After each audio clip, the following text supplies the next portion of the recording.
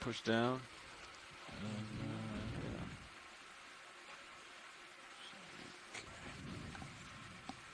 Let's see. You're basically going the direction of movement, so I just have to pick a direction.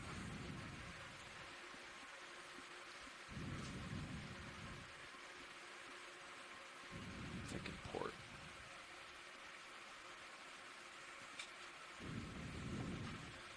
Good delta. Auto depth engaged. You cannot have joy lock and auto depth at the same time. Auto depth off. Auto depth is on delta 18. Copy. Would you like me to punch in auto heading? Yes. Okay. Auto head in. I'm also an auto head backing. Looks like we're swinging just a little bit south here. And just come into the. My rotator's maxed out. I'm just looking in fisheye here. Copy. I'm trying to find you a tight one too. Could be.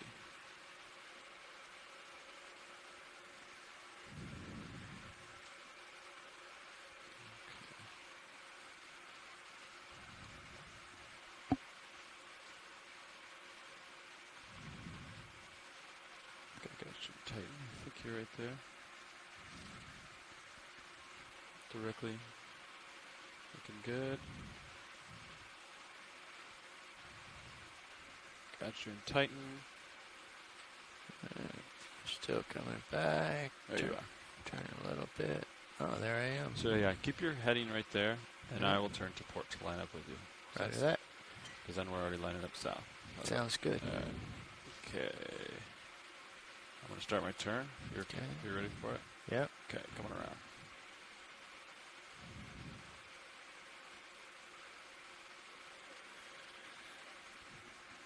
What do you want to line up on?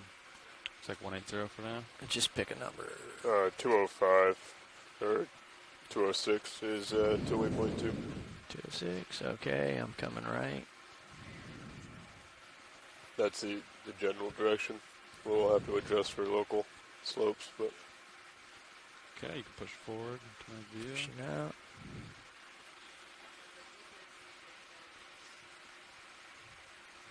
Lateraling right. Yeah. okay. Gonna zoom out a little bit on high pack where you guys have visual. Rotating up with you. Oh, yeah, I'm still way down there. Okay. Yeah, I still got you at 82 degrees. Pushing ahead and right. Copy. A little bit of current coming from mine. You're right. You might. Yeah, I'm getting shoved. You big might. time. Okay, we're gonna drive it. Yeah. Copy. Alright, I'll keep my rotator at like 50, and then we'll descend. Okay.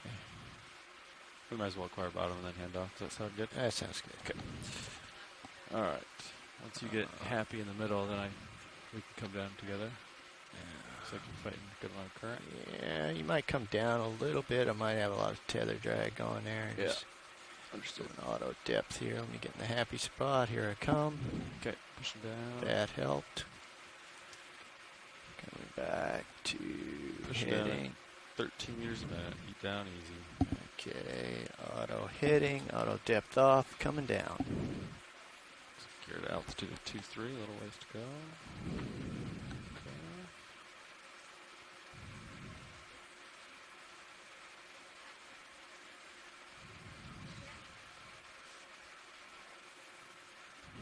Nothing in sonar. You could increase the sensitivity of that sonar, Lars, so we can see something on D2. Go for that. Yeah. D2, 10 off bottom, waiting for you. Pushing down. Bottom in sight. 7 meters. Coming All down. right, good morning, everybody who is joining us on the line, and happy Labor Day, and welcome back to EX1905 Leg 2 Deep Connections. submarine All canyons right. and I'm about seamouts. 15 off the So ground, so today, nothing here. on this lovely day, Oh, it's we pretty are dark diving out on an there. unnamed turbid, minor huh? canyon All right, north of checking my Kinland drift, Canyon. checking my Z We just crossed bias. over into U.S. Drifted waters from back a little Canadian waters bit. yesterday, I'm gonna so we're punch back in in the auto good old XY U.S. of here. A. And Pilot, I'm going to we drop can you see down to in the 30 camera meters feed on right your now we sonar have and just made bottom. co-pilot down to 50. Okay. I am Jeff That's O'Belts, your I'm gonna head up, geology Dan, lead on this if you're okay with it. expedition, Yep, I'm representing good. the Naval Research Lab. And I'm Megan Putz from the University of Hawaii, your biology lead. So as we've reached bottom, we're seeing a lot of different kinds of fish and other organisms swimming around in the water column. Those eel-like animals that you are seeing are in fact eels in the family Synaptobranchidae. There are also these small fish darting through the water. Those are likely myctophid fishes or lantern fishes. We also saw a number of krill floating around. Krill, if you remember, are those small shrimp-like creatures that baleen whales like to feed upon, along with all sorts of other different organisms. They are a wonderful snack. All right. Looks And like we then have a there are little bit also of some flow squid down in here, so I'm view. going to take it out of auto XY. Try to gauge that. Megan, it Bridge also is looks like already we down. see a couple of the polychaete tubes that we saw a couple Wanted to dives inform you ago that we are on in the bottom shallow now, Canadian and waters. I'd like to clarify that the center Without rotation Zoom, is I set can't about the visually A-frame, confirm, but please. they appear fairly similar to those that we were seeing a whole lot of the other day in about Excellent. 400 And also, if meters you have a water depth. second to discuss a bailout plan, They please. might, in fact, be I'd like those to set same it to polychaetes. They do southeast. look very, very similar. So when we get settled on bottom, Good we might copy. take a Thank look you very at one much, of Mitch. those.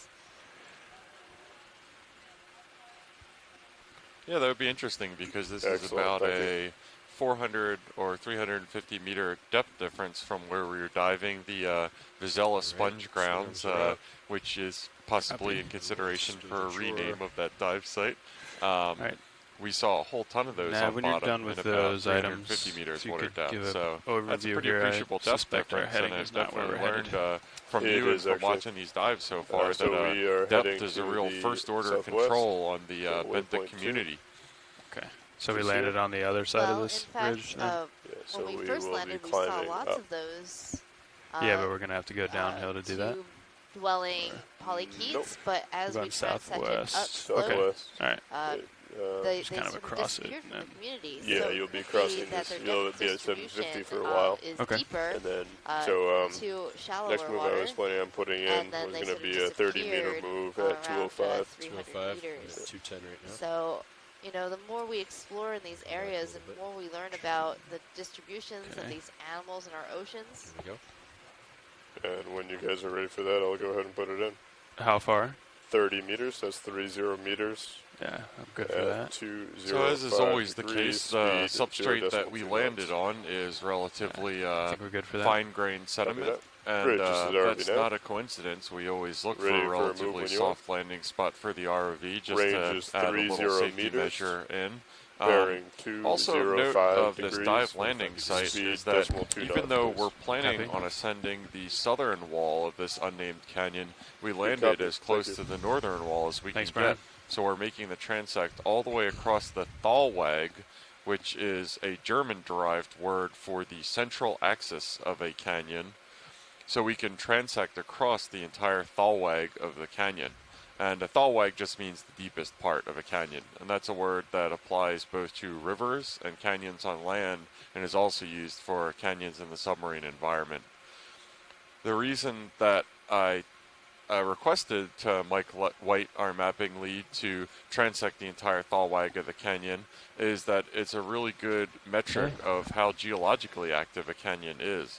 We've seen in some mid-Atlantic canyons to the south, including Baltimore and Washington canyons, an incision within the central axis of the Thalweg that indicated fairly Check. recent geological activity. At least recent enough to Pilot not has have you. that central incision axis be filled in with sediment All right. of the slow Stretch it drape out. that happens over Bring up the relatively camera. slow rates in this canyon, in these canyon 30 environments degrees. during sea level high stands.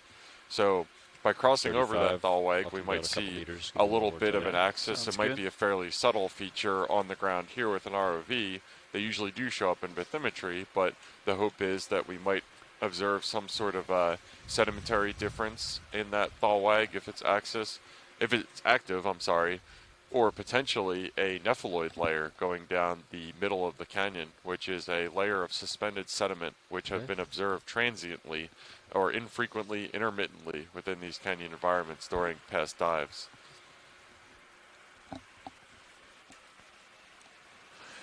Watch lead nav. Or, excuse me, pilot. Go ahead, pilot. Hey, we're all settled in here. Nav just got our first move in towards the waypoint. And we've got a little bit of current down here, but we're just going to keep moving ahead, and you call out anything you might want to look at. So. Thanks. We Sure. kind of wanted to see what these white tubes are on the bottom. Okay, just dead ahead down here. Yeah, there's some right below us. They're just like long cylindrical tubes. Oh, okay, so not this clump of... But we here. do want to look at this clump of something, whatever that is. Hey, pilots, I'm just going to clear the Sounds USBL good. tracks. It's pretty. Okay. Yeah, so we're going to zoom in on this little clump of something or other on the seafloor, probably biologically related. And it looks to me, Megan, that this looks like it came from Video, come above on in. based on that kind of meteor crater-like impact scour. Would you agree with that? It most certainly did. This is actually coral. So Keep coming. the reason why we are still exploring here today is that previous explorations within or near this canyon area that we are exploring found Sirius is on the Lopelia move. pertusa, which We is got a time. type of scleractinian coral or hard Roger. coral. And this So we looks have like about it is a 170 piece meters of before hard Sirius hits coral the that significant contours. made its way down So slope we can probably and is put in a providing series some of jumps habitat if it for looks some pretty small shrimps. flat. Copy that.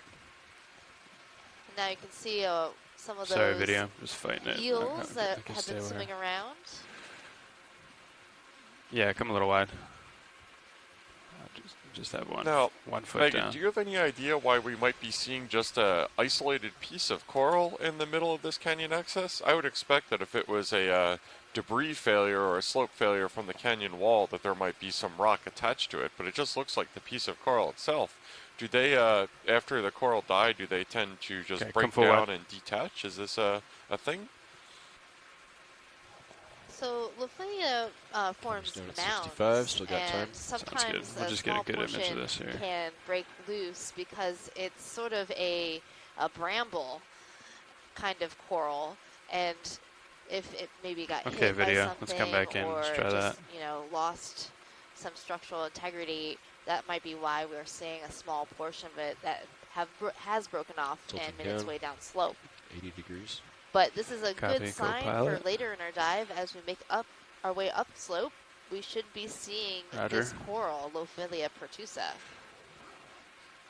I think we don't have a ton of time here. We're gonna. Yeah, and we can take this as a good omen. And also of note, as with most any sort of hard substrate in this environment, this has been pretty colonized with associates. Can you tell me about these little shrimpkins here? I love that word, shrimpkins. They do feel very shrimpy. So these are a type of shrimp called Looking Copy down, that, 90 shrimp. degrees. They Roger. are Yeah, whenever very you're clear, distinct video. in that if you were to see the side of the tail of the shrimp, the second I'll take off as pleon, you so that come second out. scale within the shrimp's tail overlaps with the first and the third. That's a fun identification fact. Yeah, it sounds pretty diagnostic. Unfortunately, none of those were showing us our tails, so we couldn't put that into action right now, but there's still Pilots, plenty of that move's time. complete. We're relatively shallow today, so there shouldn't There's be also too much of a swing. fish sitting Co-pilot, on if you bottom notice on the any, if left-hand you don't mind side. calling it out. And there's And, another one of once he gets those pushed out, we'll probably go ahead dead and get another coral one. rocks Sounds good. up ahead in a I'm at scour. 70 So degrees. another good sign. Yeah, it's interesting to see these intermittent coral falls here in the canyon floor. And we are, I believe, if we made landing close to our designated first waypoint, Tilting up. fairly close to the northern wall of this unnamed minor canyon, so it 50 would make degrees. sense that we're seeing these coral falls probably off the northern wall, I would have to guess. Pilot, can we get a zoom on one of those horizontal tubes on the seafloor when you get a chance? Yeah, affirmative. We'll get a view just stretching out before this next move, and then we'll zoom in on one of these. Great, thanks. You can go ahead and Yeah, so we're Follow going it to, in a minute, get a zoom on one of these keep things moving, Pilot. horizontal Copy things that, 30 that you meters see on the same way. seabed. Sure. Elsewhere, maybe on land, you Bridge, might this is Arvin now. interpret these to be sticks or Ready for something another like move, that. you are? And a couple dives ago, Range if you're is just 30 joining us, meters, we had bearing seen 205 similar degrees, speed features on the 0.2 seabed, and they knots. turned out to be polychaete worms that built these tubes around them for shelter. That's correct. And Thank you. these, if it's the same species or the same general type, are scavengers and carnivores, Okay, as video. our expert Start to come Tina in here. informed us in the chat room, which are fairly different from the polychaetes that we were seeing yesterday, which are adapted center for out. filter feeding instead of scavenging. And sure enough, based on that iridescent color of the tube, it certainly does look like the same general type that we were seeing the other day in Canadian waters. Hopefully at some point we'll be able to see one with its body exposed, and then we can get a confirmation on that. Hey, pilots, I'm just going to zoom out on HIPAC for a So second. as we zoom in, for you it. can see through this very translucent paper tube that this worm has constructed for itself. And at the end, you can see some of its palps sticking out of the end of Copy. the tube. And they use those like antenna, feeling around their environment in order to sense prey. So if this worm were to start feeding on something, it would stick its head out and grab it with its mouth. Okay, we'll give it another second here. So polychaete worms are See commonly if he known does as something bristle exciting. worms, and that's because they have these sort of bristle-like structures along their body called chaetae. Okay, if you're clear video, And they we can are indeed the same ones that we saw at the actually come sponge back in. ground site. Video. Yeah, just right below it. There's a translucent thing there. And they were very abundant at that site. They're not nearly as What is abundant here, but we have been seeing them regularly. So it'd be interesting to see where there are higher abundances of these polychaete worms. I And don't this small little animal that we're Sure, I seeing in think the we're in the sediment middle of a might 30-meter be move. a sea cucumber, a very, very tiny sea cucumber. Maybe that's why we hadn't been spotting them earlier, because Yeah, we can it's not they come weren't wide. there. Just they were wanted to get eyes on it. too small for us to see Going from far away. 205, heading a Cirrus. I even remember you mentioning we were talking about sea cucumbers yesterday, that they might be transparent as well. And at this zoom, we would have no chance of seeing one of those. So, yeah, that's interesting. I always associate them with kind of bright colors and being fairly conspicuous, and also fairly large too. I guess these are a fairly different variety, if that indeed was a holothoroidean that we just saw. That was a really strange fish that just swam by. It looked like a rat tail with something that was attached to its tail, but I'm not sure what was going on there.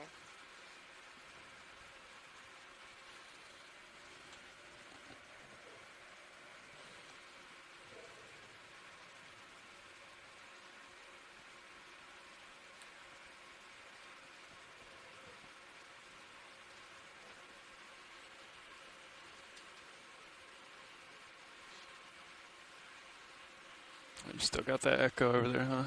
Yeah. But not the one on the port side. That's weird. I was hoping Yeah. when we charged up the cylinder, Get down below that. yeah, but apparently not.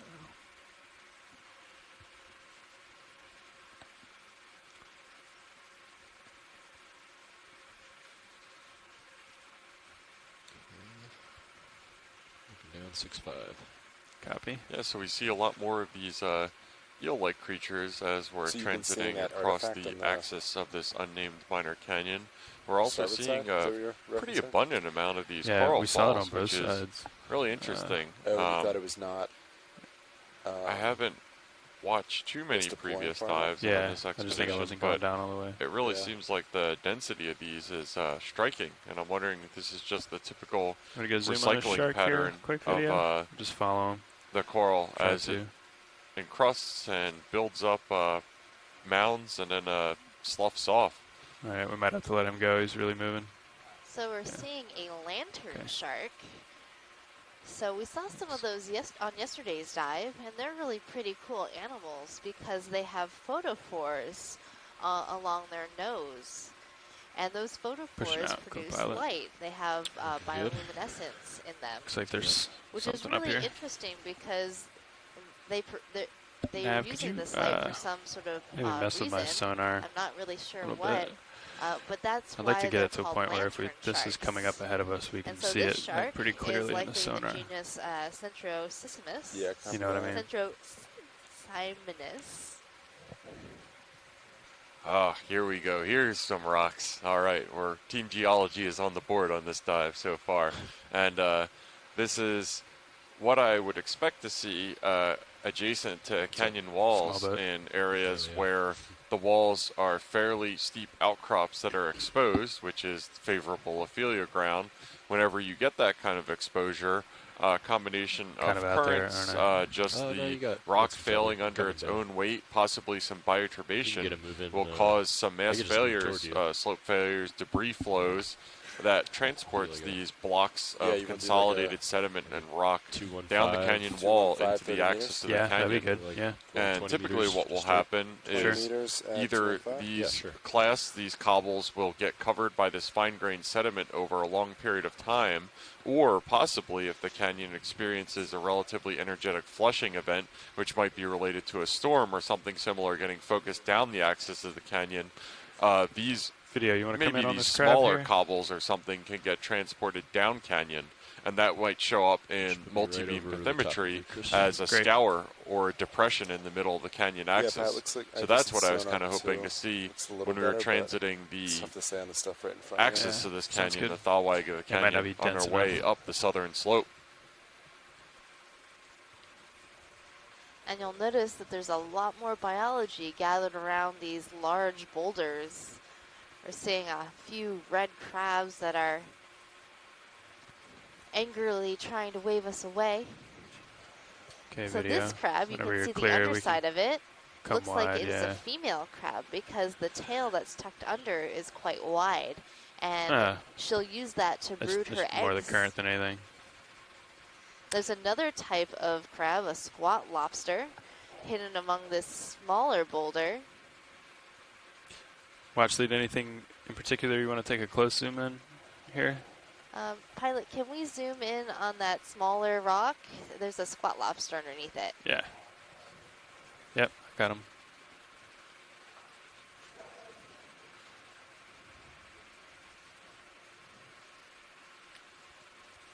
Okay, let's come on in. Yeah, and Tara Luke on one of our scientists ashore followed up on the lantern shark comment that Megan was making, that it could be flashing those photophores And I'll to let you attract zoom prey. the rest of the way whenever you want.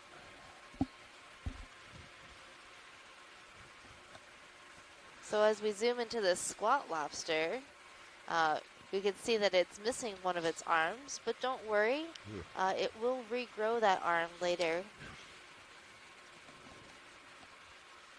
And this looks like it might be a munited type of squat lobster.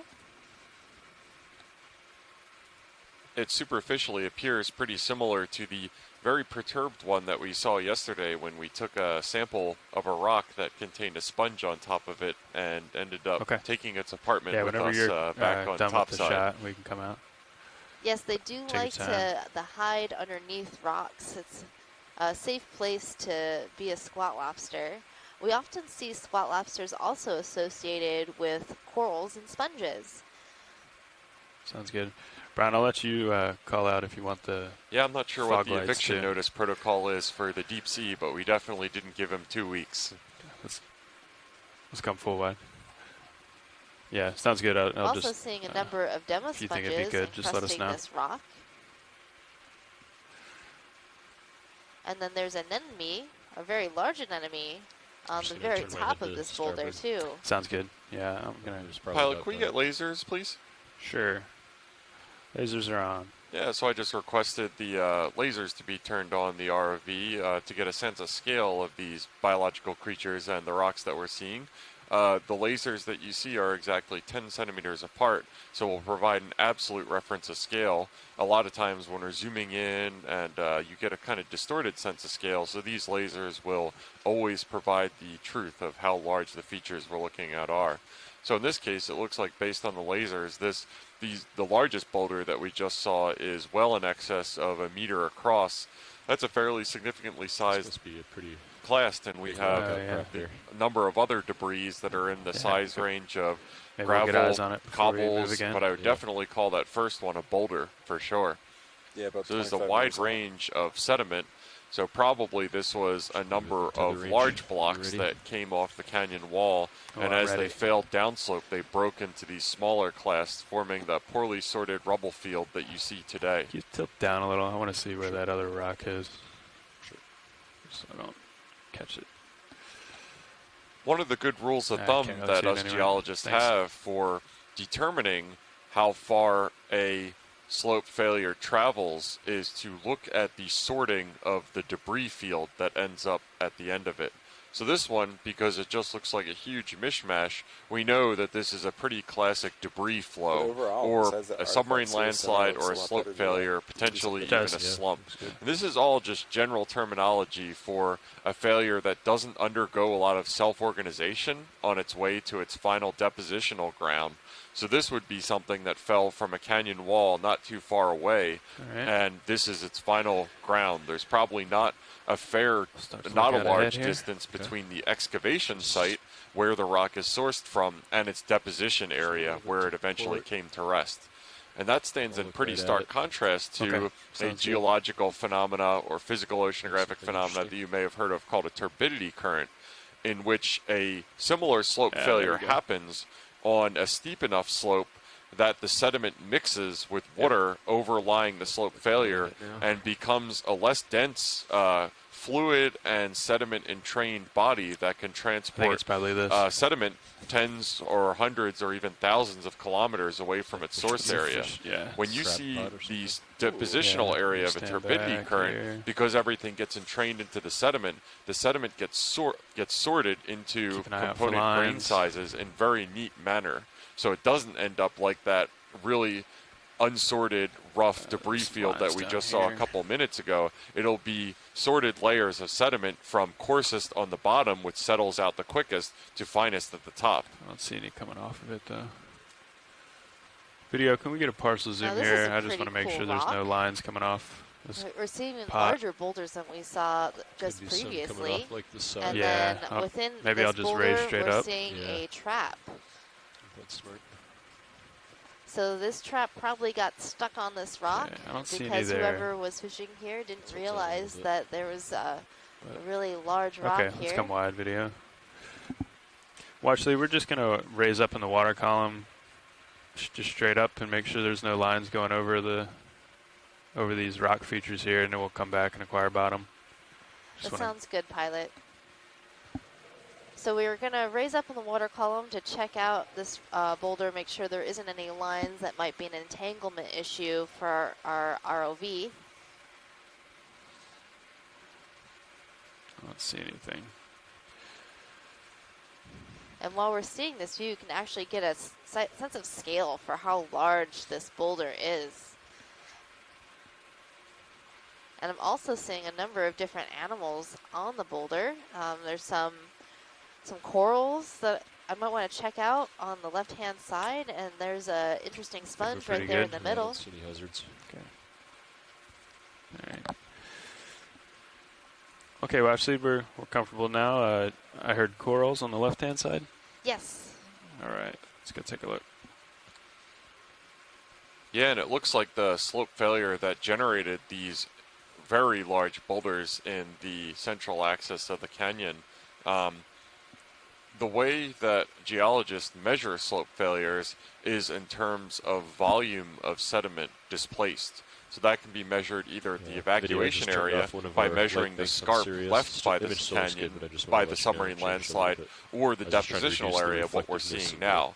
And the stuff standard in the water. units of measurement for that is either cubic meters or cubic kilometers for extremely large events of submarine landslides. So a cubic meter, as you can probably imagine, is just a volume measurement meter on a side.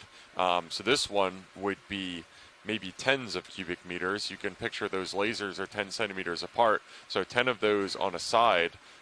It's quite a lot of sediment being displaced. And it looks like we have some pretty nice looking incrustation on this rock, giving us an idea of how long it's been there. Can you tell us a little bit about this coral community, Megan? Which one do we want to take a look at first, Megan? Let's look at the purple. Okay. Because purple is a Come on, very... video. I know everybody's probably really excited to see the purple because purple is such a bright and interesting color in the deep sea. So we're looking right now at lasers this are clear. purple coral. It's a type of octocoral called a stoloniferous coral. And that's because the polyps you see are encrusting this rock. They're not creating their own skeleton like you mostly associate it with corals. And they're connected by what's called a stolon. And that's how this colony stays connected. Roger. And so this purple coral is likely in the genus Clavularia.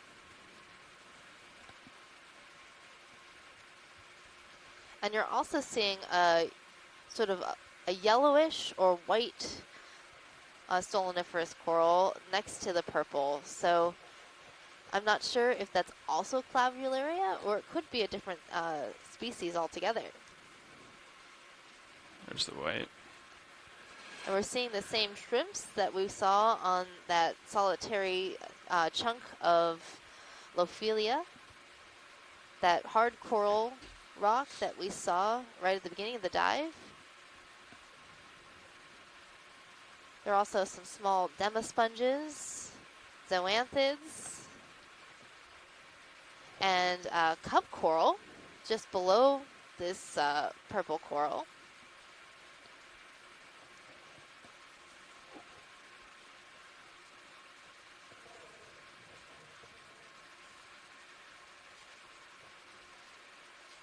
Roger.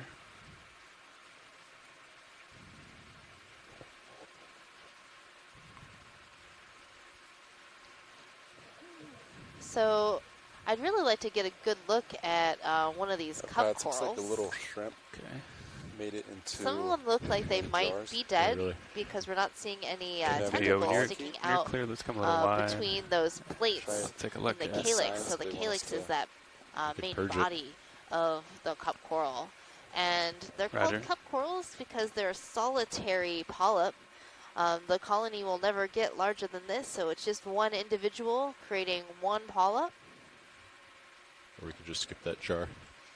And most often we see scleractinian corals or hard corals creating these large, dense colonies of many, many polyps.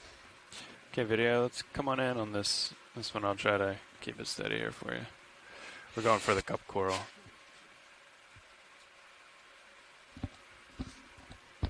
See it there. So this cup coral might be in the genus Yeah, it's a little short. Desmophylla. Yeah.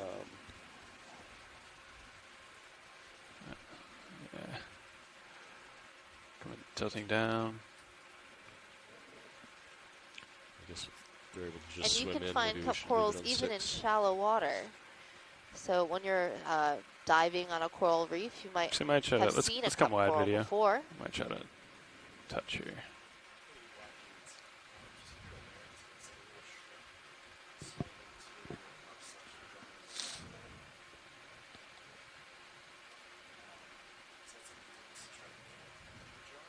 Yeah, let's just keep it.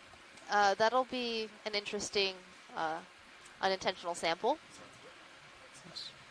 So we had a small It's the easiest sample shrimp, I've probably a ever taken. krill, volunteer to swim into one of our suction sampler containers. So Yeah, we've collected go a ahead. sample without Headlights coming having to on. try. But I'm sure if we had tried to collect some of those, probably wouldn't have worked. It's always easy when they sample themselves, Megan. So we'll write down the depth, time, and location for that sample so we can log it with the rest of our samples. Trying to get this cup coral here. Okay, video. Now, which Come container on was back that in. in? Suction jar number 1. Okay, that's in suction jar Sure. number 1. further down in the list. Yeah. So now we're zooming into a very vibrant and alive cup coral.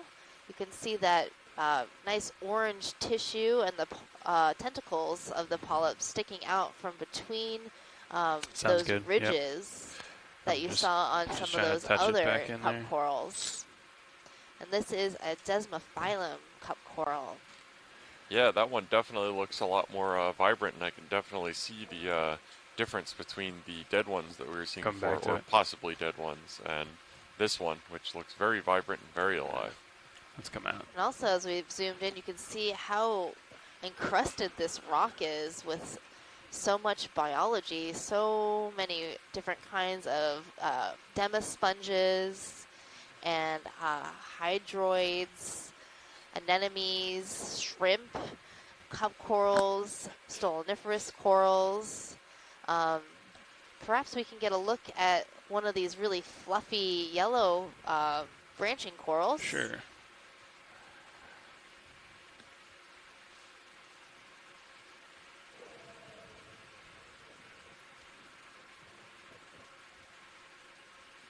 Yes, we can.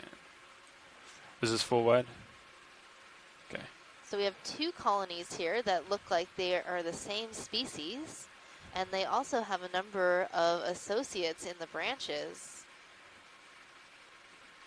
I think some of the associates are going to be shrimp. The shrimp seem to find this area to be quite a nice place to live. As we get a buzz by one confirming that diagnosis.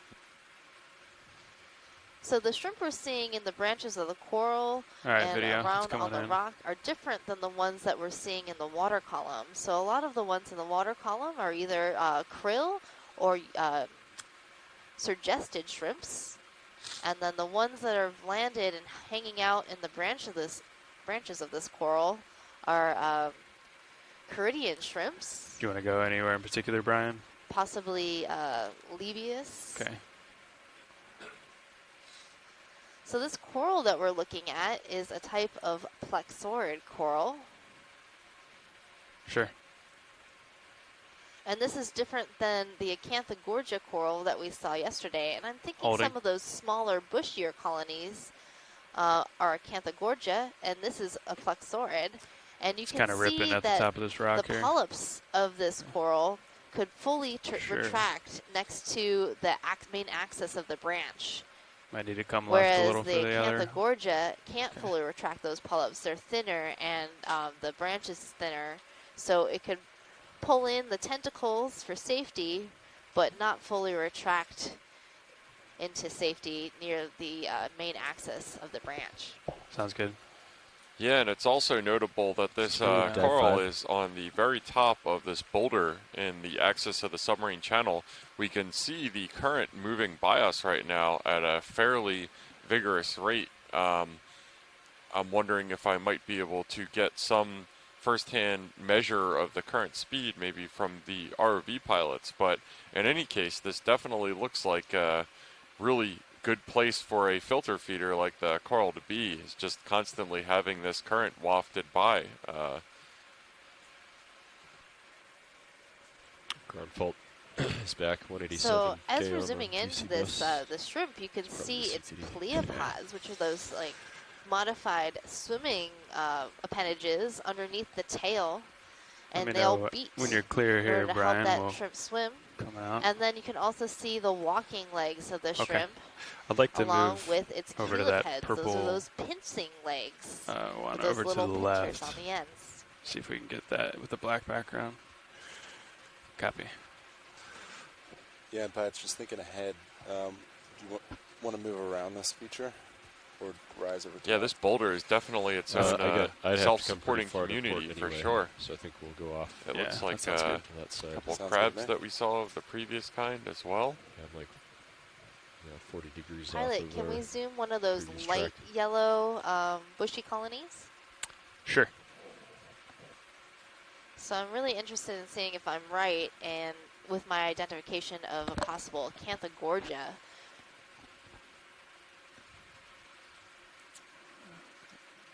I'm gonna try to hide from that current. There's just a lot here. Our dive track today is relatively short, so we do have the ability to take some time to really explore this boulder.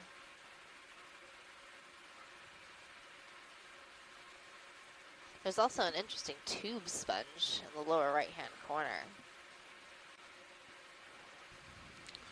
Yeah, and bear with us as we get set up for a zoom shot. As I mentioned before, the same thing that makes this boulder such prime real estate in the axis of the canyon is also making it a little bit challenging for the RV to remain steady. There's a fair current moving through this, which obviously makes staying on position harder than it would if there was no current.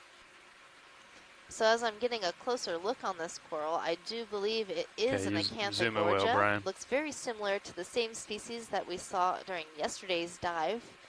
You can see those very skinny polyps. Co-pilot, could you tilt my definitely different Zeus than up? what we were looking at, that brighter yellow colony. But both of these corals are octocorals, which means that they have 8 tentacles. Thanks. And this is the kind that can't retract its polyps fully, is that correct? That's correct. So this one cannot fully retract its polyps. And you can see how densely packed those polyps are, so even if they were to try to retract, there would be nowhere to go. And it looks like, as with everything here, we have a couple associates. It looks like that red dot that we can see is maybe an amphipod, if I'm going to guess. Yeah, I think you're right. So those red dots that we're seeing are the eyes of the amphipod. Amphipods have pretty interesting eye structures. Not the best background. And can see decently well. Okay. The ones that live in the water column have even more interesting and large eyes that are specially modified for picking up light in the deep, dark areas of the water column.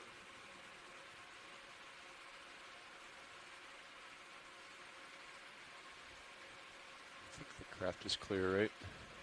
Looks close, but yeah, it's close. But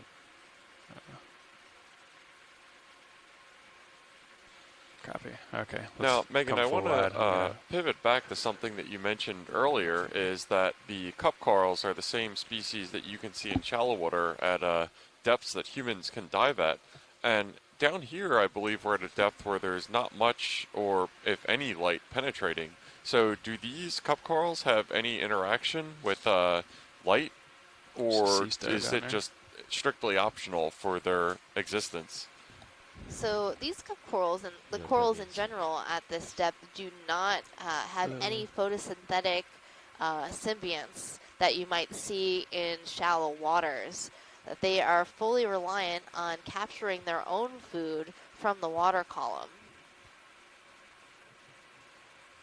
And that's probably a good life strategy if you're not sure if when you settle down on a rock whether you're going to be in an area with or without sunlight.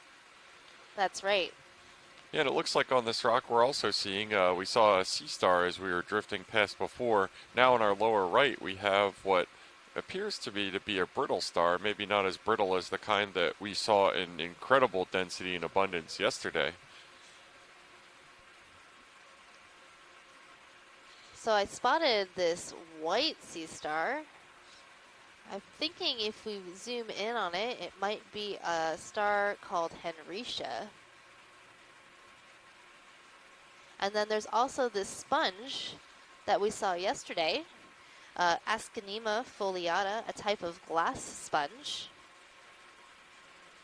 And it was found in an area that was mostly covered with sediment, and one of the sponge experts on shore said that it was likely attached to a small rock underneath the sediment that we couldn't see, and here we see it attached to this very large rock. So yes, it does seem to have a hard substrate attachment need.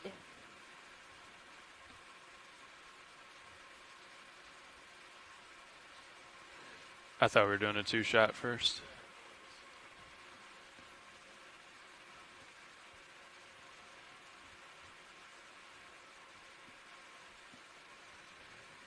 And all around us, we're seeing these Let's do this. Synaphabranchid eels swimming around. They're commonly known Sure. as cutthroat eels. Possibly attracted to the krill and shrimp that we see floating around us, following our lights, I believe. Co-pilot, could Yes, you so cutthroat tilt my eels menus are is one down to of the right? the I think I see some predators line in down this there. area. They are carnivores and will feed on anything that they can capture in It's my the right water toe. water column or on the benthos, so on the bottom. I don't really have a good view. I'd have to bring it up on the big screen. From We my can do that real perspective, it quick. does look like mine. Yeah. Do you mind if I bring it up here? Nah, go ahead. So we're getting a nice view of this Ascanema We'll just get foliata. these shots and get out of here. And you can see where it gets its name, foliata, folds. Tilting. Yeah, it definitely has quite a number of osculum as compared to some of the simpler body plan glass sponges that we've seen Sounds good. elsewhere during this expedition, which had one or maybe two. An interesting note, if you happen to be watching the dive yesterday, is one of the sponge specimens that we collected had two separate bases Just line that up. composed to Sirius those is threaded stable. spicules, but the Repeat that, Copilot. bells of the Sirius sponges, is the stable, top so I'll parts, just leave the this view up filtering for you. Yeah, organs, sounds good. had fused together at some point in the sponges' lives. So it seems down there they became very close friends and were friends forevermore and are now preserved in ethanol for perpetuity. Okay. And we're getting a zoom now on this sea star, as I've been corrected. I guess the brittle stars tend to have a lot Sorry. narrower and slenderer arms. Yes, so brittle stars will have plates and usually some sort of spike along their arms with a central disc. And sea stars have a much more star-shaped, fleshy appearance. So that star Roger. that we were looking at is Henricia. Nothing's sticking And with us, as right? we were zoomed in, you could Okay, see thanks. sort of this really interesting texture along the surface of this star. All right, Pats. You've been here That for is about very 20 minutes. What do you apparent feel for about this species get and going? Move genus. on. Sounds good. What was our last, or bearing 2 moves ago? 2 moves ago 205. was 205. Okay. I'll come back to that. Yeah, and as far as the apartment that everybody is hanging out on, that rock that we've been looking at for the past few minutes, one question that It's about geologists maybe 200. frequently get is Yeah. how old is Well, that rock? 200 And seems pretty unfortunately, nice. that is one of the hardest questions Sounds for good. a What do you feel like, geologist 20 to or 30? answer. And it's an Maybe 30. entire Yeah. Stretched subset out pretty of far. There's geology another as a field is chronology rock over there, but in we're not terms headed that of way, dating so- rock. So I can't give an absolute Put it in. answer to that for these rock fields that we're seeing might be down there. better. But as always, there's context headlights clues off, that we put can those use on. to Yeah. get in the Thanks. neighborhood. And one of them is the state of consolidation of the rocks that we're seeing. And I will Okay, hold off on stretched out that pretty because it looks good. like we have Roger. a really fantastic Gives us a sponge specimen coming into view 35. now.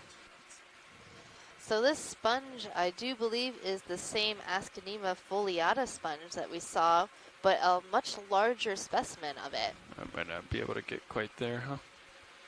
Can we get lasers, please, pilot? Lasers, aye.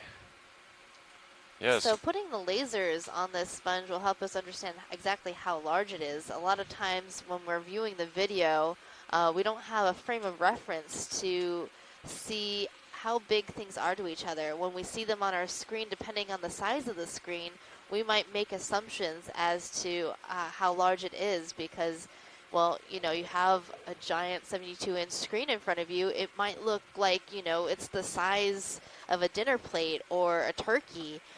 But with the lasers, you might see, oh, well, maybe it's more a more manageable size, maybe a chicken.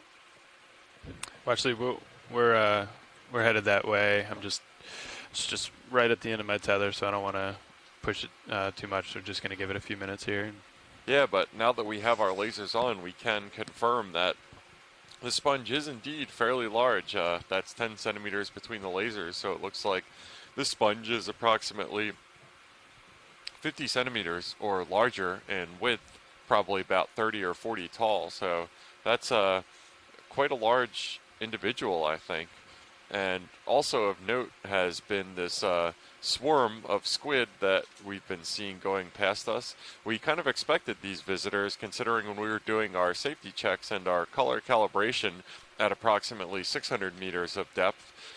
We noticed a quite abundant field of krill in our vision, and squid like krill as much as whales do, and so it's no surprise that we're getting a visit from the Squid Club. Okay, video, you want to fill frame here? So these squid that we're seeing are a Looks like there's some shrimp in there. squid called ilex, and they're commonly known as the short fin squid.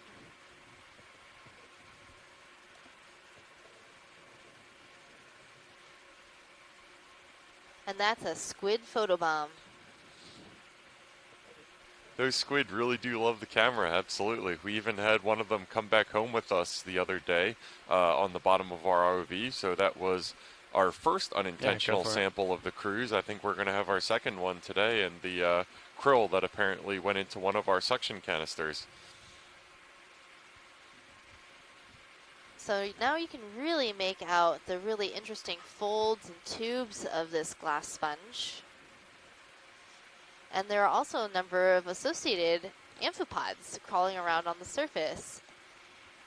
What really stands out is the red eyes of these amphipods. Yeah, I'm just kind of walking around it.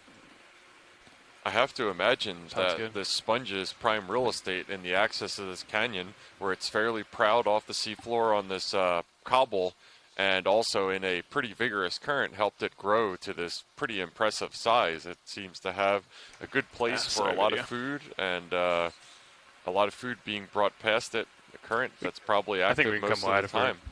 It's down here. good living Might for a just sponge. Give a thrust up and down when you're done to clear it. And this rock that it's on seems to be relatively flat. Copy. So, Thank you. and it's also at the bottom of a canyon. It's unlikely to move anywhere. Not So yet. this I don't sponge has think I'm probably gonna- been here for quite some time. Unless we throw a We fault. don't quite understand how fast or slow or time it takes it to grow a new sponge, but it's pretty obvious that they grow at slow rates. Yeah, just But it's hard when I to have that date happen, like, sponges to understand the when they first RPMs started on both growing. Each side was different. But and then had to, areas like, where we do know the thrust up and age down a of the little bit to clear it substrate, out. say a shipwreck, if we know the date that that wreck occurred, we can see how long it takes for different organisms to colonize that area, and that gives us a sort of sense of the time it takes for these animals Got a to little grow. bit more tether. Push out. Yeah, and as you mentioned, this is probably a pretty good place to be right now. This access to this canyon, even if this has some level of activity during our current high sea level, and that's high relative to glacial cycles when about 120,000 years ago, that's the periodicity of glaciers between sea level high stands. About 60 or 70,000 years ago, sea level would have been much lower. Glaciers would have been much further south and closer to this canyon, and there would have been rivers cutting across what is currently the submerged continental shelf. Back then, it would have been more land extending from the continent, and the access to this submarine canyon probably would have been a lot more active in terms of sediment transport. So it might not have been a great place to be for a sponge back then, a really slow-growing sponge, because there were probably a fair amount of glacial outburst floods or even just regular river floods pumping into the channel of this river and flushing out this canyon axis from time to time. Could be picking up something again. And you There's can a lot of also line down see here. These small little white bits scattered around on the Did we just say that seafloor was are complete? actually scleractinian Yeah. coral pieces, likely Lophilia pieces from up higher on the slope where we're headed next. I'm kind of curious as to what that sort of gray thing on the left-hand side is. Ray. Yeah, it was gray, nestled in between the rocks.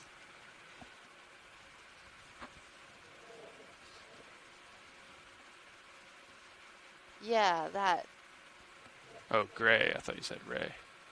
Oh, and I think I spotted an octopus head. You want to come on in here, do a quick zoom, see if it's might be trash. Oh, yeah, I think it's just a piece of plastic. but I did spot an octopus head off to the left. Yeah, we'll let that go. That's trash. Come wide. Yep, sure enough, looks like our first evidence of human I habitation. see that. During our dive yesterday, we were lucky enough to not be reminded of our propensity to litter the seafloor, but today, no such luck. Unsurprising considering, again, the currents that are probably transporting stuff from the Yeah. continental shelf, where most human Keep eyes activity on is, it. down to Maybe it was this done, fairly right? deep part Yeah. of the ocean. Yeah, Sirius is But still swinging a bit. let's not talk Sounds about that Might try to bummer get for a a good bit. shot of Let's this focus on this very charismatic cephalopod. cephalopod that we see mounted here. And oh, I think this is that one of the little squids? Bobtail. Stand by for zoom. Okay, come on in. You might. I think you he's might a move little here. shy. Yeah. Oh. Oh, no, it wasn't an octopus. It was a squid. Oh. It fooled me into thinking it was an octopus. Yeah, really large head. Usually the ratio of head to tentacle is that size for an octopus. It had me fooled as well. But I do believe it's a different species than the ones that we're seeing swimming around in the water column. You can see how rounded the body is and how it tucked its fins around its body. So it might be a bobtail squid. Yeah, that's Let's right. come I back couldn't in for remember the one more. name. You showed me a picture of those ones, and they are just cute as a button with their little large eyes and that short tentacles. And Give it one more. yeah, this one definitely seems to prefer hanging out on the bottom a lot more than those short fins that kind of How we looking, sail around Pilot? going after the krill around Yeah, us. still moving a little bit. Okay, I won't go back anymore.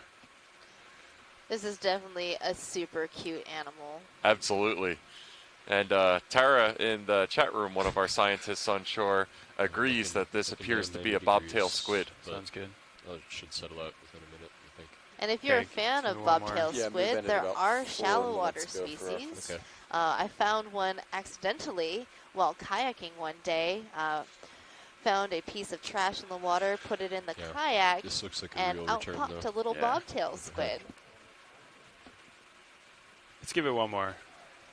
I th- Yeah, I think this I think that this might bobtail s- squid yeah, is having none you're of right, us it though. doesn't It look we're just trying to get at a respectful distance Yeah, it where looks we just like can that artifact observe we it found and previously, bask Yeah. in its majesty while not a little perturbing wide. it and causing it to go seek another home. And yeah, I think its holiday Okay, hours come in are now. Let's approximately give it none, this Megan. the last one here. wonder if you can feel the vibration of like Yeah. the zoom. Oh, That's a good little squid. He knows. Stay still for your close-up. Yeah, that's a really nice view of its mantle pulsing. That's how they move. They pump water through that mantle and then jet it out so that they move backwards at pretty fast rates of Okay. speed, as you guys have probably noticed with the You want to try the headlights? short fin squid blasting around in the water column around us Okay. during this dive. And you might notice how its sorry. color shifts and changes a bit. okay. I'm gonna That's hold it because there. there If you are wanna- little cells called Yeah. chromatophores in its skin, and these chromatophores can open and expand, showing before we color leave, I and might- then I contract say let's try and the show headlights just the quickly. natural if he white swims away, then that's color great. of no its rush. skin.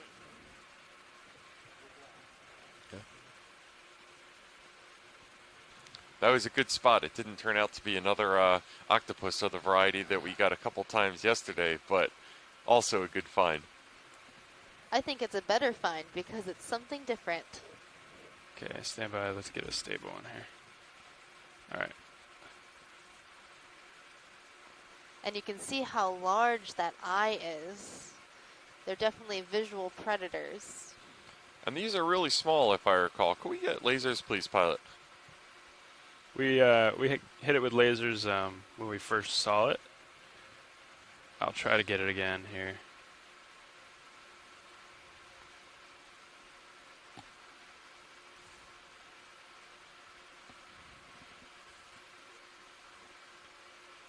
Okay.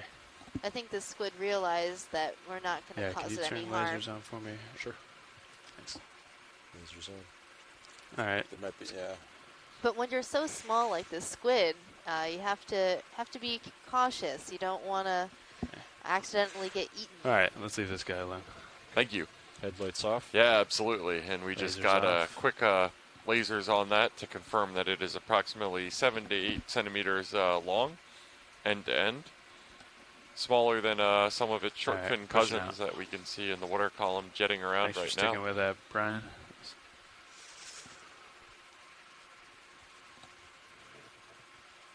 So I'm looking at 200. All right, let's go see what that I'm return glad our is. squid finally cooperated for its glamour shot.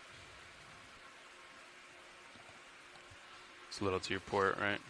Yeah. Oh yeah, that is escape. Good call, Brian. Ah, and it looks like we have a skate-looking species here that is very well camouflaged with the seabed. As you can imagine, there is quite Go a ahead bit and more light here zoom. I'll now just than kinda there would lateral, be keep naturally. lateraling. And even with that extra light, it does a very good job of blending into the seabed.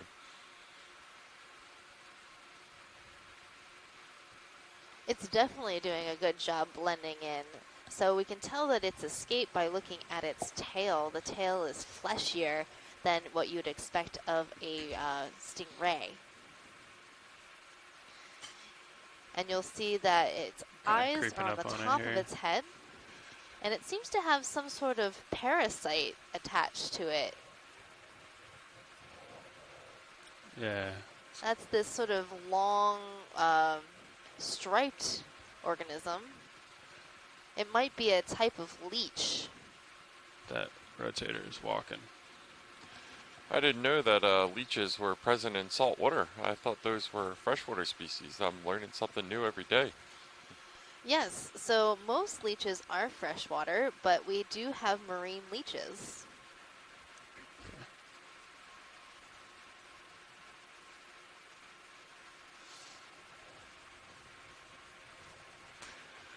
All right. And now leeches there's have a sucker on the front squid and in near the front of me mouth, there. and then it has a second sucker on the back. So I thought I saw on the back of that organism a rounded portion, which indicated to me that it was likely a leech. Okay, Brian. When you're clear, yeah, let's come on. Yeah, and we also have evidence of a couple gastropod shells that are right next to this. It's a skate with the fleshier tail, correct? Yes. Yes, yeah.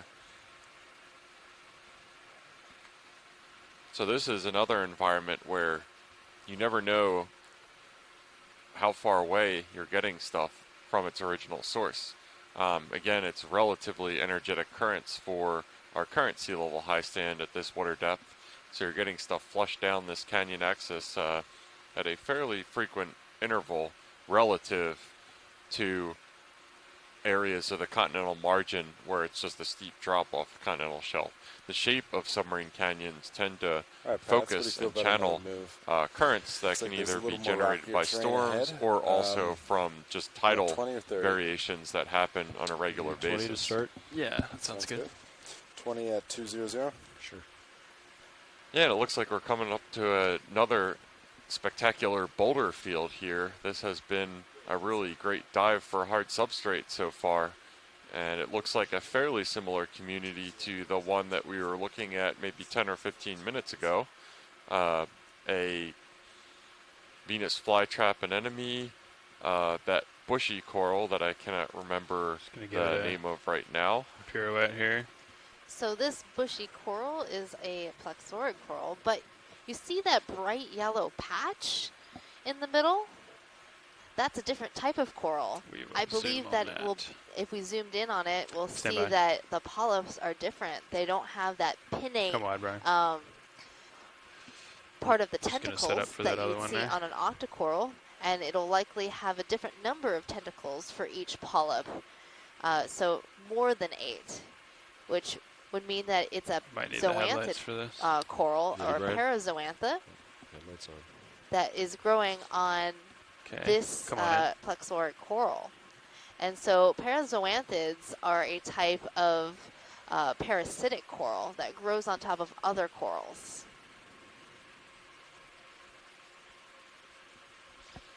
Yeah, that's fascinating. Okay, I'll let you direct, It certainly Brian, looks wherever you wanna go. a little bushier, as you were saying.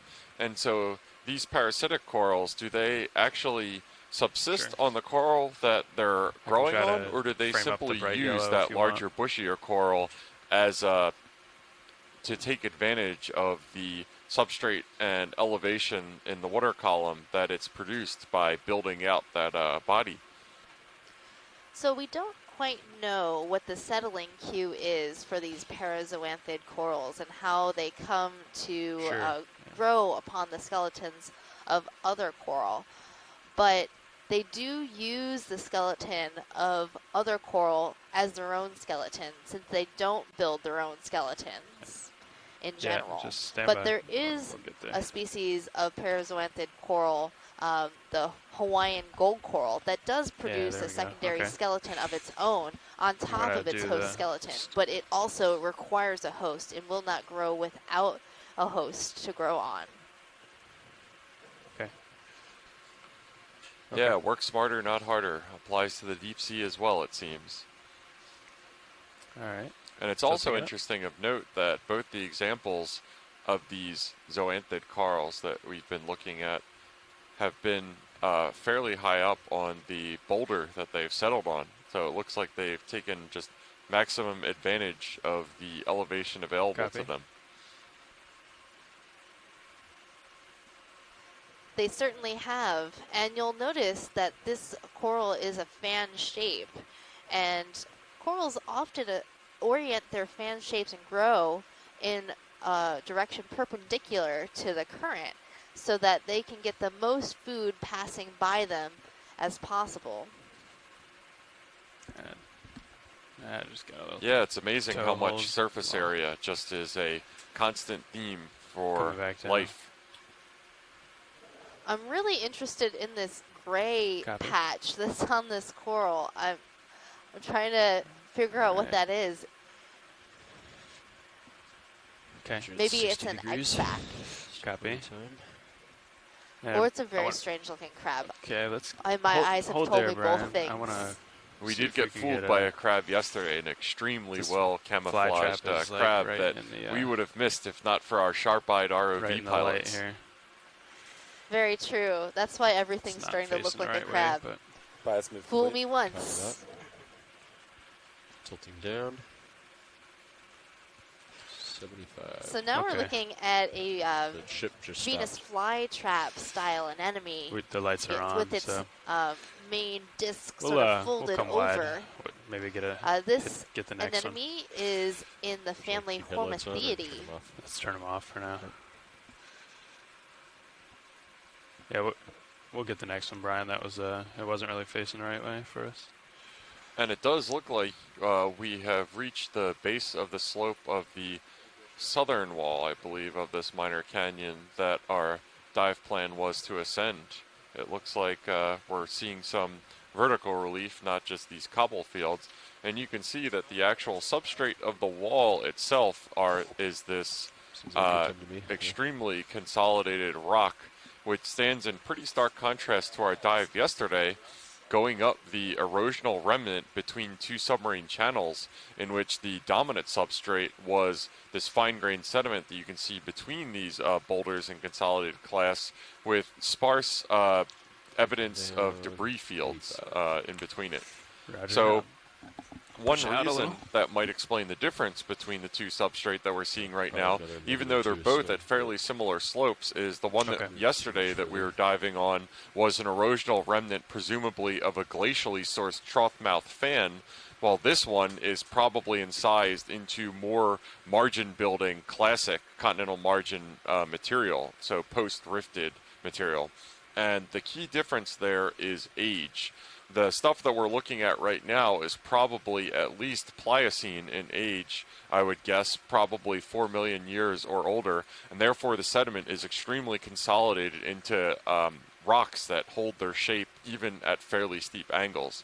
Yesterday, what we were looking at, if that was glacial trough mouth fan material, that probably could have been presumably deposited during the last sea level low stand, which could have been as recent as 18 or 20,000 years ago, depending on.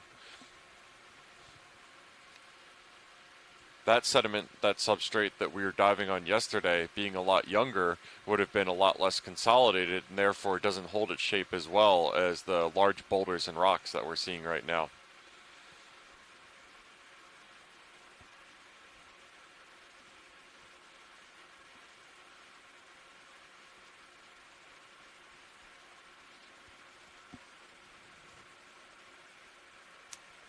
Can we do a So if we snap zoom zoom here in in video? on this crab here. Hold there. I Okay. thought I saw the Never mind. crab with What's going on? with eggs Ooh. underneath her. Where was that, Megan? This big crab right in front of us, Okay. I think is carrying eggs. Yeah, let's check it out. Oh, maybe another crab that we're Oh no, it's it's another mated pair of crabs. Okay, let's come in video. I'll center up. It just looked like the underside of the crab looked very strange. Might have to chase And so him a these little. crabs are in their mating posture. So we have a male and a female here.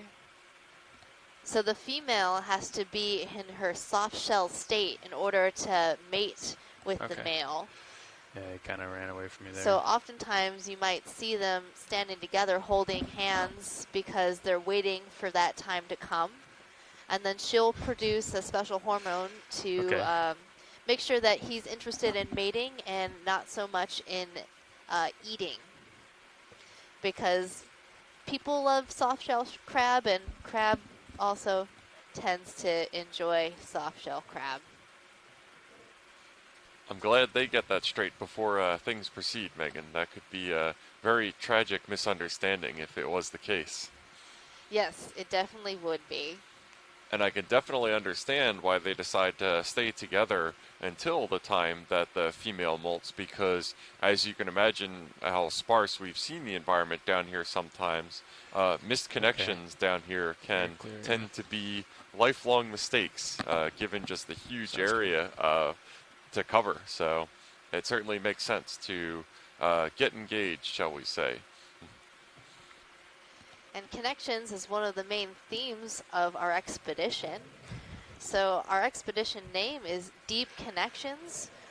The first meaning being building our connection across our borders with our transboundary expedition starting in Halifax, Canada. And for the last 4 days, we explored different areas within Canadian waters. And now today, for day 5, we have just barely crossed over the border into U.S. waters and helping our Canadian partners understand more about how our areas of the ocean are connected, and they have been helping us understand more about our U.S. waters and how they're connected with the Canadian waters. Right here. Yeah, we've gotten spectacular guidance to the regional biology and geology that we've been looking at for the past week or so in Canadian waters from our partners at the Canadian Geological Survey, the Department of Fisheries and Oceanography, DFO.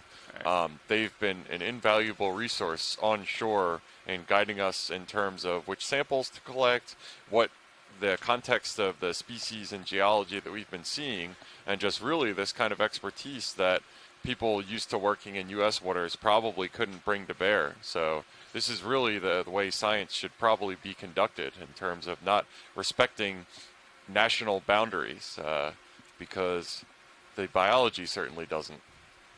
All right, let's see if Chris Ma has Labor Day plans. Come on in, video.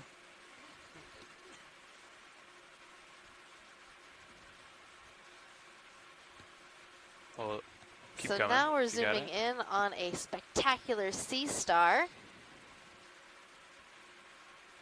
And If you perhaps think we can use if the light Chris Ma stand, go ahead with them. isn't doing anything for Labor Day, but Little one there. enjoying the dive with us, he might call in and give us an ID lights for on. this animal, I'm still working on the because footing. Come it wide. is not I'll come something back to I it, yeah. immediately recognize.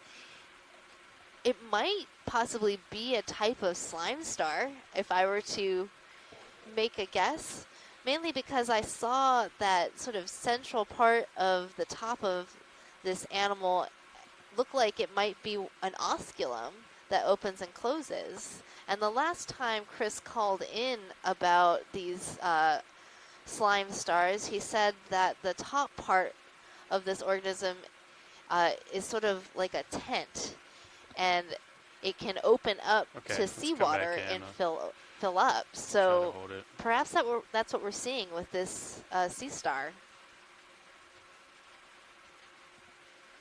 Yeah, I certainly recall the term circus tent being used to describe I let that you top zoom as cover. you It need. was I'm a just gonna very focus on holding distinctive it. and very apt metaphor. It could also be what we're seeing is just a very fleshy star, and that center part is its anus.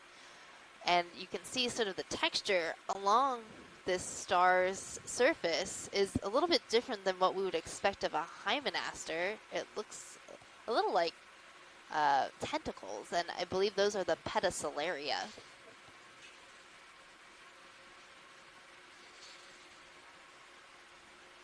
But in any case, even though whenever you're we clear. might not Good get enough. someone calling in on the line right Thanks. now, Our headlights off. there's a great Facebook ready, yeah. group that shares these screenshots from our dives. And this screenshot sharing group connects taxonomists and people Hi, from all Sean. over the world about what we're seeing during the dive, and you'll have experts, writing comments about what these organisms might be. Yeah, but it's probably time to move on. Been here Yeah, for and a it little looks bit. like we have another one of those outstanding ruffly sponges, the foliata, which definitely makes me think of foliage. It Hesitate is to now put you in September. XY because I don't want you Fall will not come to where I live in New Orleans for Go over a rock probably and another run 2 around, months, but- but there are areas of the country, including where we're offshore right now, where people are probably thinking of crisp leaves and cool weather. That's not what comes to mind for me for fall.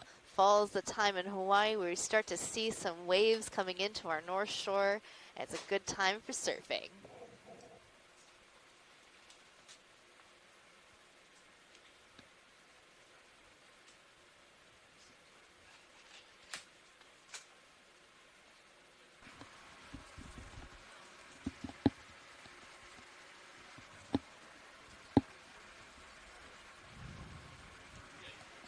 Pilot.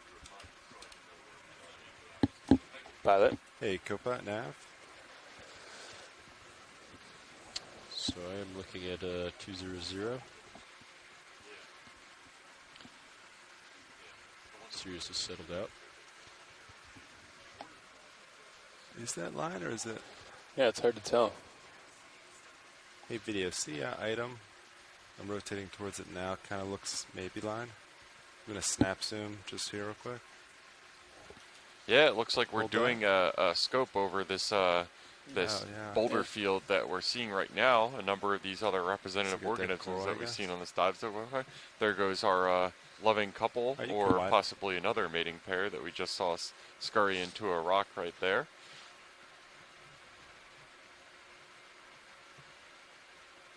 Hey Megan, what are those branching tendrils that are extending out from the rocks? It looks like the skeleton of a coral. I'm not sure which one it could be. If we looked at the skeleton, we could look for Can we get a if zoom it's a on those bamboo tendrils coral, lower it left? might have Yeah. Thank different you. sections. So a section of protein called a node, and I'm just gonna sink a finger-like little bit. bones You gonna come in called partial? internodes. But this doesn't look like a bamboo Yeah, hold coral that. to me. It looks like this might be a proteinaceous style skeleton.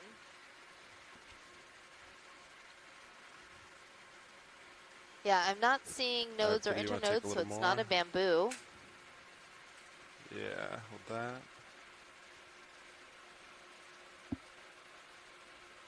But this coral was very large. And without being able to see the polyps, it would be hard for me to make a guess as to what it was. But it would be great if we could see another one like it and might be worthy of sampling. All right, copy that. Is that all you need then? Yeah, for and you this can see that even though science? the actual organism Yes, that thank you. built that skeleton isn't Alright, there good evening. anymore, the substrate is yeah. still being used for You're shelter looking and for the relief base, by I these think little it's- shrimps that we've been seeing. Yeah, it's kind of in there. And then there was also some Does 200 make sense parazoanthid in high coral pack? growing on the dead skeleton. It's kind of hard to tell. I mean, And I then think it encrusting does, this yeah. rock, as we zoom in So we're really, just going really up slope close, there. you can see all sorts of different colonies Yeah. of encrusting demisponges. Go ahead, Bridge. All right, video. What do you? Oh, are you still looking at? There's so much life at here, you base, can't even see the you rock turned away. itself. Think It's that'll work, just full Sean? Does that work biology. for you? They make a heading change now.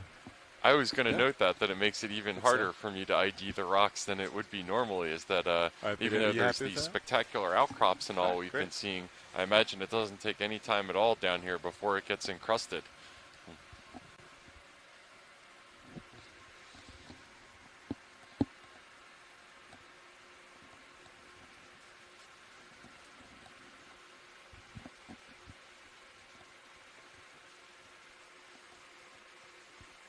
Looks like the squid kind of moved on.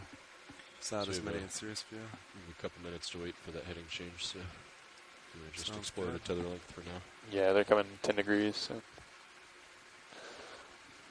One thing I want to point out right here that's interesting is we can see, I think for the first time during these dives, some ripples on the seabed. And those are oriented across the slope of this Yeah, a little bit. fairly Yeah, steep more wall tether. that we're seeing.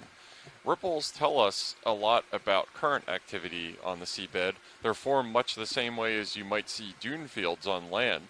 So they tell you that there is some flow going across there and transporting sediment. And generally speaking, when you see those, it means, especially in this soft sediment, we know that we're seeing some fairly vigorous currents in this depth, probably based on records I've seen before in submarine canyons along the U.S. Atlantic, anywhere on the order of 30 to 50 centimeters per second.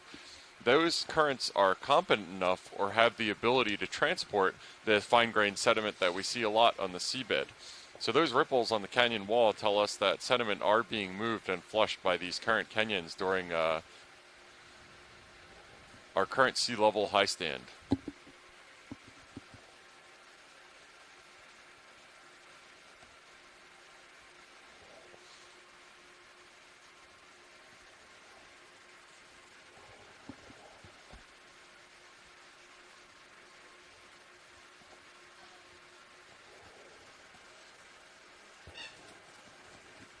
Might be another skeleton. Science, any interest on item center?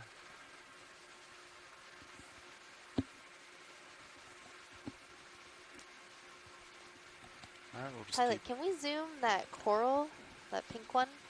Yeah, absolutely. All right, video, you want to come in partial? So I think this might be the pink live coral might be a bamboo coral.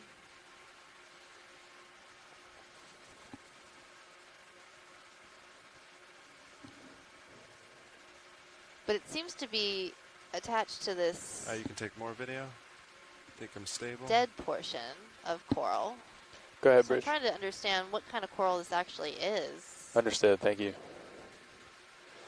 Okay, No, pilot set. it's Heading definitely change is not a complete. We're bamboo. ready for move whenever you guys want one. Oh, it's a Copy that. primnoid. Duh, Megan. I Duh, was just waiting for you to obviously. say. It looks like it's a primnoid coral. So if we get a good look at the polyps, you can see it has scaling along the polyps, and that's really obvious in primnoid corals. So they have these body scales along the polyp body. Anything more specific on this you'd like, Science?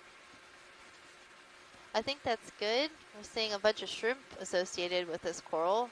And so obviously this particular species gets very large, and I think it toppled over, and that's why we're seeing it on the bottom. And this portion that's still alive is has been successful only because it's a little bit off All right, the video. bottom. All happy?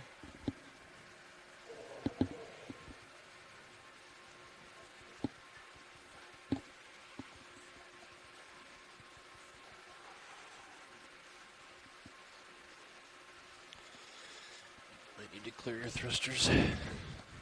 Yeah.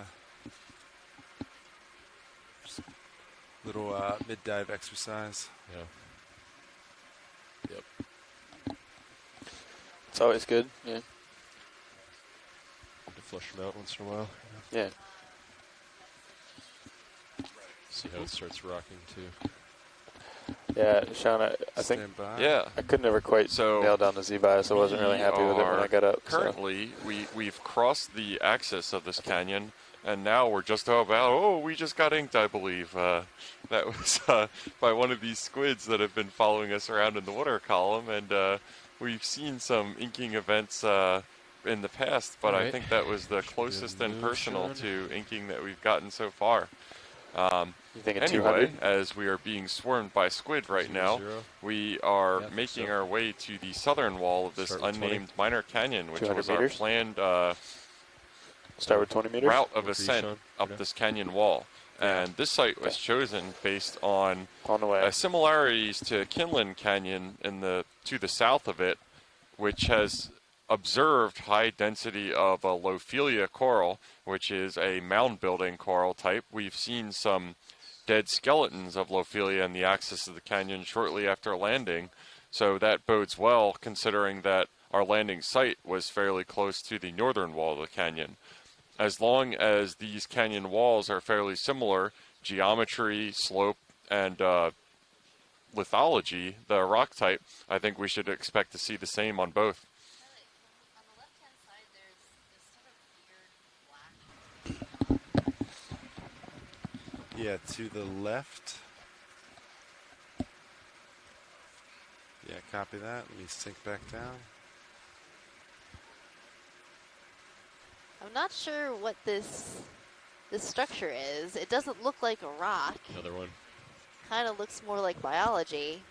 So we're going to get a zoom on it, While the squid storm flies by, of course. of So when course. that They are happens, just- watch your RPMs. They are just loving our ROV. This is pretty similar to a couple dives ago when our squid fan club was just ever persistent.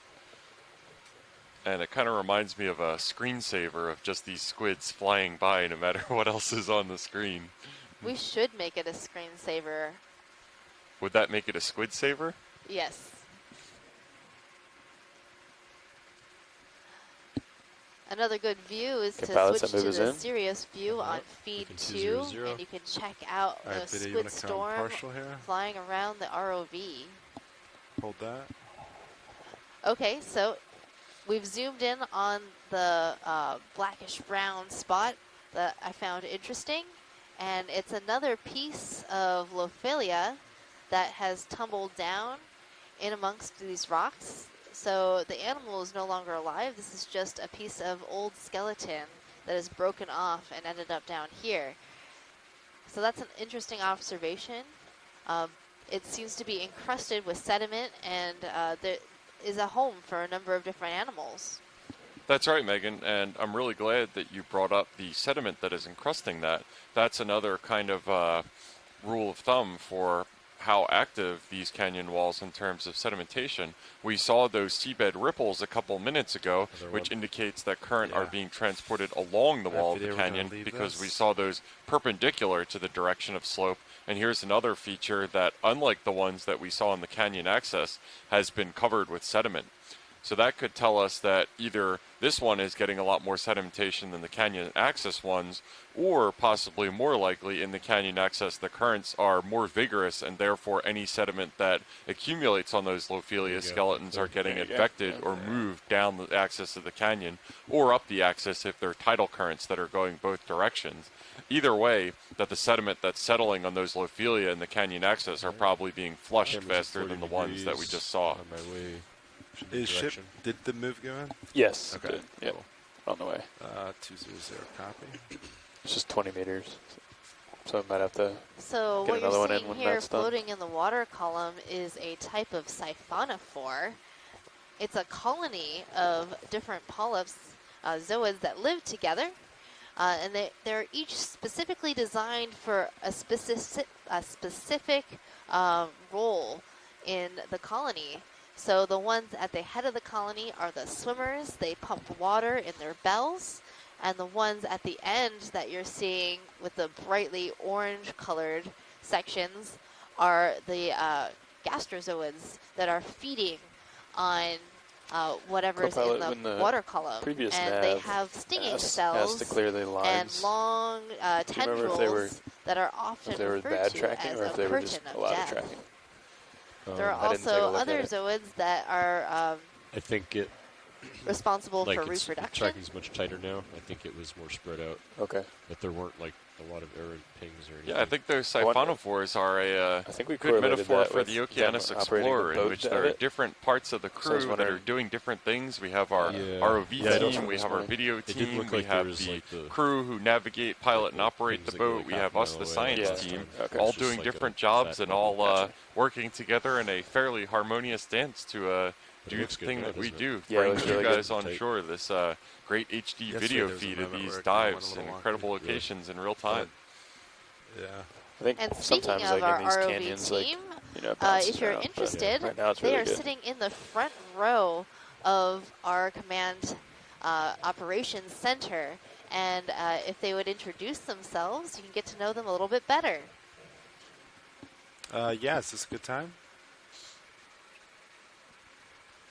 Yeah, I think so. All right, sitting pilot this morning is Sean Kennison. We're all from the Global Foundation for Ocean Exploration. We're a nonprofit, and we're responsible for bringing the vehicles and all the video products you see today. We're made up of engineers and videographers. And to my left, navigator. My name is Chris Ritter. Is Dan Rogers on co-pilot?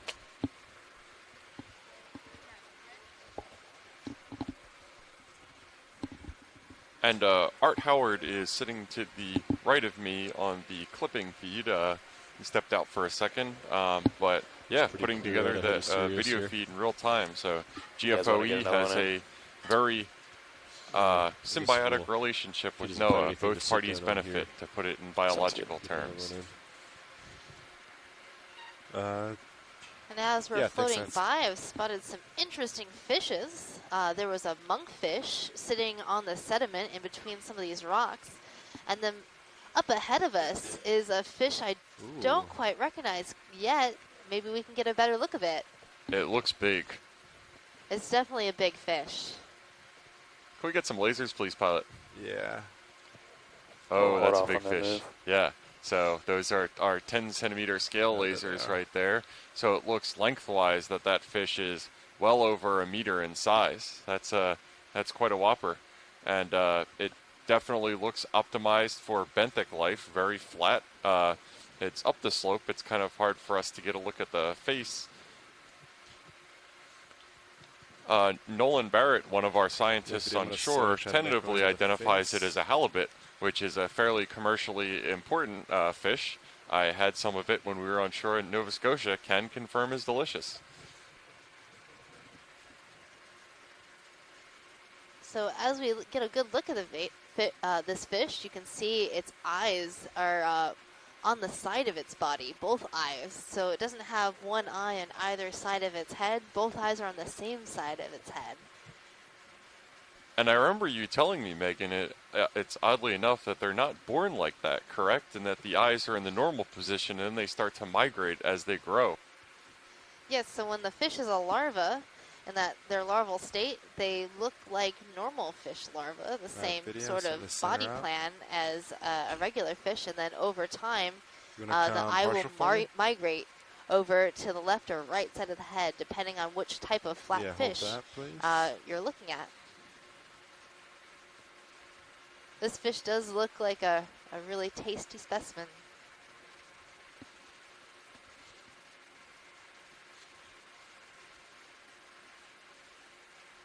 All right, video, if you want to... Now, Megan, where is Lead the the way. mouth on Get this? them, It's a little hard to tell. Are we settled. looking at the top of the mouth right now?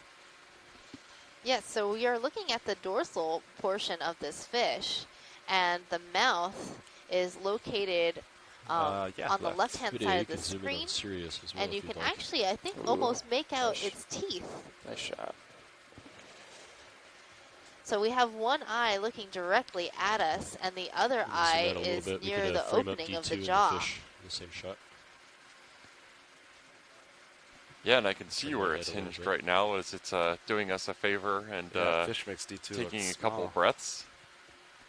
Thank you for modeling for us potential halibut.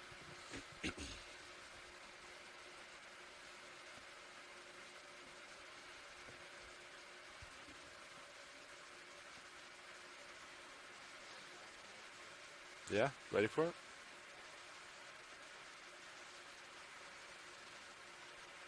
So the halibuts are in the family Pleuronectidae.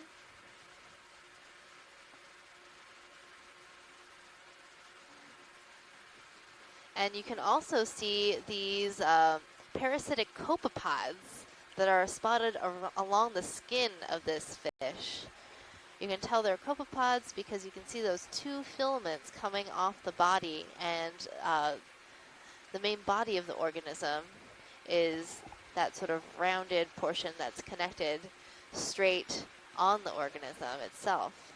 And then this is a different kind of parasite, an isopod Real small. parasite on the tail of the fish.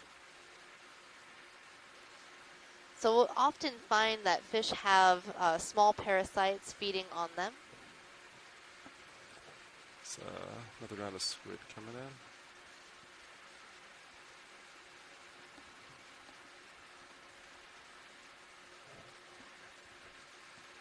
Alright, sounds good.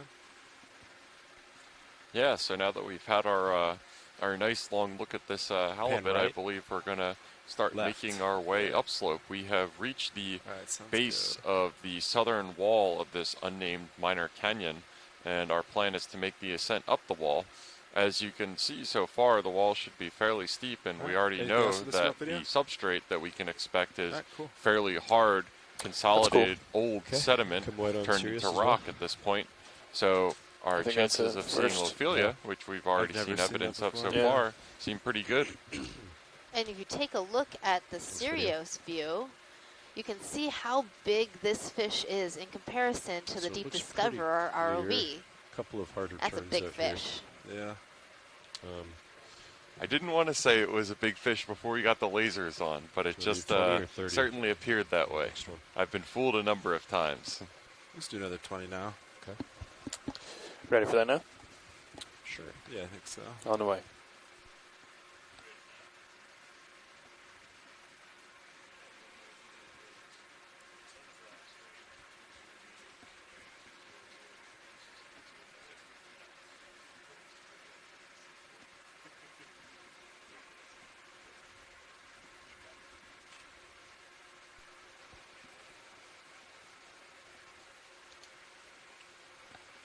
Camera's Yeah, at and we're 40 making our degrees. way up the canyon wall right now, and we can see that we've really moved into some Copy, 40 degrees. consolidated hard sediment.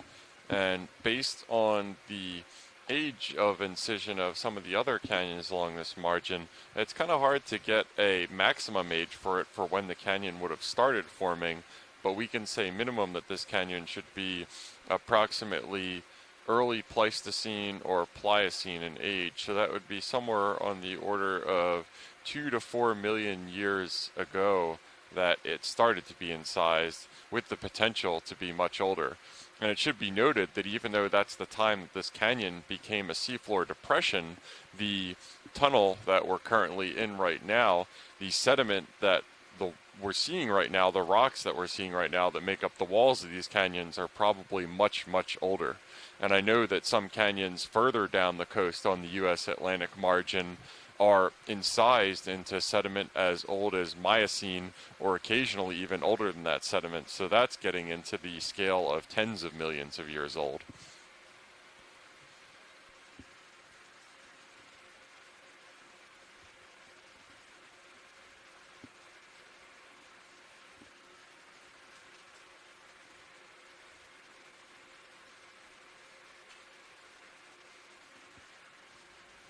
Doesn't look like much that way.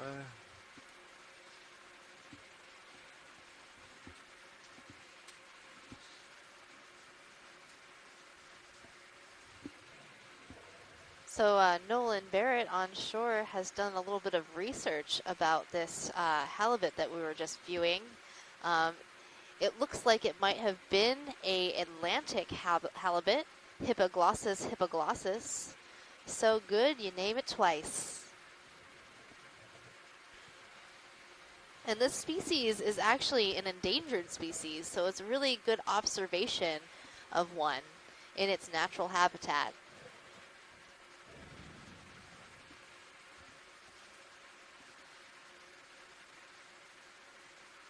Yeah, it looks like we can see a little bit below a pretty distinctive looking rock. Can we get a quick zoom on that rock? It doesn't have to be longing, but Yeah, copy that. yeah, so looking at this, you Video, can see a pretty become distinctive partial. contact between the lower base of the rock, which is kind of that red colored, and the top base, which is that white colored. Without the ability to hold it in my hand, I would hazard to guess that the lower part of that rock is sandstone, which is obviously made of consolidated sand, when the upper part of that looks like some sort of limestone or chalk. It's that distinctive, really bright white color.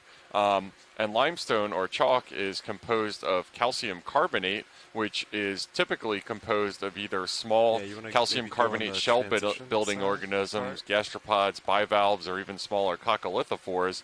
Or it could be, of course, corals that you're familiar with in the shallow water.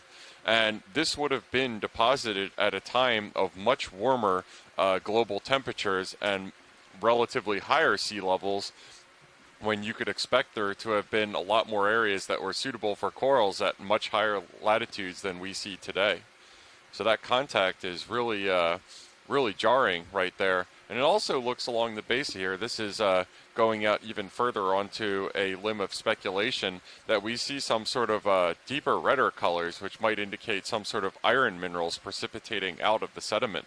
Hey, Nav, why don't we bring the ship to an easy stop here? Copy. Yeah, and Bridge as we nav. get this great zoom from the Alright, from video. the You wanna D2's come live? Hey, can we camera, come to we an can easy see stop here, those please? kind of coarser pebbles located Copy. in the lower Thank you. part, which is again sandstone. So it It's could be pretty consolidated rocky. sand and has coarser grains. And the Video other will thing come to live. note We'll keep about the going. limestone above is that is those are again tests or Nice. shells or previous homes of biology. So in this case, biologic activity Yeah, are really especially if you're important at 20 for meters the off and you're getting good construction returns. of entire So- continental margins at certain I'm latitudes. going to turn to square up on that, Sean. Yeah, a little to port. On that rock, we saw a coral, likely another Okay, like primnoid coral in the genus 175. Primnoa.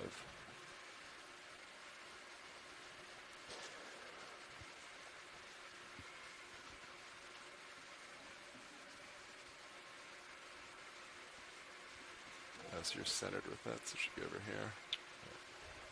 Other organisms in our view right now are some Venus flytrap anemones in the family Hormitheidae. We have one that's fully closed up, and others that's with gonna their be a- discs and tentacles a cliff. splayed out. Yeah. There have been a few crabs See a video. I walking can around, blow it out for you. Yeah, video. Think on D2's and a few view. eels swimming as well. See what you can do to bring out the distance. Those Venus flytrap anemones definitely seem like biological winners, Yeah. Megan. I think we've 30 seen them on meters just up, about every serious. dive that we've had on this expedition so far. Pretty well set up to look at the base, and I can come in They're a little pretty closer as abundant we in move the up. Pacific as Yeah. well, on seamounts and other areas. No worries if you can't video. We've also Yeah. seen them quite So frequently you're still moving a little, on wrecks co-pilot, and but other that's human like, debris yeah, exactly off 30 the meters, coast of Oahu. something like that. Might swing a little bit further in, but I think I'm seeing another Should be giant piece of Yeah. that What is it? limestone Thanks. on the right side. what's that in your view over there? Oh, just white rock. Yeah, and I'm not exactly sure, again, how old these rocks are. That appears to be limestone. Another possibility that I would suspect less is there are you good for now, or areas, you want me to thick inspect, deposits of just have- salt No, I think that we're- on some parts we're of the gonna margin be safe here. Let's let it or settle out submarine for a couple minutes, canyons and and then we size can- down we can into, move to get and that over would the be distance. that similar white color. But in this case, I'm fairly confident, or at least more confident, that this would be limestone that we're seeing, chalk or something similar than it would be that sediment. Pilot, is it possible to scrape that rock with the manipulator arm? It's a good Yeah. time for it. I think so. Is there a specific part you want to scrape, or Just as long as it's on the white face, that would be fine. the white face? Yeah, we can And do that. What material is the manipulator arm made out of? So the jaws are titanium, Titanium. Thank you. but it's a blend of materials for the entire arm. Yeah, so I'm making weird requests of our pilots here to do a classic geology experiment for when you hold a rock in your hand and you're investigating it to try to figure out what it is, which is the scratch test. I can get And you you in a little typically tighter. compare the hardness of a rock or So, yeah. mineral I can get you in a little to tighter if you're various fighting Oh, I don't. known reference materials of hardness to get an idea what it's harder than and what it's softer than. So in this case, our ROV's manipulator arms are made out of titanium, which is extremely Not hard, as you fog might lights. know. And if the Turn them on substrate if you is like, what I Sean. think it is, which would be chalk or some sort of limestone, it should be much less hard than titanium. Now, to be fair, I don't think there are many rocks on Earth that are going to be softer than titanium, but just Should to I get an put in idea previous of how stairs this kind of things, Sean, crumbles for will give you us to a have first see order idea stuff, or do you wanna of keep what them kind up of for rock it is we're looking at here. Keep So them up for now. So we please approach. pardon my indulgence, and the idea of doing a scratch test at what are we at 750 meters of depth is just really appealing to me.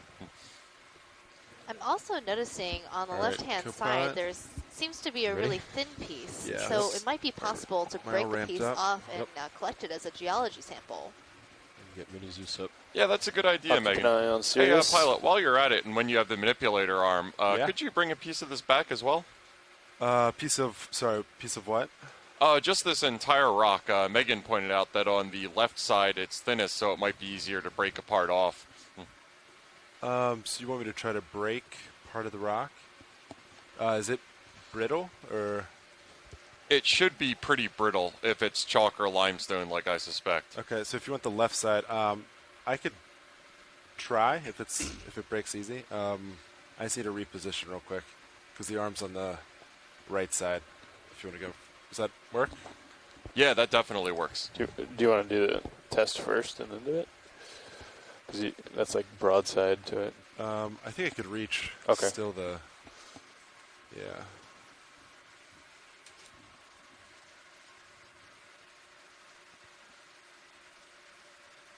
Yeah, and so right now we are yeah. going to assess this rock by. I was just going to scratch the rock, but obviously it's a lot easier to get a confirmation on it by taking a sample home with us. And if this is any sort of calcium carbonate type of rock, the good news is that identification is extremely easy. Once you get on shore, you just take any sort of acid and drop a couple drops on it, and it should fizz if it is calcium carbonate. It's basic, and it tends to react with acids. I've done that before with some vinegar from the galley. Exactly.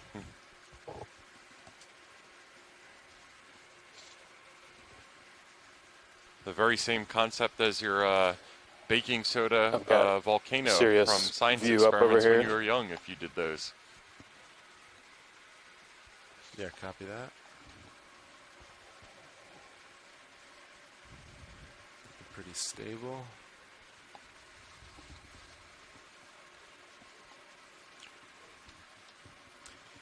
Zip video, do you want to zoom center?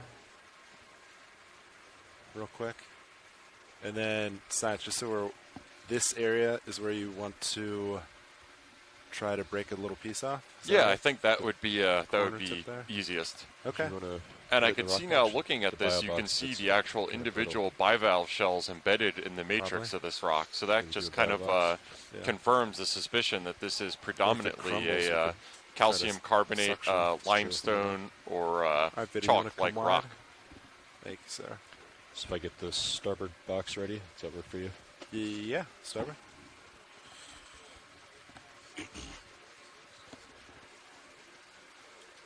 Maybe just a little. Yeah, give me a little bit on the Zeus. Hold that. Yeah. All right, arms coming on in 3, 2, 1. Arms live.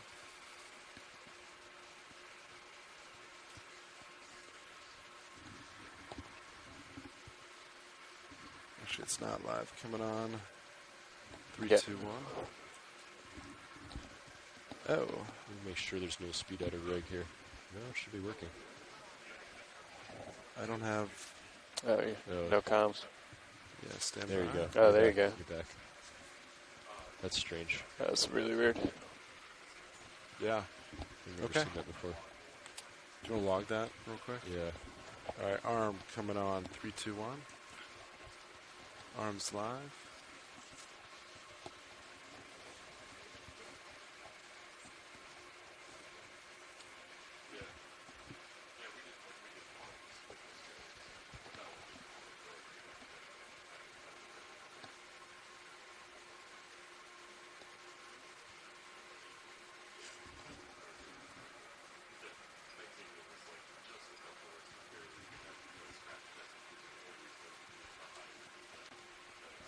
All right, so I'm going to scratch right here.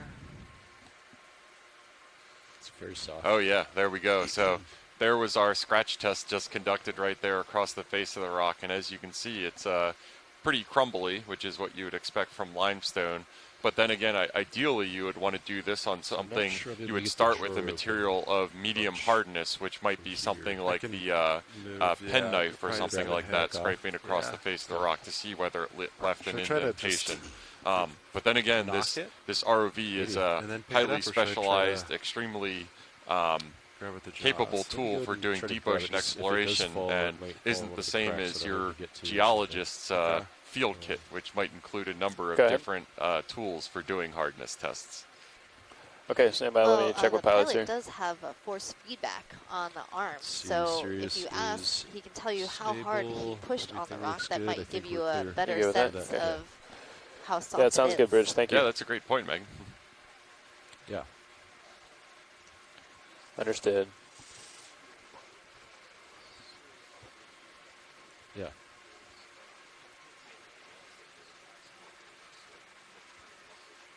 Like it's turning on and off.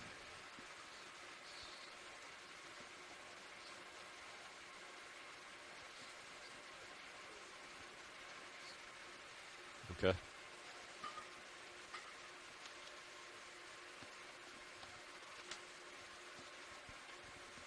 Log that in a minute.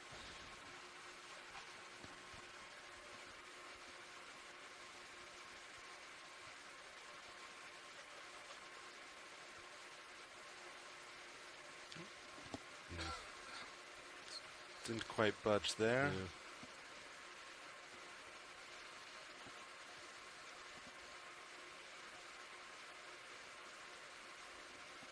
I guess if it is really stuck on there, might be good to go with your original idea. Try to go a little further out. Yeah.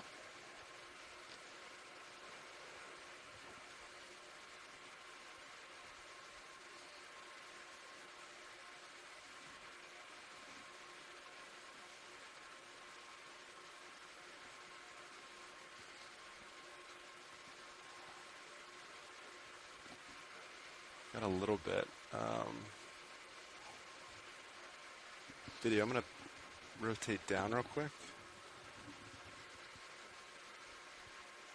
If we still see it, we could suction it. That'd be easy.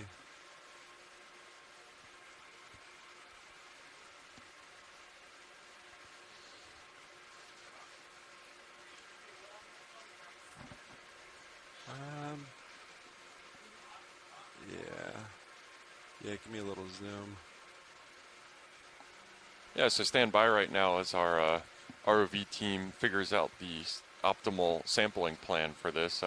It might end up being a sample with the manipulator really arm, or this rock might be Yeah, too can't brittle really to tell come if it's back what we as just one got, piece, though. and we might end up using our suction extension to sample, which we Yeah, did thanks. in a really successful manner the other day for a chemical concretion You might just have to that was coming try to out knock that of whole a canyon wall that looked like a fluid triangle off. expulsion feature.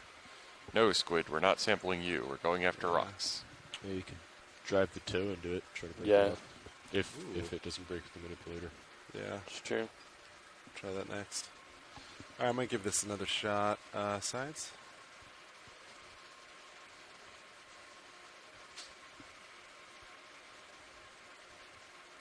And then video, could you give me back the partial on the main HD?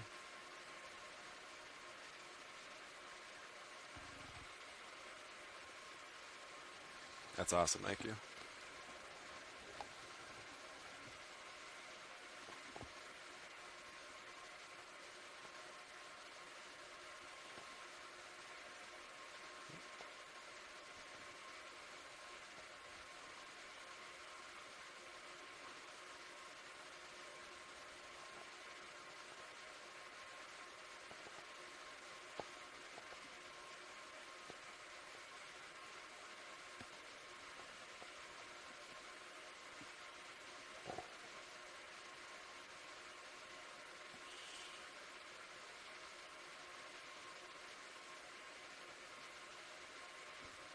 Alright, watch shade. It's pretty good on there.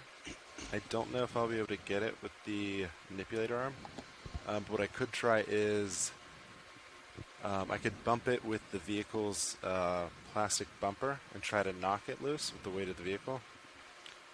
And then try to collect it after that. What are your thoughts? You know, I think if it's getting a physical sample is kind of a pain, we don't need it. I'm pretty confident in my identification just based on the shells and its crumbliness, and then I can talk to some people back on shore to get an idea of its age. I was just curious, but if it's if it's going to be a pain to get, then there's no worry about it. Okay, sounds good. Yeah, maybe if we see something later on that's yeah, like a smaller piece or something like that, I'll give a holler. All right, sounds great. Thank you. No problem. Is that some on the left? That piece there? So I saw that, but there's no way to like know the if it same- actually yeah, came it looks from like it or the not, same though. color as that, maybe. I don't know. Yeah, Be hard to grab, too, right? Maybe not. for right now it would be, yeah. But yeah, watch it. Do you see the piece on the left? I'd have to reposition to grab it, and there's no way to know for sure if it came from the larger portion, but it does look similar. Is that of any interest? Could you do a zoom on it? Yeah, give me one sec. Thank you. Yeah, so it looks like this corner of this big rock that we were targeting is fairly firmly on there. Not as easy to break off as I had hoped. So we're going to pan a little bit to the lower left to get a zoom on what looks to be similar coloration as the rock. Right. If it does Just look going like off one into one. similar to the larger piece, then we're just going to grab that as a separate sample. If it looks fairly different, then we'll probably just leave it be. I'm fairly confident in my field identification just based on the friability or crumbliness of that rock, as well as the more obvious tell, which is the embedded bivalve shells within it, that this is predominantly a calcium carbonate limestone or chalk-like piece that we're looking at. Probably not chalk, Give me a quick considering zoom. chalk is even crumblier than that.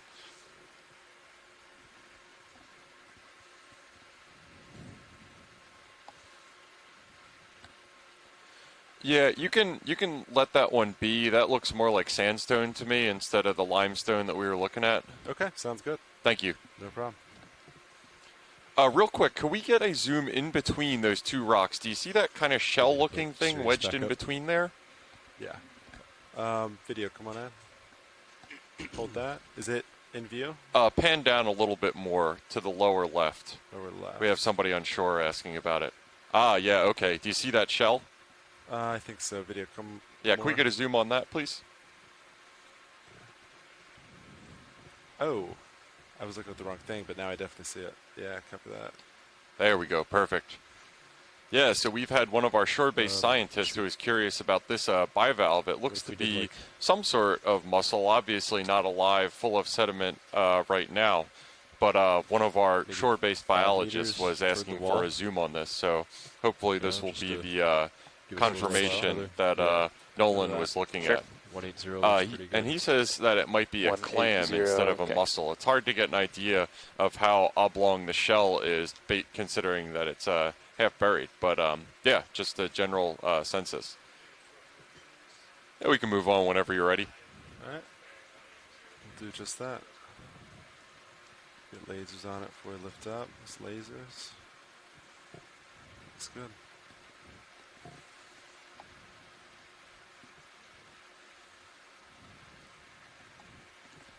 Yeah, so we're going to continue our way upslope here. We are kind of starting 3 to to ascend the 110. slope of the southern wall Looks of the pretty unnamed Minor Canyon. Yeah, but it's North like of 30 Kinlan meters out. Canyon. And I think we see some biology on the seafloor right there. That looked to me like I would a feel safer mermaid's with that, purse, but which I believe always are stop the it egg short of Yeah, cases bridge. of a skate Sounds of the good. similar type that you might see washed up on the beach. And we've seen a couple skate and rays, elasmobranch looking things so far on these dives, so it wouldn't be surprising to see one of their egg cases. That certainly appears to be what it looks like. Yeah, right below. Video and a snap. Potential egg case. Yeah, I'm not a biologist, but that certainly looks to be what it is. That twirly ends that I see. Megan has ran down to the galley real fast to grab lunch. We tag out during these long dives, and yeah, one of the shore-based scientists, Tara, says that I am correct. So that's good. Whenever I can happen to identify biology, I am happy to do that. Doesn't happen very often, All right, and it video also from looks like a wide. small piece of living or possibly recently detached coral that's next to that. Obviously, I'm not going to be able to make an identification of that coral. This is right there. Nice.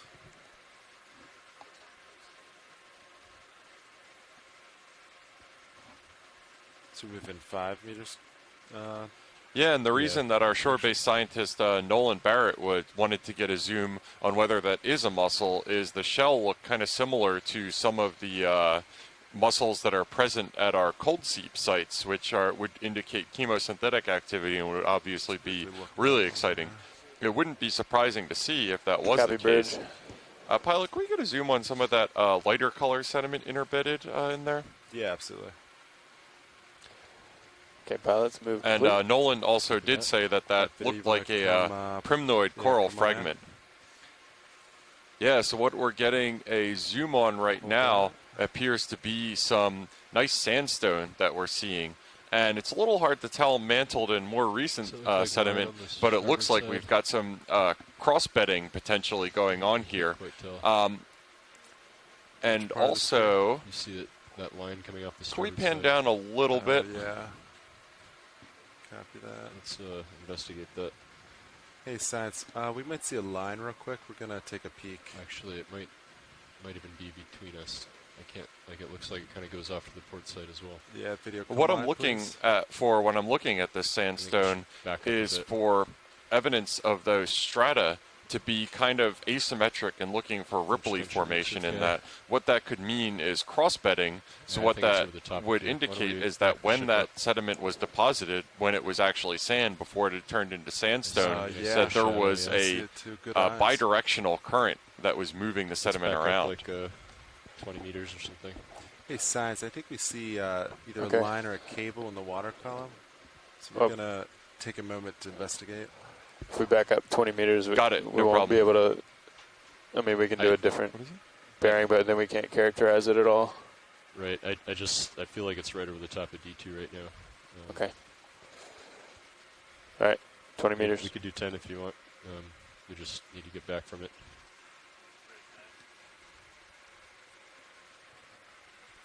Yeah, so bear with us right now. We're just investigating potential cable in the water column, any sort of hazards to our ROV we want to be cognizant of. So we're going to let our pilots get this sorted out. Dan, I don't know how you saw that. Good eyes. If you look in the starboard cam, you can see it. Why don't you try to get eyes on it in Mini Zeus? Yeah, you wanna work with that? You can see it in the rail cam here.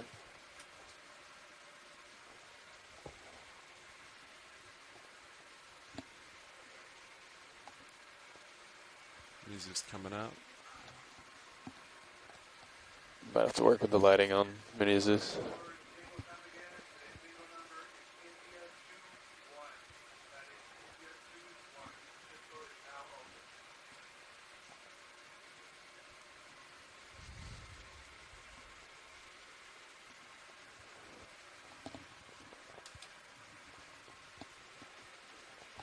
Okay, pilots, we got you 20 meters astern. After that.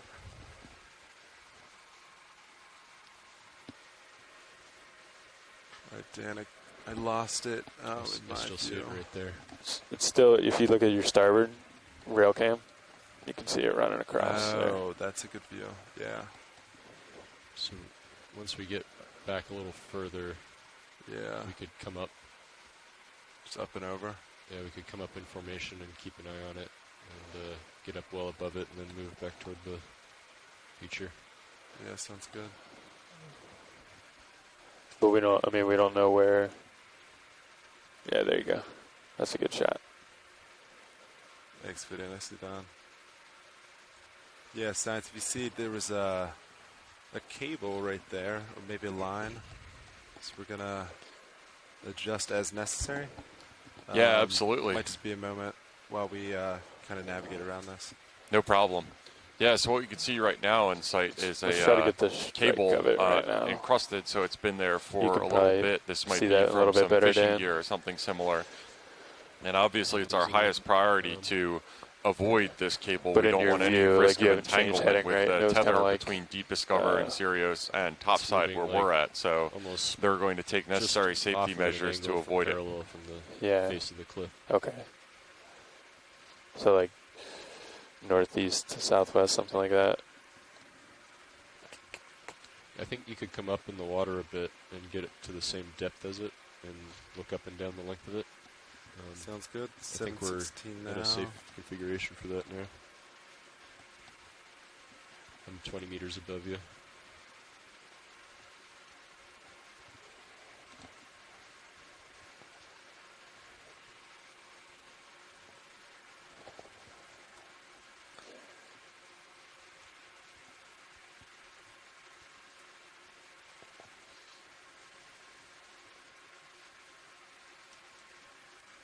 So camera's still tilted up.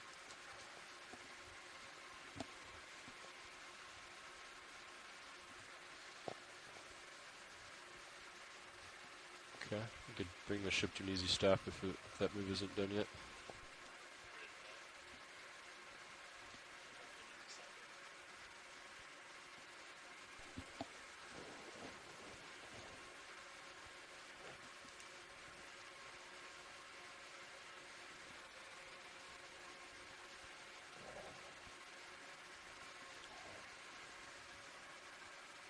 Alright, so my camera's about 0. Okay, so it's level with you right now, I'm about level, yeah. and you're 11 meters altitude. Understood. Thank you, Bridge.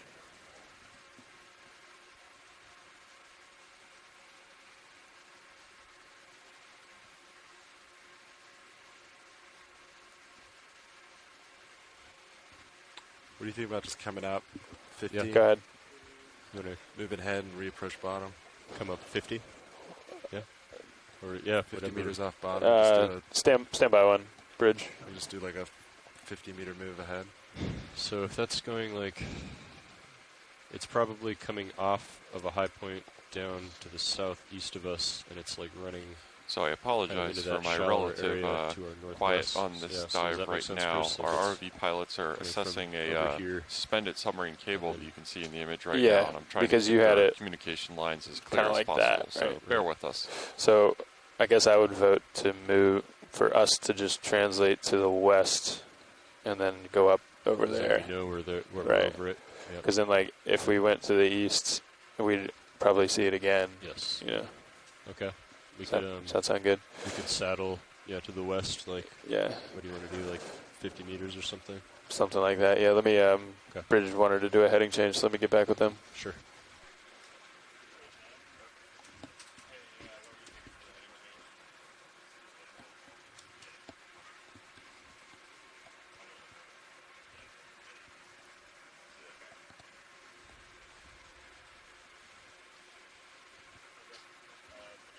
Oh, here, Sean. I bet this will help.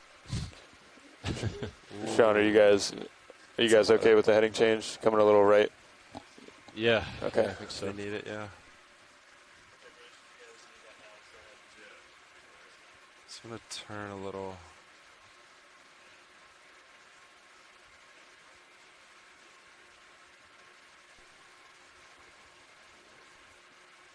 Yeah, we could do like 50 meters just to the west and saddle over.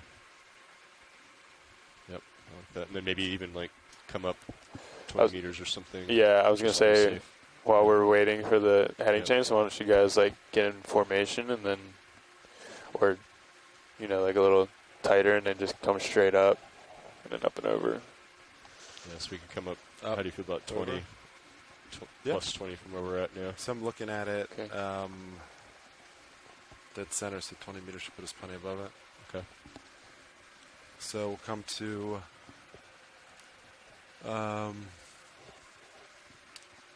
like 690 meters depth, or I can, and then you'll be a little above me, Okay.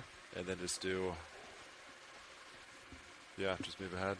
How's that sound? Okay. That's still the plan? I think Chris was saying We maybe go move west. to the west a little Yeah, bit. yeah. Okay. Yeah. Works for me. Can we do that now? Yeah. We're still doing the heading Oh, change. Okay. Oh, you guys are talking about coming up? Yeah. Yeah, you can Yeah. do that, yeah. So you're going to come up to 690. I can, I'll update watch lead real quick. Sounds good. 690 copy. Watch lead nav. Wait for you to get up a little bit. Speaking. Hey, so we had the strike of that line approximately from the southeast to the northwest. So what we're going to do to avoid that is come up in the water column and over that line and then move a fair distance to the west and then reacquire bottom and head up the same way that we were, but translated to the west. How does that sound? Yeah, I'm looking at the navigation screen. That looks like a good plan to me. So we're going to be heading south once we transit a fair amount west up the wall. Exactly, yeah. We'll be heading exactly the same direction we just were, but it'll be translated maybe 50 meters to the west. Fantastic. Thanks for the A update. little faster. My camera's at 40 degrees now. Yeah, copy that. Yeah, so just a quick Came update. about If you're on the 10 line, you meters. might be surprised to see the Keep water going. column instead of the seabed. We just had a little bit of a navigation hazard in the form of what looked like maybe a fishing line or something like that was suspended across the seafloor where we were looking. Fortunately, our pilots caught it. To avoid any Can you risk back of up a little entanglement, we're going Yeah. to bring the ROV up a little bit in the water column, well above Go that ahead, Bridge. submarine cable, move our Great, site thank you. You guys ready for a approximately move? 50 or so meters to the west, and then Pilots, are you continue ready for our that move? planned transit up 50 the meters canyon west? wall to the south at a safe distance we can from stand the by until line you- that was suspended in the meters water out. column. Do you want to just So bear with us That's up as to we Sean. reorient the Yeah. deep stand by, Bridge? We're going over the details now of that couple move. module, Sorry. and we'll get back to looking at this really interesting canyon 50, wall. I'm going to look up real quick. If we stay like this, you'll almost have to lateral that entire way. We could do it at 0.3 too. That's fine. I think, as long as Dan keeps his heading straight. So I'll keep my heading locked in at 180. Yeah. Okay. Saddle And saddle then over. we still have good. Yeah, you center saw of the visual wall. Nice. Yeah. Okay. So, just move relative to that. You guys good with 0.3? I think so. Okay. I got auto depth in.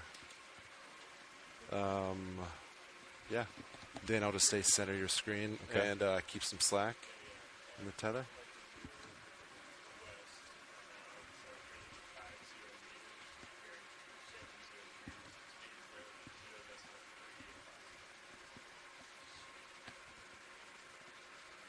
I'm going to bring in your swing arms just while we're doing this.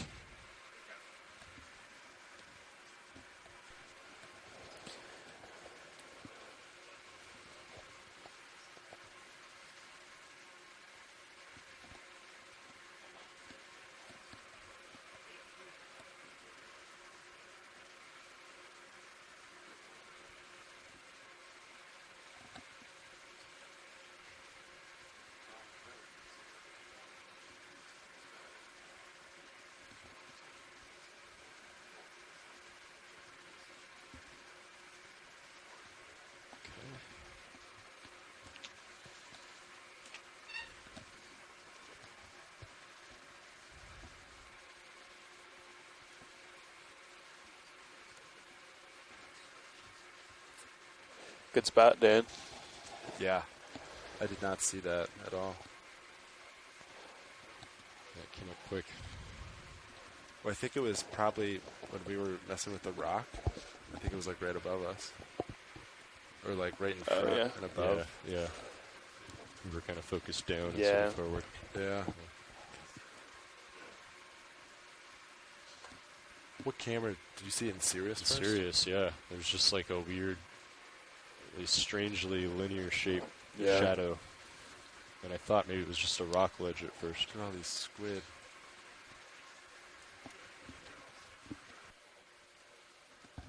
Hopefully that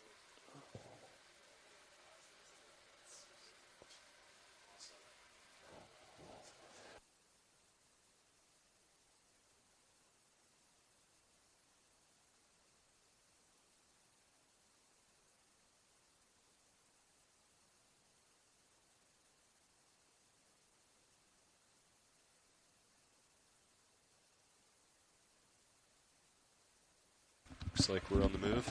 Looking good. Put some lateral in. Stay nice and center with you. yeah, I think we're just going to be riding this current over here. Looks like current's been shifting on them, so they're having to change their head. Yeah, I was pointed south this morning, so. Sirius sonar has the slope about 40 meters out. Slope, by slope I mean cliff. Extreme slope. Steepest of slopes. Sonar to the port, so to the starboard side looks clear. Ooh.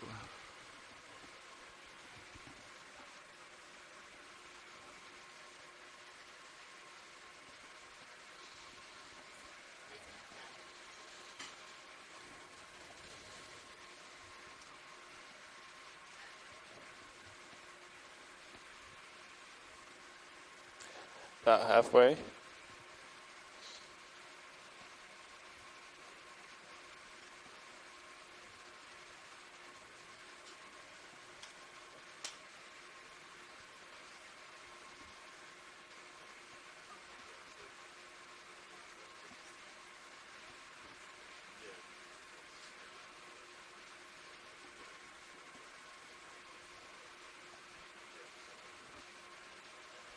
Nope.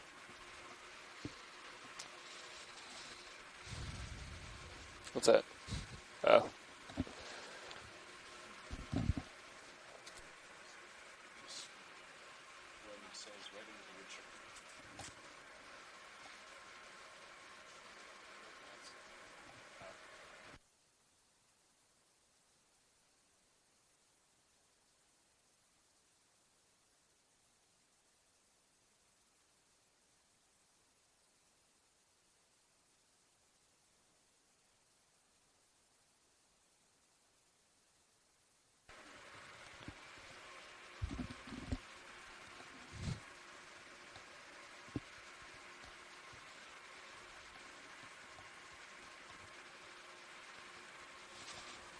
Looks like we're pretty, lined up the cliff a good bit. It's about 30 meters out. Looks good.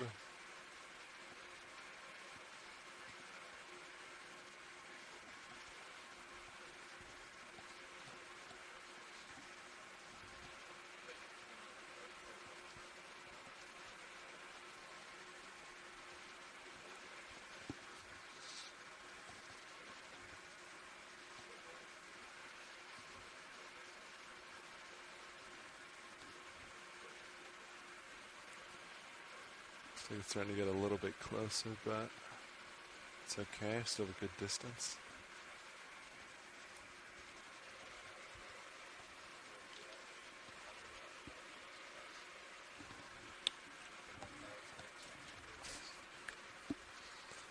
That looks good. So we came up 40 meters altitude. It's like still, Yeah, it's a tall cliff. it's a tall one. Should see some interesting things.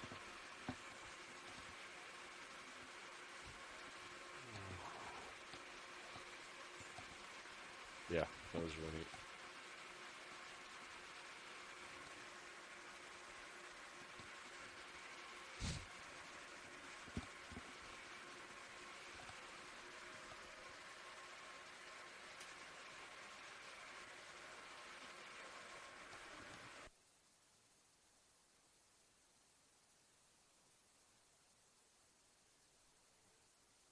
I think I can see the outline of sponges on the wall there. All Yeah, right. I can too. Good timing. That move is complete. Nice. So it's what, 30, between 30 and 35 meters out from Sirius. We could move. You want to start with 10 meters and see how that does? I was thinking maybe he just pushes ahead, if you can see it now, and then we can kind of get an idea, like, you know what I mean, how far. Sure. So just keep this around this depth and just approach it. Yeah. So you're Oh, you got a fault on your Yeah, flat or your vert. I believe I saw that. all right. Disabling thrusters 3, 2, 1. Re-enabled. Actually, Dan, yeah, that's a good idea, because either way, we're going to want a little bit of a pinch in, right? 10 meters? Sure. What are you at? You want to do 190?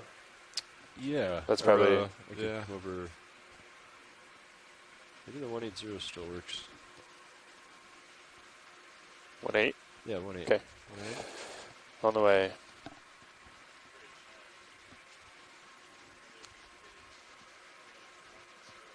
But yeah, there it is.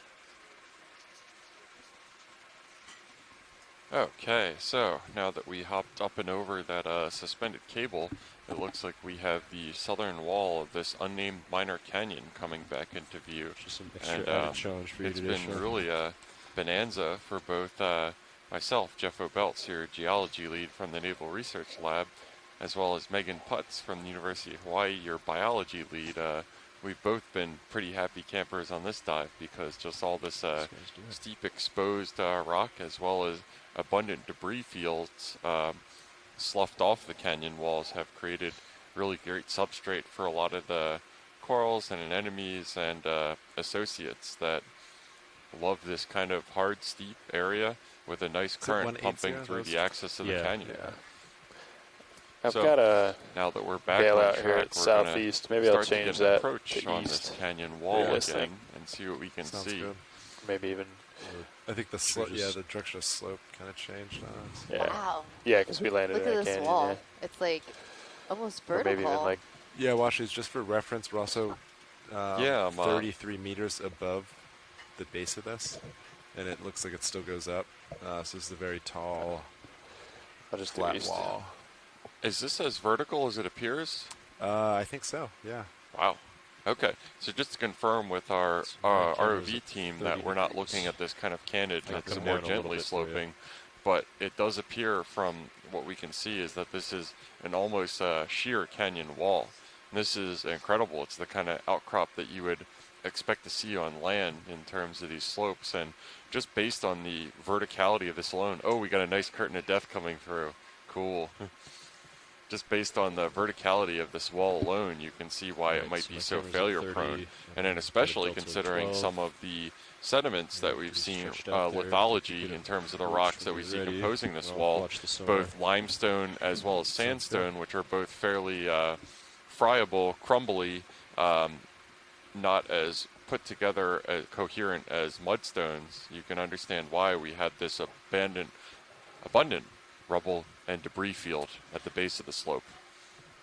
Then I got mini zoos pointed up. Is that why the rock looks so pitted? Because it's a limestone, so it's starting Lights to are on, erode? which is good. You want to swing arms out or keep Yeah, going? that's possible. I think Just that's keep part it of for it. now. Another Okay. thing is We'll get that to flatter. limestone, being again a basic material, is fairly prone to chemical weathering as well. Any sensitivity to ocean acidity will do that. Another thing that I would honestly probably suspect more would be bioturbation. Hey, I know that happens a lot further down on the margin. Little critters Video? making burrows and whatnot in the walls. And that can actually have a fairly I'm close enough. You just want to slowly dramatic rise. effect on slope stability come up a little bit. when you start getting the walls undercut. Looking at these overhangs to your lower Don't left, see that kind of over steepening makes very large even stable overhangs materials that's images. stable under its own weight Ship in and the stuff terms of and gravity Sirius more might prone to swing a fail. little closer. Looks I good. think we're They zoom configured, back in for you, sorry. we configured pretty nicely for you. Well, this Yeah. wall is covered with life, just like those rocks that we saw below. We're seeing a lot of similar species, but Thank I'm you, Bridge. thinking we're seeing some new things. These tube sponges are very interesting looking, different from the more lettucey looking sponge that we saw below. Might be good to get a look at one of those. Yeah. Stand by.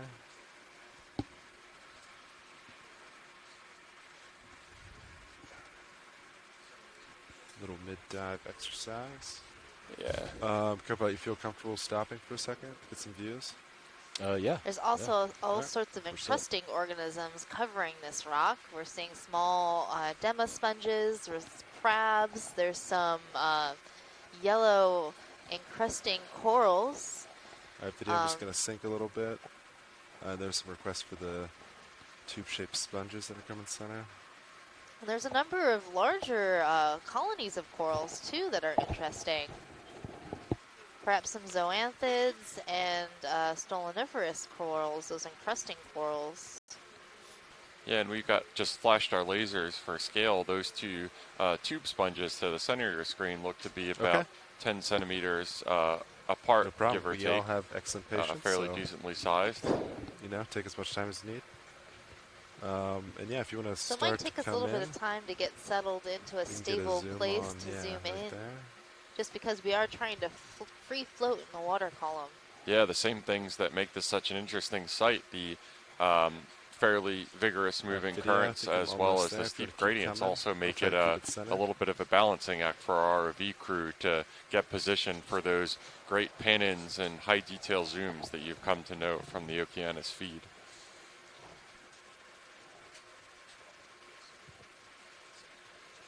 And it looks like these sponges have a fairly simple body plan. They have one osculum each, as opposed to the ruffly sponges that we were looking at earlier, those foliata that had a large number of them.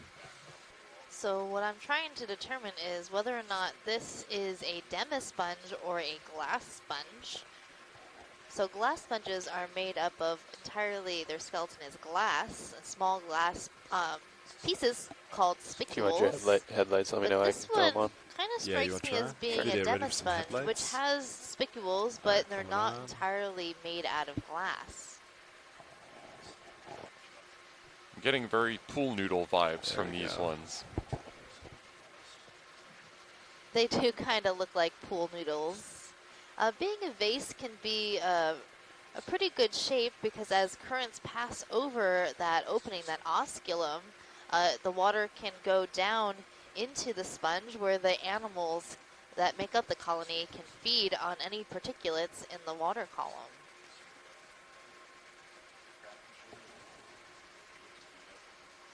And we're seeing some small brittle stars and amphipods associated with these sponges. That video might have kicked up a little bit of dust. That's what you're seeing.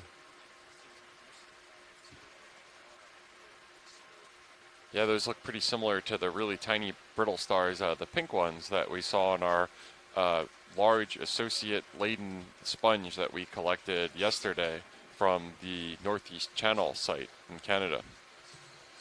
So one easy way That's to be able max to zoom. tell if it was a Copy dema that. sponge or a glass sponge would be to look at the spicules underneath the microscope. So you would dissolve away some of the tissue so you can actually look at these little tiny fragments that make up the skeleton of the sponge. Alright, video, dust is clearing up. Anything Every else from sponge this has a you'd different like? array Yeah, I of might get different another types of specimen shot. Yeah, these copy that. spicules. Just The let me know what glass you need. sponges have one in particular I'm at your called a disposal. hexactin, which has 6 sides. We'll just and hold that for a second. is the reason got it. why the group is called Hexactinellida.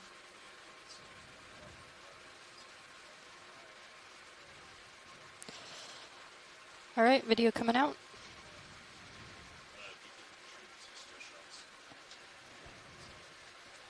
Alright, science. Is that all you'd like for that? Yes, we're good on the sponge, but we'd like to check Ooh, out let's some hold of that those for a second. corals to the left. Yeah. Copy that. 1 second, science. Be right there.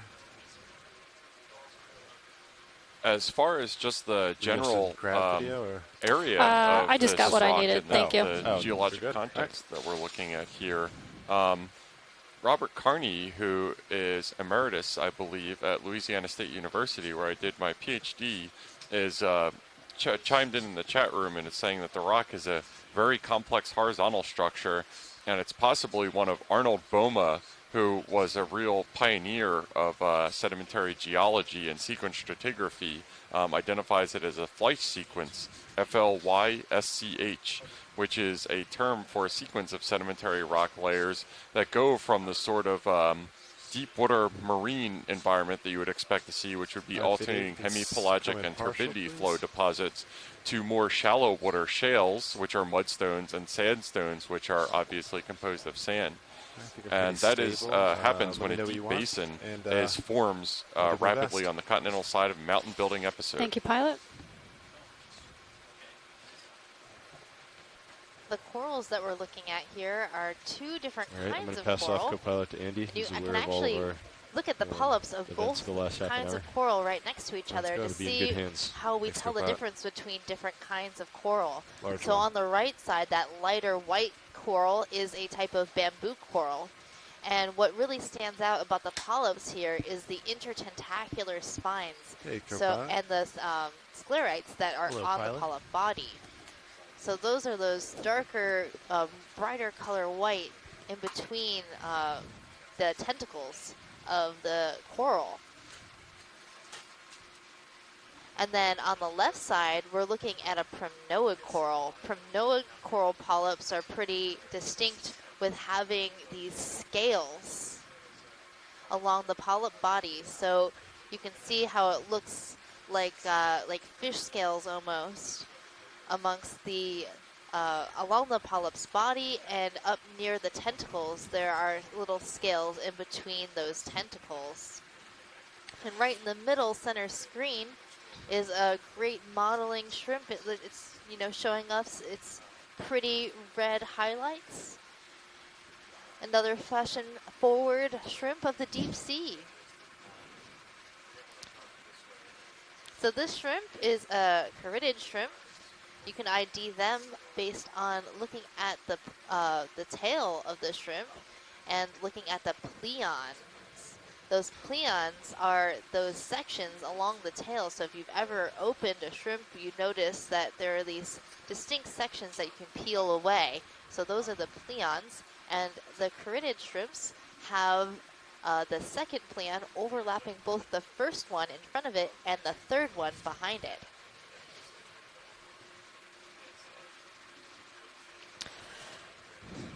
Video's clear. All right. Get some lasers on it before we take off. It's lasers. All right, science. And then below we have another set of mating crabs. Right there. Anything else in view you'd like used on science? Giving us a little wave. Hi, crab. I think they don't like us spying on their activities. Yeah, it was an accidental peek. I think we can leave them alone. Very understandable. Oop. Oh, and it looks like we have another crab Yeah, maybe a cousin or descending very brother. rapidly down the rock wall and falling right on top of the mating couple. That is probably even less appreciated than us passively observing from a deep discoverer. A little bit of ink.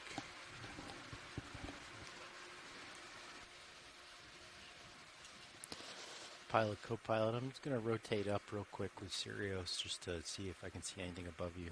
Because you're surfacing now, right? Stand back to exercise my thrusters for a little bit. Copy.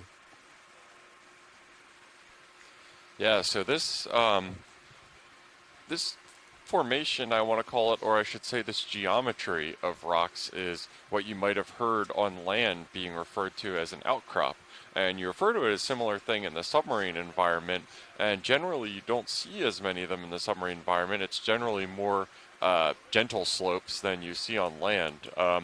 But whenever geologists get a chance to look at an outcrop, they jump at the opportunity to do so, because a vertical or near vertical exposure of a rock wall will give you a bottom-up kind of representation of the depositional history of an area. So it's a really efficient way to be able to kind of get a first-order perspective from looking from lower, which is generally older material in not tectonic areas, to higher, which is stuff more recently Nav, deposited to get an idea of the history of an area. So it's a little harder in this region, obviously. There's a lot of incrustation and sedimentation, which doesn't quite let the rock face be exposed. Obviously, the same thing happens on land, but it's greatly preferable to kind of a more gently sloped area where if you wanted to get an idea of an outcrop, you would either have to make your own from taking a core sample or dig a trench on land.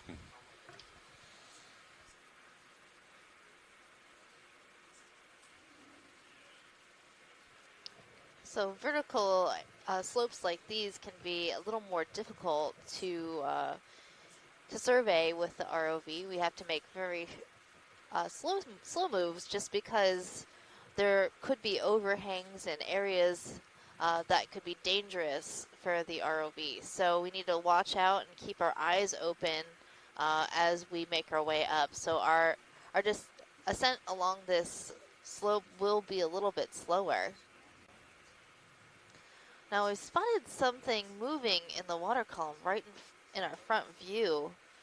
I can't see it very well, and I can't tell if it was alive or just sort of floating by. It kind of looked like an antenna from a shrimp. Yeah, very reflective, and you're right, it did have the same color as some of those bicycling shrimp, as I've taken to call them, that we see fairly frequently in the midwater area when we're making our dives.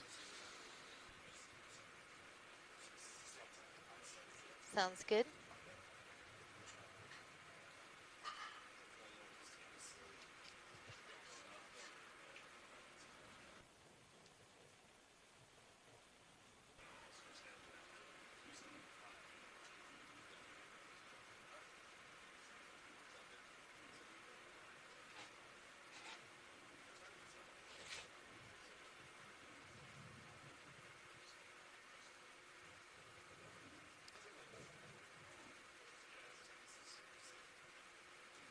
So if you're just joining us, this is Dive 5 of the Deep Connections Expedition of 2019, exploring Atlantic canyons and seamounts of the United States and Canada.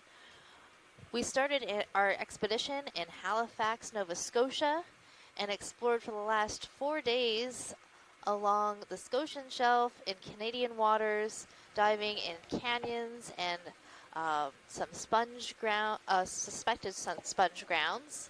And now is our first day in U.S. waters, exploring a small canyon that has yet to be named. Let's carry on. So there are 3 undersea canyons within this area that we'll be going to in a few days' time within the northeast. I was thinking about rotating up real quick, Pilot, just see if I can get a better Northeast view of Canyons and anything Seamounts Marine National Monument, but this canyon lies outside that area. You guys already got all the same updates I did, but just one note that I don't think we covered was bailout. It's set for due east. Our dive plans started at the base of the canyon, which I have learned is called the fall wag of the canyon. So we traversed that fall wag, that very bottom of the canyon area. Thank you, Pilot. Where it is at the lowest point along our dive track. And now we are making our way upslope along this vertical wall, covered in a whole bunch of different kinds of animals. Yeah.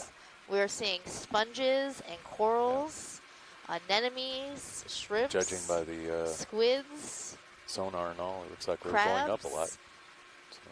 And so many more things. So we're going to keep taking some quick zooms on different things to see what's what. Hey, watch lead. It's Pilot. Go ahead, Pilot. As you just noticed, we had a shift change here in the front row. So as part of that, I don't fully know, or we don't fully know what you've looked at and what you haven't. So we're relying on you to help us with those Zoom callouts and anything else you'd like to do. That sounds good.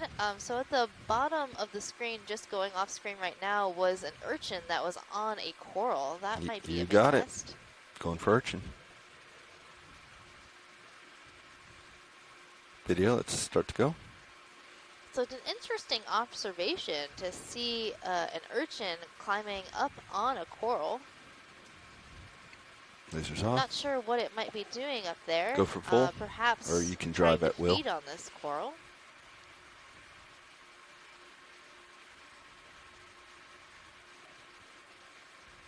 The coral that it's on is a type of primnoid coral known as primnoa. Primnoid corals have body scales along their palms, which makes it pretty easy to identify as a primnoid coral when you zoom in.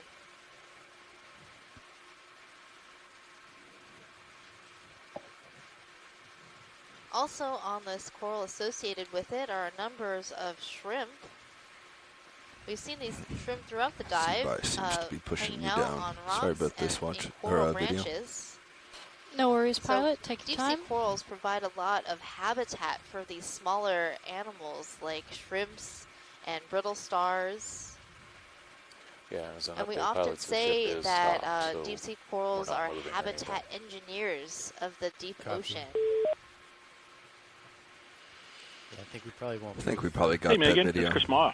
Hey, Oh. Chris. Yeah. So you guys are looking at Let's come wide, Echinus. a little bit wider. I'm going to push I in. think it might be Echinus acutus. I'll have to double check. When Now, the pilot, Okeanos you might not Explorer be was moving for a here while in until we get to 2012, the top well, not of this here, cliff. but in this area in 2012 during that brow first is right. exploration of Quite these good in. Atlantic All right, Northwest video. Canyons, We can drive again. we We're not observed gonna be able to sit this sit species stationary.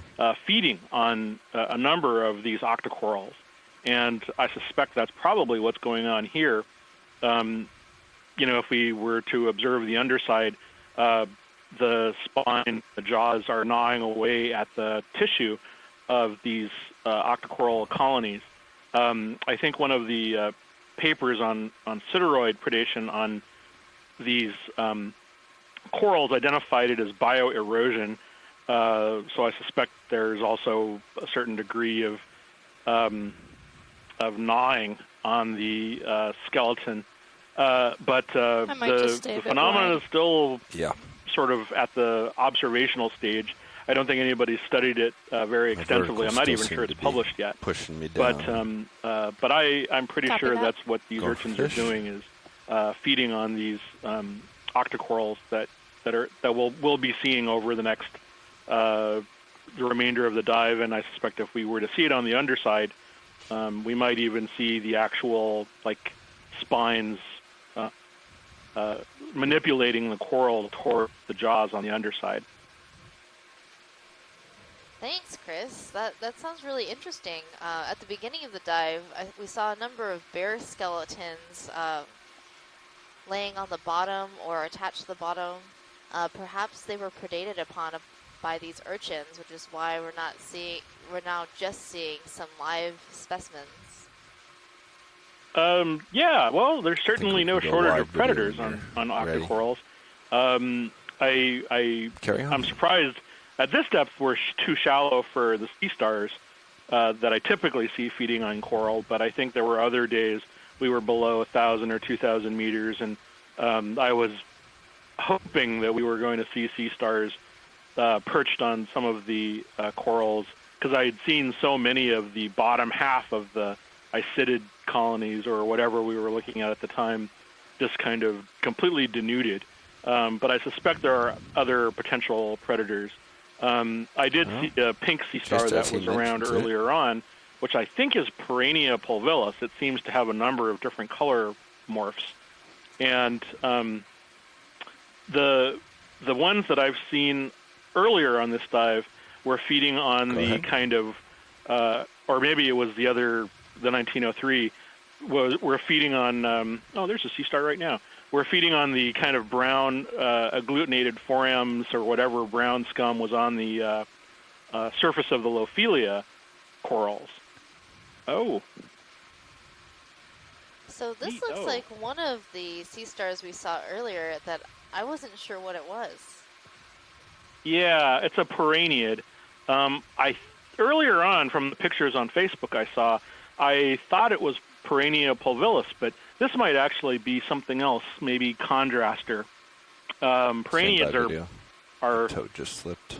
difficult from a distance because the surface is covered with a fleshy skin, and oh wow, look at that! Its disc is humped over the bottom of this coral. So, okay, so other piranhiids have been seen feeding on corals. There are some species that feed on black corals, and there are some that feed on soft corals.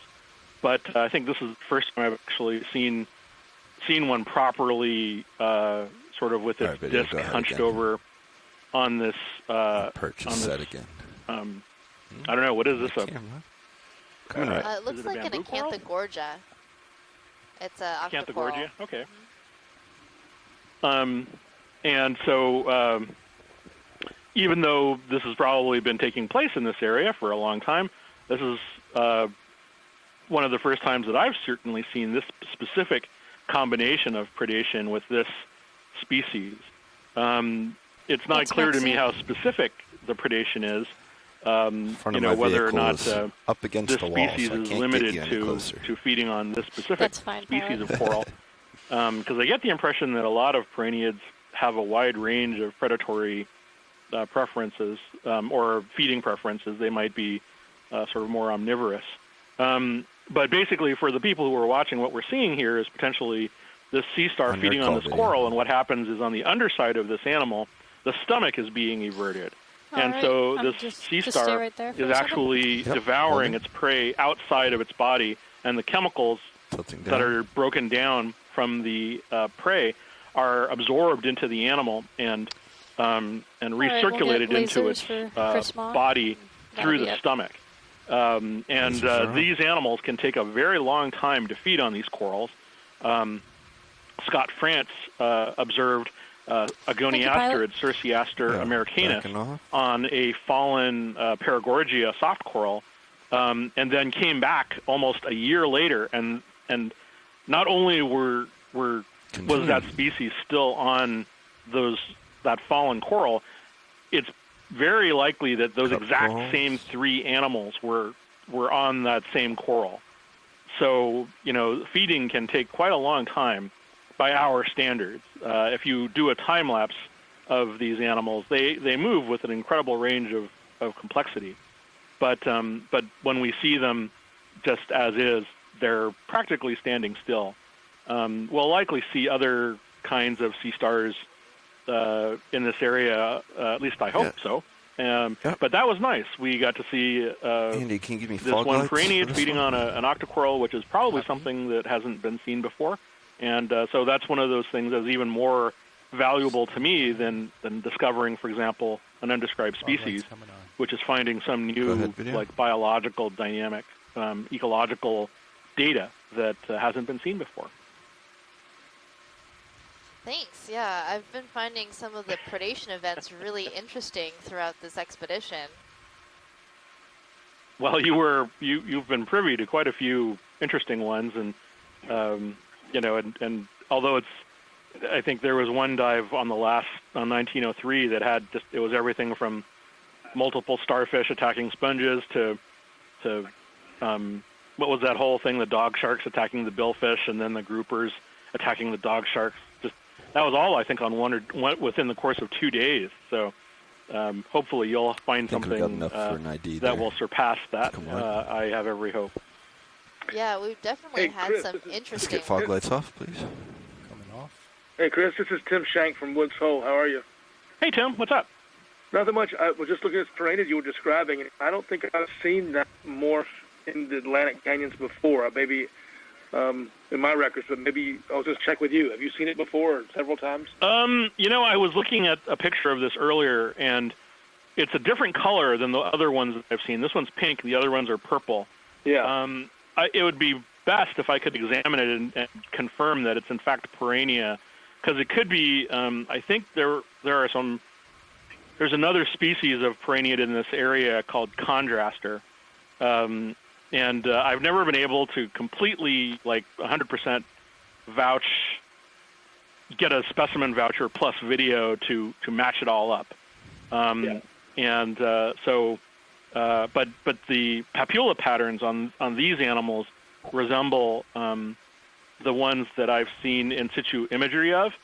I have to double check the contraster images that I have to make sure, but Perennia does have a variable color, and for all I know, it varies with what it eats. So it could be that if it's feeding on these corals, that it has a slightly lighter shade of what is this, like sort of a peach, I guess. So there's still a lot we don't know about it, and as with many of these things, further confirmation comes once we can further vouch what we're seeing. If we see this kind of thing again, and there's a sea star actually hunched, actually on a whole colony, it might be worthwhile to collect both and to obtain the specimen so I can properly identify it. Yeah, that'd be great. Thank you. Line, yeah, sometimes I wonder when they are on top of corals, if they change their morphology, they look a little bit different because they're so rounded then, and they're in a feeding posture, I guess I would say. Yeah.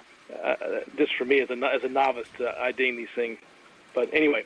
No, I would say that the pyloric stomach's extended, and there's probably water being brought into the body. There are probably a number of physiological shifts while they're digesting their food, as there would be with us.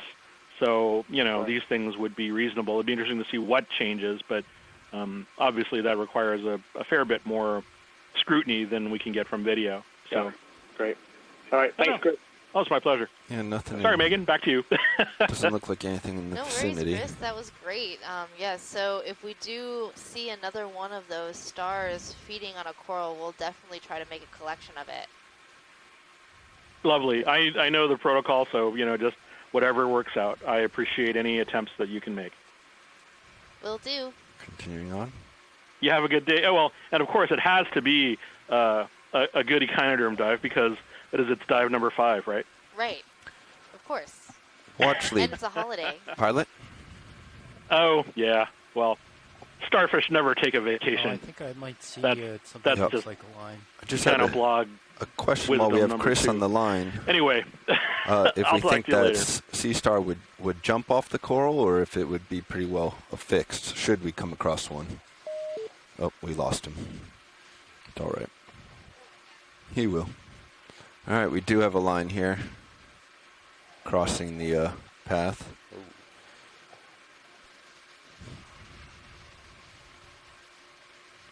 Backing out. So we have another line crossing in front of where we were going to survey. We need to back up, make sure that it's safe to proceed. So hold on, everyone. Is it kind of going along we're the wall? just going to Looks like it. survey this a little bit before we move on.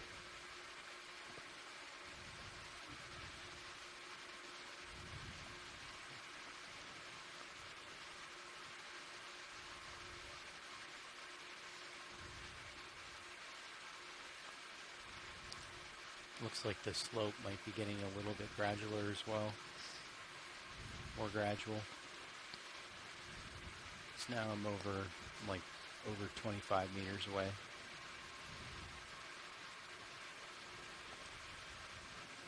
So I think you're actually seeing that line in the sonar also, aren't you? Yep.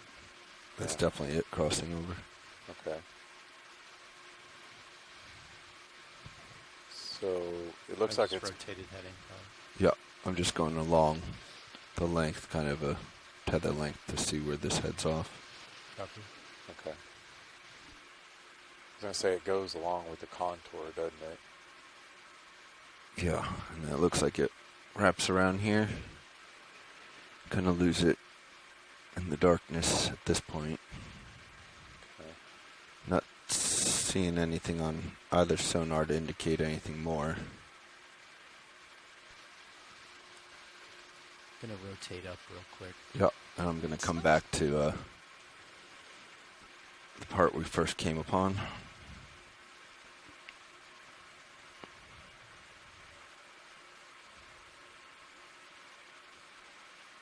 So we definitely got lines spanning here.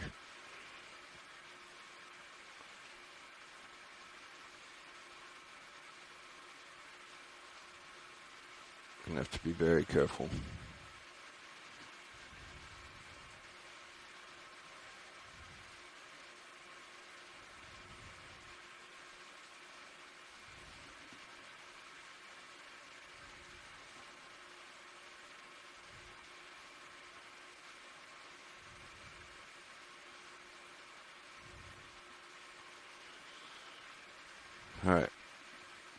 got that so. marked in Nav? Yeah, I Okay. think so. I'm All gonna right, go let's ahead come and up. drop one more right there. Coming up.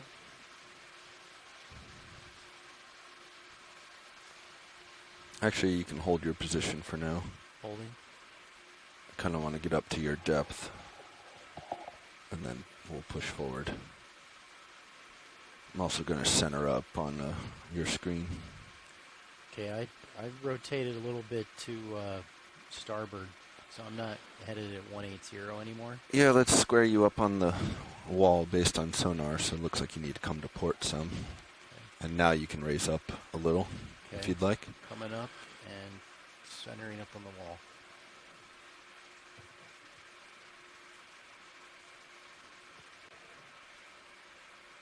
Looks about centered. Yep. All right, I'm going to keep coming up. Copy. Before I approach. All cameras look good. Nothing ahead.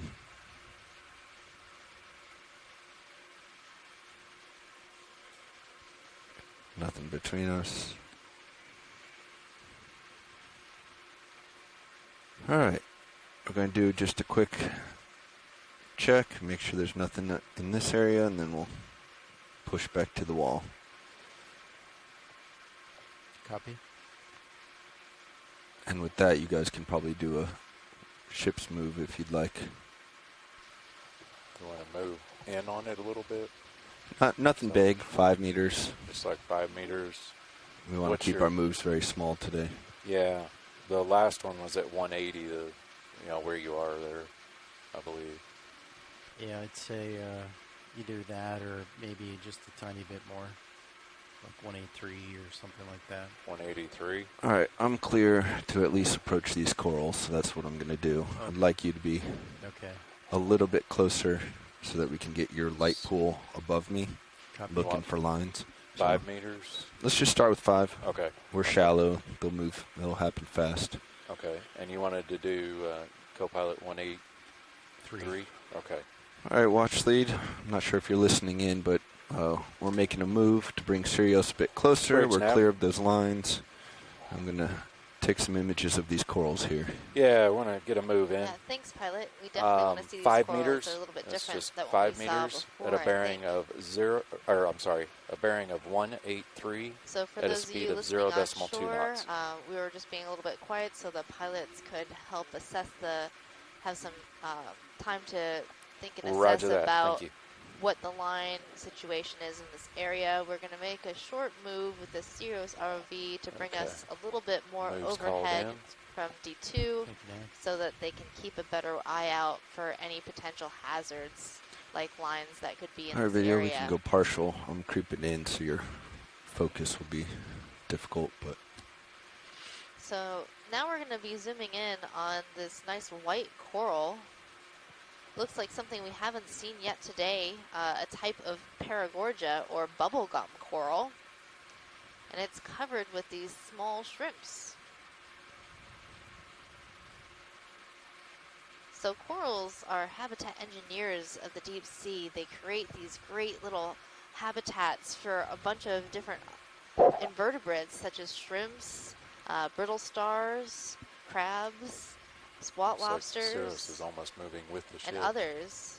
We also Based on saw a few sonar. fish hiding in and amongst the lower branches of some of these larger corals. And as we get closer, you can see why we might call it a bubblegum coral. It has this sort of bumpy, round texture, and at the end of the branches are these round balls covered in polyps, kind of looking like bubblegum balls. Video co-pilot.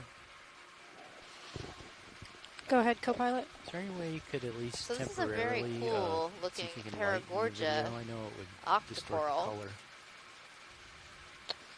You mean on... On Sirius. On Sirius. Yeah. Okay, one moment. Thank you. How's that? That's great. Thank you.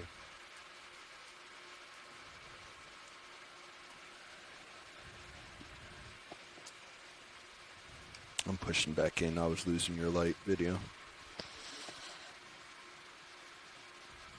Bridge nav received. move's complete, guys. Copy. Pilot, when we zoom out, can we get lasers on this coral too? Of course. Video's happy. All right, let's come on then.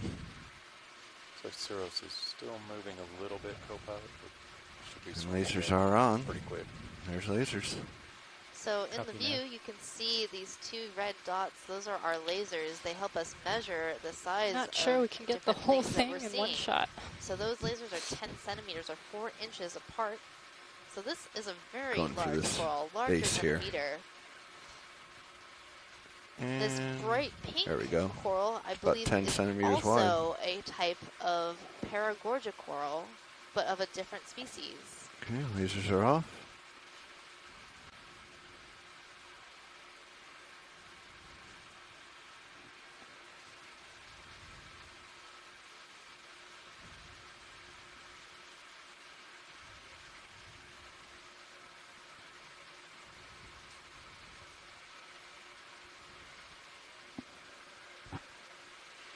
And now we're going to take a zoom on this pink coral.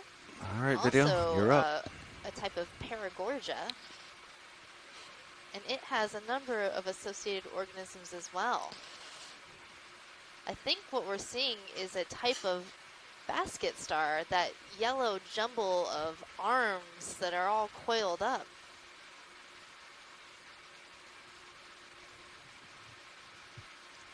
That looks like a whole lot of associates to me, Megan. There's a lot of associates here, Jeff. Hello.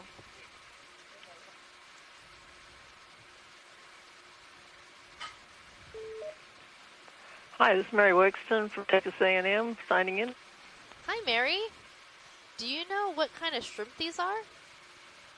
Hi, this is Mary Wixton from Texas A&M signing in. They're definitely Plesionica, but I'm not sure which species, and I'm pretty sure that's the same ones that you saw on that last expedition. But the trouble is you have to count the spines on the top of the head spines, and that's tough to do from a photo.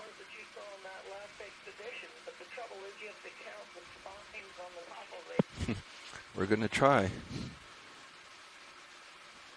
Well, sometimes if the shrimp will cooperate, we might be able to get a good enough image to 2 see spines? how many spines. I'm seeing, yeah, 1, 2, 3, 4 spines before the rostrum. Be advised, I think there might be a coral above you. Overhang. Okay. Noted.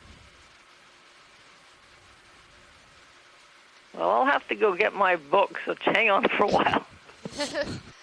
We've been seeing this shrimp all over the place, so we will definitely see it again if I were to make an educated guess. Yeah, they are all over the place like gangbusters. When And you're ready, video. I just got back Your from call. lunch, Megan. What kind of All right, coral are I'm we gonna looking get, at right here? Some partials This is and then a full a wide. bubblegum Yep. coral, Another genus Paragorgia, and then in the basket. branches we're seeing these really Also, cool be advised, I said to the other basket pilot, stars.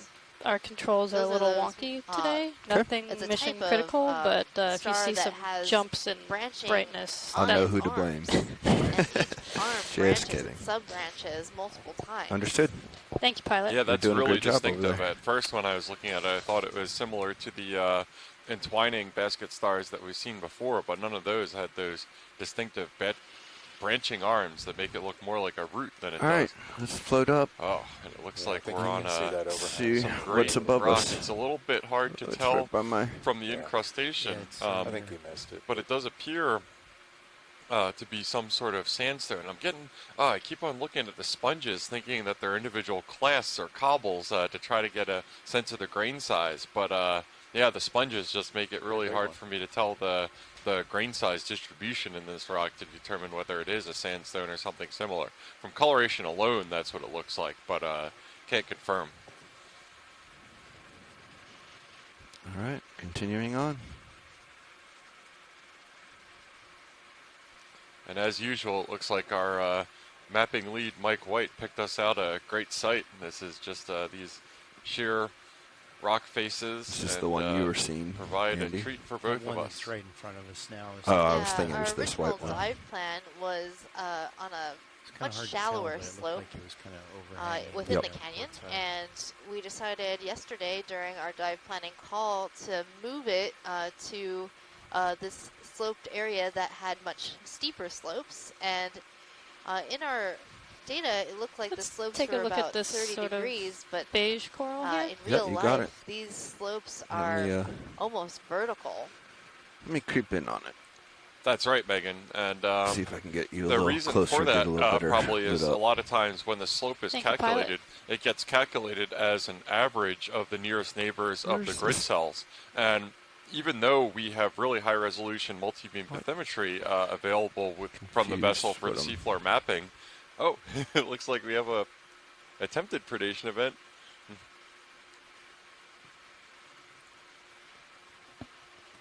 I guess I'm looking Yeah, above there it. was Okay. a small Sorry. ophidiid Sorry fish, about a that video. cusk eel, that interacted I was with a little one of confused these with my red orientation crabs. relative to these corals. Just had to regroup. We'll go for this left colony. Stand by. Get lasers in. Yeah, so anyway, I would have to confirm with Mike as to the exact resolution of this multi-beam, but generally speaking, our dive track is a fairly small patch of the seafloor that we end up covering. Laterally, it's usually at between 600 and 1,000 meters or so, horizontally covering the seafloor. So when we're looking at these slope maps, they're an average of the neighborhood of the grid cells. It gets gridded what is pretty fine scale for interpreting the geography of an entire region, or the geology or the morphology, the shape of it. But on the scale of our ROV tracks, probably we're not transversing over too many individual grid cells. So kind of probably some of these get averaged with some gentler neighbors around it and come out to a much lower slope value than what is apparent from looking at these steep rock walls.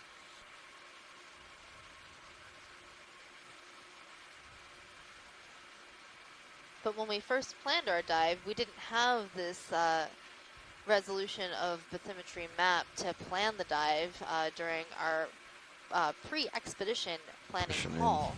So after the first leg of the Deep Connections expedition, we had collected a bunch of data from this area, which helped really resolve our dive plan. Haul in a little bit more.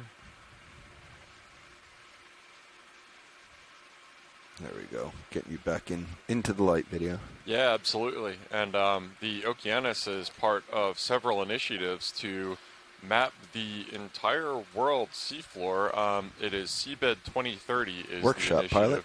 to have the entire world seafloor mapped by 2030.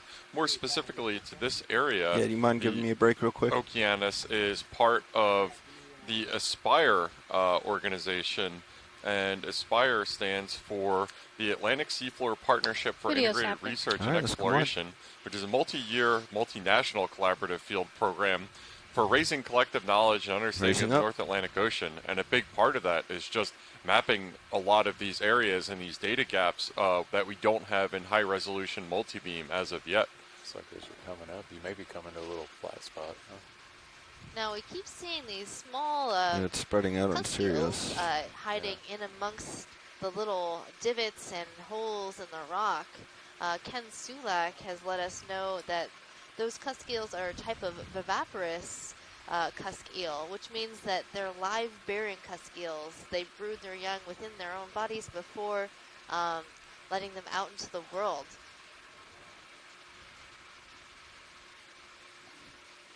And as we're ascending this rock wall, again, I'm making this interpretation based off of color alone. It's a little hard. I can't see bedding or grain type as much. Give me 1 second. Hey, pilot, can we just get a zoom on the least encrusted area of the wall that you can find? Yeah, stand by one. Thank you. That's a challenging request. Yeah, it's don't look at the thing that is the opposite of what we're usually looking at. I think I'm seeing a tail of a skate in the background, sort of flipped up.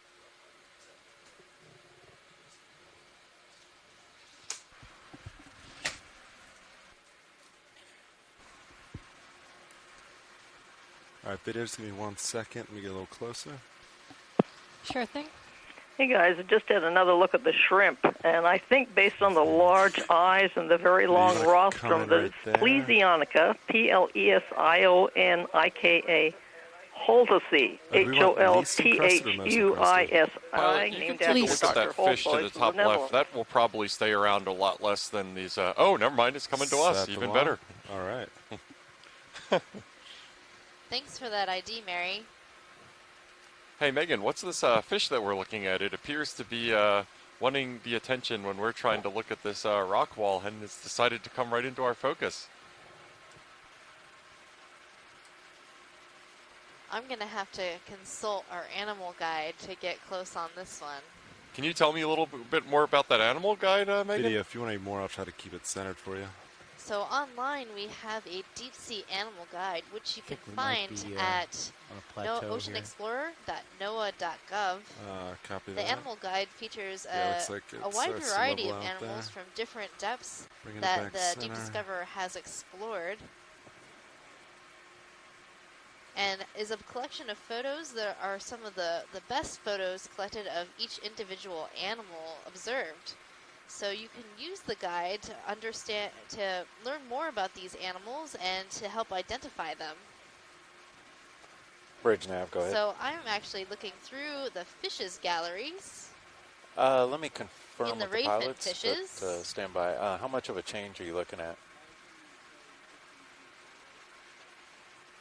Okay, so you're at And then I'm 120 going to check out roughly. the You want to go? perch-like fishes. Nope, not that one. Okay, stand by. So sometimes you need think to this look is through a a few good time, galleries yeah. in Good order time. to Well find set. the fish Okay. that you might be Bridge interested now. in. Yeah, so And we you do probably also overheard have a here, host but, of looks like it's a shore-based good time right now. scientists We'll who probably be here have for a been minute. active on these expeditions and helping with this real-time identification. Despite what you may see on Yes, sir. TV, Thank you. scientists cannot be an expert in all fields at the same time. So if it's outside the region of expertise, then it can take a little bit of trial and error and guesswork to get an educated guess or identification. So this fish has a really large eye, which reminds me of like squirrel fishes that we see in shallow water coral reefs. It might be related to the groupers. I'm not sure. I'm just looking at its dorsal Oh. fin. It was really It's like a sort of squid spiky. startled it. Yeah, and it looks like our Alright, Squid good, Fan yeah, you Club can has come on. displaced our fish that we were looking at. So it might be in the Scorpaena. Did we still want some of the rock? The scorpion fishes. Yeah, we'll come back in just a second, video. It has a very spiky dorsal. Was that somebody on the line?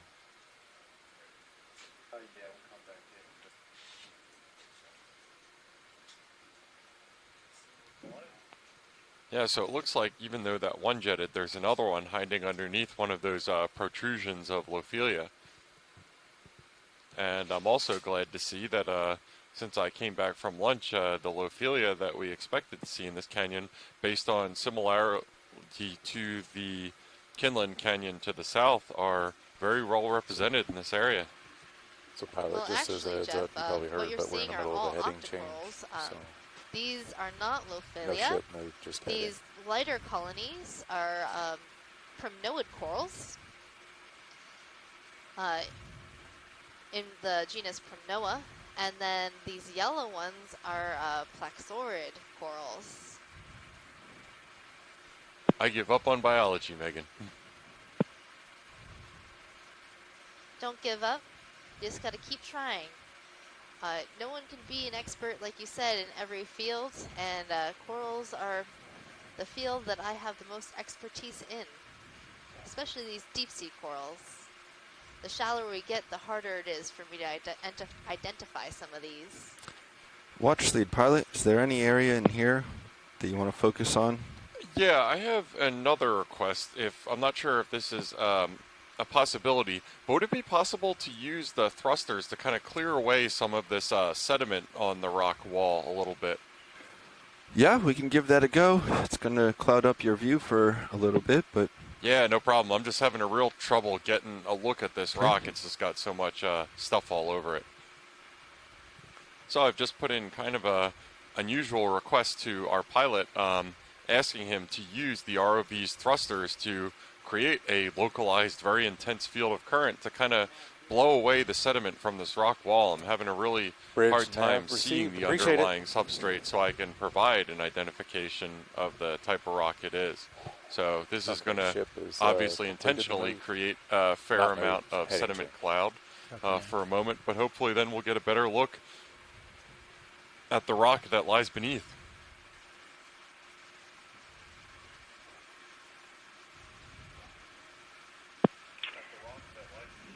Hey guys, I'm from California originally, and that fish you just saw sure looked like something scorpionity to me. They call them rockfish, and I know that there's a species in the North Atlantic. Great, thanks for that, and it definitely seems like rockfish would be pretty happy in this environment. Yeah, and it looks like we've blown a fair amount of the sediment off of this overhang right here, so maybe we can get a zoom right here now that it's a little more exposed. You got it. I'm going to want a fog light, Sandy. Copy. Coming on.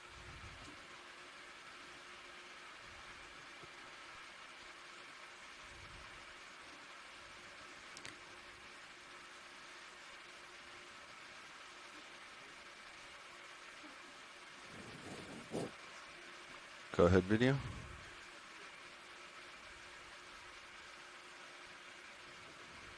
So as we zoom into this rock, we'll see it's completely encrusted in biology that isn't going to move for you, Jeff. We're seeing a number of different kinds of demisponges. These little stalked, dense-looking sponges are demisponges, and the yellow, sort of highlighter yellow, is also a type of encrusting demisponge. We're also seeing some white encrusting demisponges. It's a good place to be very spongy. Yeah, and I think I'm getting a little look at the grain matrix in here, and it definitely looks to be a fair range of grain sizes within. Matrix in this term is not anything related to Keanu Reeves, and it refers instead to the general arrangement of sediment grains within a rock. So you would call something that is composed predominantly of fine-grained sediment a fine-grained sediment matrix. Let's come up a little bit when this wide. is a much more poorly sorted one, find another which seems area. to contain a mix of different sediment types. Maybe over here to the left, go back in. So I think we're seeing some sort of soft coral that I haven't seen before. It's these sort of translucent, just at the bottom of the screen, lightly colored pink.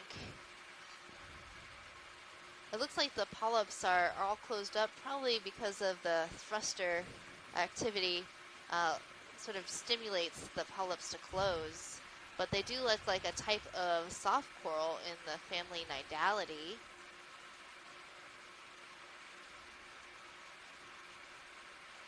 And along next to that is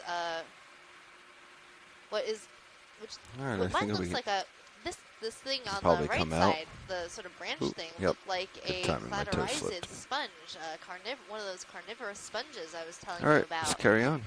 It looks like you got kind of a plateau coming up. Yeah, and once we kind of crest it, we might want to put a move in to get a little bit closer. Yep. Yeah. Yeah, it looks like we're ascending above a regional rise So it of looks this like canyon. maybe- So this was an outcropping, and it looks like what we're coming to now Video is a co-pilot. relatively flat bench, which you might call a terrace along this Go canyon ahead, wall. co-pilot. Whenever it's convenient, you And can, these readjust kinds the color of areas on where you Sirius have these kind of HD if you outcropping want and it to. transitions to Thanks for a the flat change. area, this might be a representation of preferential erosion. And what that would mean We is can lose that the fog lights. layer that would normally be occupying the space that is seawater right now over this outcropping Thank you, pilots. might have been more erodible So than you the wanna try sediment to put a underneath it and therefore got move in? preferentially eroded away. Yeah, let's get up. That's one possible theory for Looking what at- could cause it looks this like you area might to have be another just kind wall of a coming bench up, I when guess. Just a directly small one, below or it at least is a this step there. outcropping You wanna go protruding 10 out into meters? the canyon axis. I don't see any walls On anywhere. Ciros there? Isn't that? So that's me. He's reading the edge. Yeah. Yeah, that's what I was wondering. Is it No, he's another read- one, or is it this one? That's me. That little dot right there is okay. me. So he's reading the edge of the Same cliff I'm one. on. So. Gotcha. Yeah. So it's And I'm pretty open. I'm then. stretched out here, practically Okay. 30 meters. So And my camera's looking almost straight forward. So I you think want the next one can be at least 30. 30? Yep. Okay.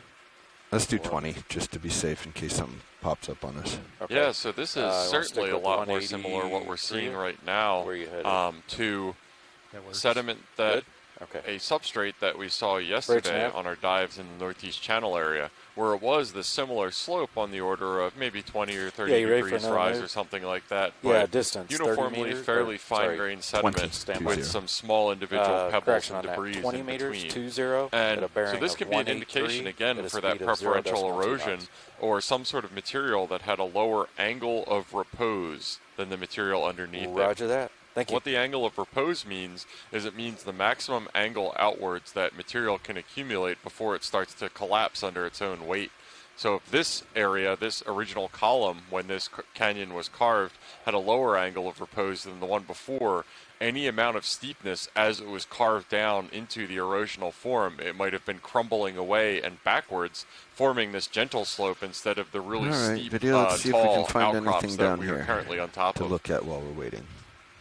Looks like two things nearby. Heather, can we see the grayish purpley one on the left side? Yeah. So now that we're in a soft sediment area, we're seeing a different array of organisms, anemones, and we're going to check out what Let's this start to go in on gray thing might be.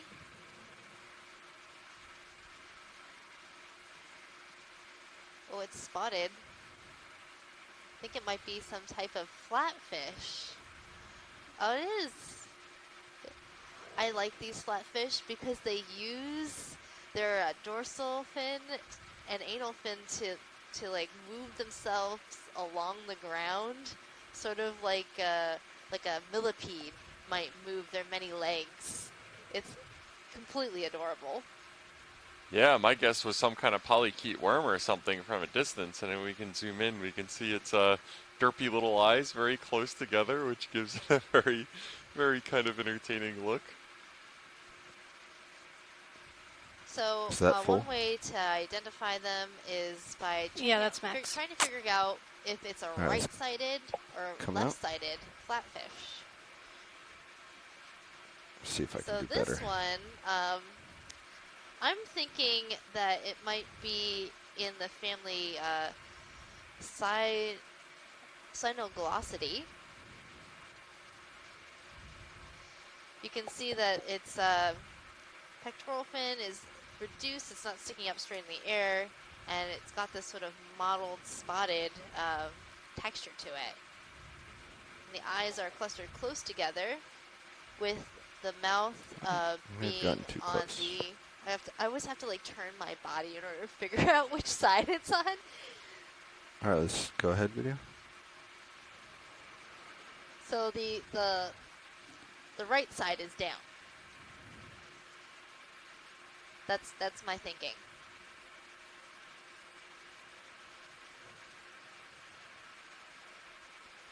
So the common name for these fish is tonguefish. Because, well, I mean, it does kind of look like a tongue.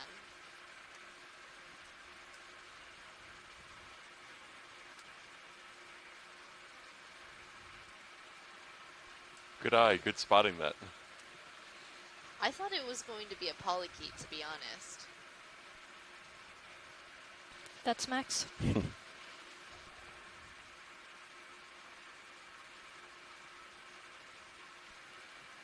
Yeah, and we can also see, as I was saying a couple minutes ago, some of those small pebbles and clasts that are larger than sand size trapped in the matrix of this All right. wall. So Let me know when you're clear, video.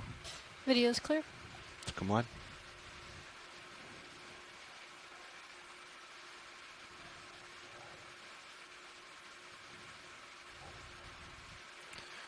Gonna rotate down a little bit, pilot. I'm at 2-0 right now. We often see Roger, I'm tonguefish gonna like center that up on on your soft screen. sediment areas, Copy. but that's by no means a rule. I have seen them on rocks, and it was really cool to watch the fish sort of crawl across Yeah, you the got rock some stuff using on your its sonar. fins. That's what I was wondering if you're coming up on something else here. This could be the bottom.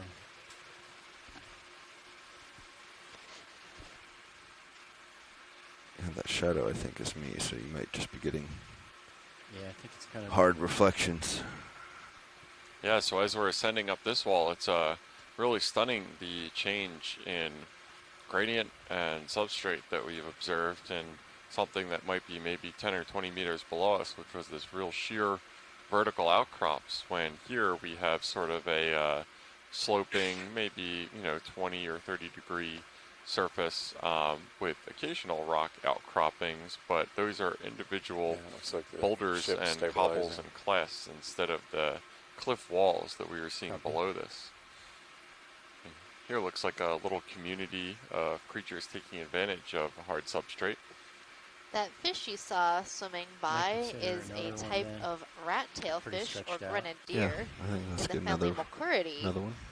I would venture a guess that that was a Nazumia. You want to do another 20?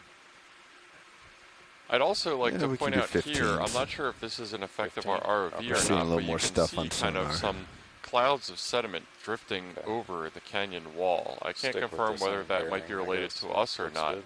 but if it is Yeah, I don't just see anything that naturally looks occurring, different. this would be a good example of a nepheloid layer, which Yeah, is so a it's really still moving a little diffuse bit, but let me get with suspension, Bridge and we'll see mostly what we of can water, do. but also some fine-grained sediment getting transported Bridge or now. infected down the canyon walls. Keep an eye on the time, so Andy, Yeah, so that you something don't like get shot. this, You're coming to a stop here. It's but pretty with close. slightly more current energy, might Okay. have formed You ready those for another current move? ripples that we saw Okay, at the base of this 15 canyon meters, wall before we 1.5, started getting into at a the bearing sheer of outcrop 183 area. at a speed of 0.2 knots.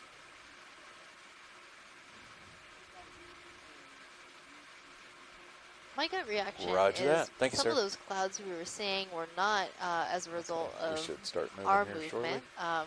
The ROV is actually positively buoyant, so they use that to help just thrusting us down Video, consistently, let's so we just don't snap have on these thrusters red objects. I've seen a few of them at the pulling up base of sediment rocks. from the bottom. Sounds good. Yeah, that's a good point, Megan. And my intuition, what it was ahead, wasn't yeah. related to us either, since it was coming from well above. Shrimp, it looks like. Yeah, so there's another one of those little shrimp. I believe we had a desire to get a sample of one of those. Is that correct, Megan? Yes, we wanted the Plesionica that were on a coral, so I would like to collect them from a coral. Okay. Got You it. can come wide. It's enough for an ID.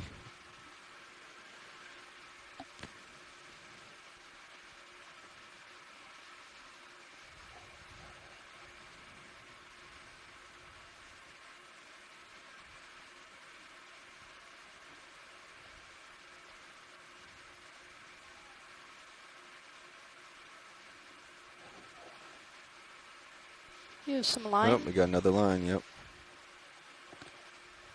Yeah, so it looks like this is another submarine cable, possibly This fishing may be a related or continuation something of like their that. line. Yeah. No, Yeah, there's a 50 line meters over away. here. Yeah, you're So obviously that our direction. ROV pilots are going to be cognizant of this potential 30 meters snaring from the one that hazard was with over the here. line connecting the Discoverer to and the then vessel the other one that was Okeanos. wrapped around that looked almost like it was horizontal was about 30 also. So that one's going upslope. Yep. Going straight up. Okay. Yeah, I think the original one was going up slope. Looks like it turns right here.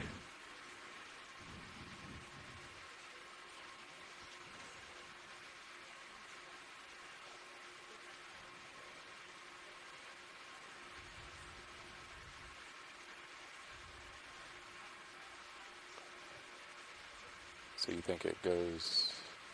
Or maybe a separate piece. Looks like it may be something up there attached to it. I'm seeing a Yeah, so it looks like through you can see a the few different oh, runs branch here. that this Yeah. cable is from. It looks like a kind of network. Is this a long lining? Is that what we're seeing here evidence of? Yeah, it looks like there might be some kind of crushed buoy, and there is longline fishing in this area. Yeah, let's come wide, video. Thank you.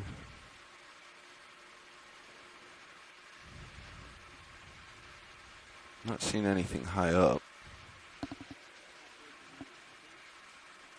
Bridge nav received. The move is complete, guys. Copy. So that actually looks like a couple of them, huh? Yeah, I'm seeing almost 3 separate lines that are entwining together in this area. So yeah, one definitely goes cross slope. Fortunately, for the most part, they seem to be on the seabed instead of suspended above it. East, one down slope. Let's get a quick snap on this float. A round buoy that's been crushed, or a ball buoy.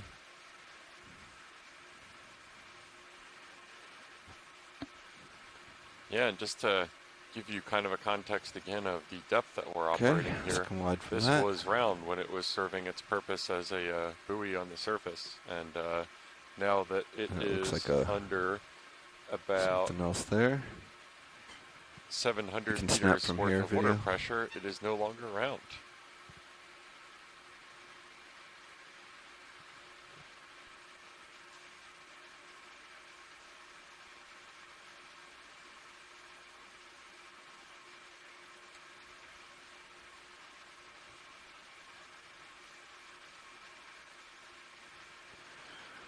All right, let's come wide one more time and see where this line goes off to our right. Yeah, that object looks like it might be some sort of weight or part of a fishing array. Yeah, it would look like a door to keep a trawl open if it was a solid panel of wood, but it's not, so I'm not exactly sure what it's for.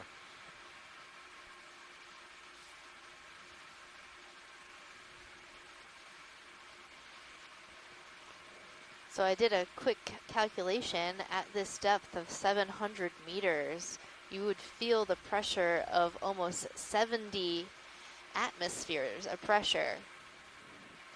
That's a lot of pressure. How flat would that make you, Megan? So flat. So it goes off that way. All right. But the animals that live down here are, adapted to live at these pressures. They don't breathe air. They don't have, gases that they're trying to, hold within their bodies like we do. Yeah, and I'm not seeing So anything they don't high feel up. the pressure in the same way that a person might if they try to dive to these depths. That's why you need special gear like submersibles or ROVs in order to come down this deep. All right, pushing over these. Tensions on the winch still look good. We're still moving forward. Yeah, and ship's move is completed. So I think it looks like you serials may have already finished swinging. Yeah, I don't think I'm moving. Yeah, let's get another one. Okay. You want to stick with 15 just to... Yeah. Okay. So if you've just joined us recently, you are Bridge tuning nav. in to EX1905L2 yes, we want to make another move. Deep Connections Same 2019. as last one. ROV 1.5 meters. C4 Joey, mapping. upper right? Yeah, we'll go And for this 15 is or 4. the Let's Deep go speed for of Connections 0.2 expedition, knots. a transboundary expedition exploring Canadian and U.S. New England waters, and the features that we are Roger that. focusing Thank on is submarine canyons and seamounts. And we are in an unnamed submarine canyon right Okay, now. move This request is a is relatively minor one, which is shelf indenting, but only there we very go. slightly. And it's unnamed because people haven't really surveyed it to date. So it's proximal to canyons that seem to be suitable hard grounds for colonization by numerous coral species. So we decided to give it a check out and see what we found. And so far, it's been a bonanza. And here we have a preview for tomorrow's dive expedition in Kinlan Canyon. We are going to be doing a twofold exploration of the seafloor and also of the water column. So what you're seeing now is a water column animal called a ctenophore. This is a lobate ctenophore. And those colors, that color display that you're seeing is the cilia along the body of the animal beating in the water, and that's how it swims. That's how it swims and that's how it feeds as well, correct? It has different teeny that, can, it doesn't actually like sting. They're called comb jellies is their common name because of those rows of combs that are beating in the water. All right, I'm going to push out and come back down on this. But we'll definitely learn more about these animals and more tomorrow during the water column exploration. You don't have too much tether left. No, I'm just coming down on this rock until you catch up. Copy. So, also, along the lines of the different features that we're exploring during this expedition, the canyons and seamounts, it's really important to study these features because they are important along the Atlantic continental margin because they provide a lot of habitat, and this habitat is regarded by many as a hotspot for biodiversity. Now, we're not seeing it quite as dense right now because of the lack of hard substrate, but earlier when we were on a canyon wall, it was completely encrusted with organisms, and that community there was both dense and diverse. I think it's fair to call it dense when I couldn't even find a patch of unencrusted rock to identify what the rock was. That's my kind of biology. Still pretty stretched out. Are you going to want to go for another move after this one? Yeah, I'd say so. Okay. I've got to catch up. Because I believe it looks like we maybe, we're just So about we done saw with that this move. star not too I'd say long it's done ago, too. actually feeding on a coral, a Acanthogorgia coral. So we were thinking that if we got to see another feeding event like this with this particular star, that we would make a collection. But since this star is not currently want me to feeding, it just see doesn't if make they a can good add it? collection. Yeah. Okay. Just Just like call it us, another animals okay. go When you're through a ready, number video. of physiological Bridge changes now. when they feed on Yeah, their, y'all still in whatever that they're move, eating. or are we coming to the And end of so it would make a really interesting Okay, observation perfect. to be We're able going to go to ahead and see do that what move kind again. of different So a distance of prey 1.5 items meters, these bearing stars feed on, 183, and also 0.2 how knots. that star changes when it's eating. Another note with that star, Roger that, thank you. apparently they've seen other morphs of it Okay, of we're a just gonna different follow the color. last one. They're most often observed being purple, but that one is pink. And that was a type of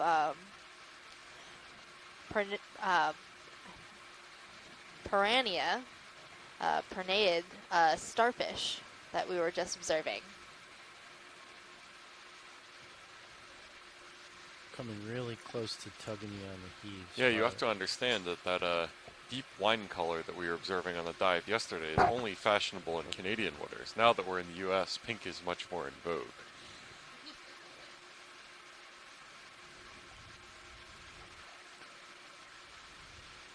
Should we have done And a little more Robert on that? Carney, emeritus at LSU, just said that the holothuroidians Could that ask we him to add noted a little the more. absence No, of were I on don't want to that get a rock, bunch of these in adjacent succession. to the star with clear tentacles extended. So Especially just with all these a lines very around. pale Yeah. or clear Yeah, color, okay. really difficult to see.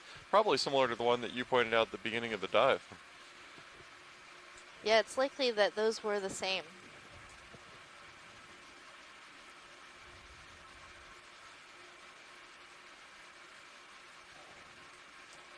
So I'm really hoping we can get back into some cliff-like features along this dive.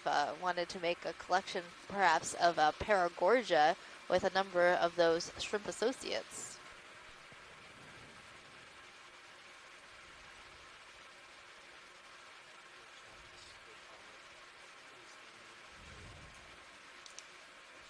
Yeah, and as we're making our way up the slope here, it does appear that this area is generally a lot more gentle and sloped backwards than the outcroppings that we were seeing below. So some of my homework post-dive is going to be looking at some of the fundamental mapping work done by the USGS and several other agencies in the 1970s and 1980s of the U.S. Atlantic margin to try to figure out what that region was at approximately 800 meters water depth or below current sea level that is so stable to form sheer vertical walls after quite a number of years of being deposited, at least 800 meters below sea level. By any sediment accumulation rate, that'll take quite a while.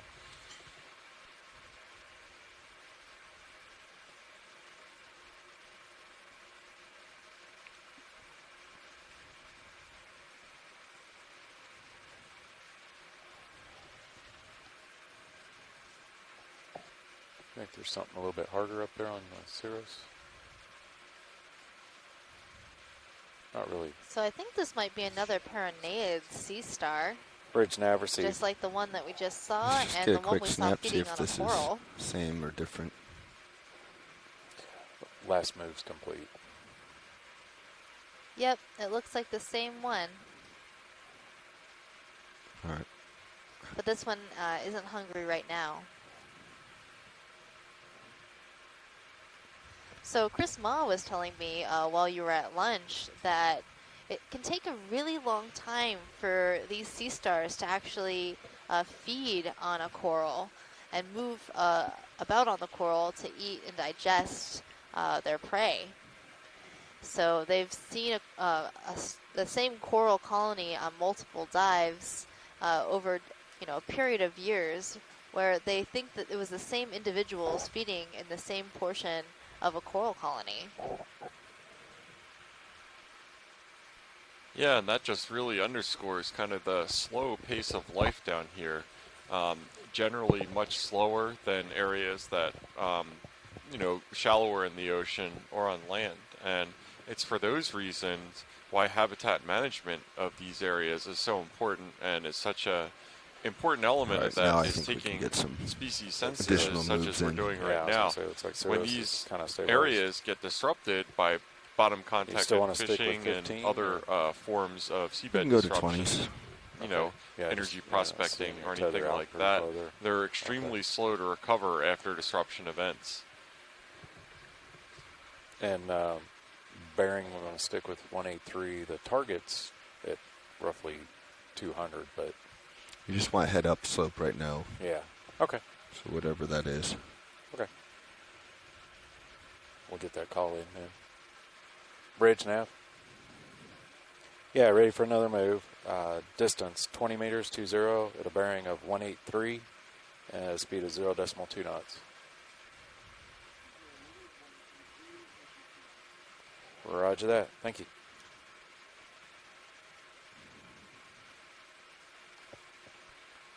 And it certainly does look in this area where there are sparse rocks between areas of fine-grained sediment that almost every rock has its own representative anemone.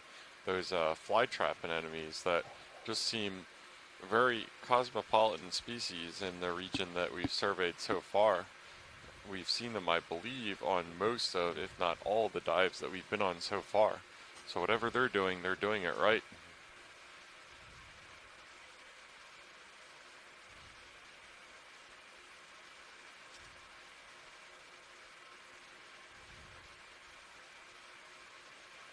Nothing really off that direction. And looking at our map of what's off where the starboard. ROV currently is compared to our dive track, it does appear that we've transversed the slope maximum of the region. I think a lot of the remainder of the dive, as we're moving up the arm of this submarine canyon wall, is going to be relatively similar gradients to this. There might be areas where it's interspersed, but I think it was generally that sequence of rock and lithology that we saw that is prone to be outcropping that startlingly, I should say.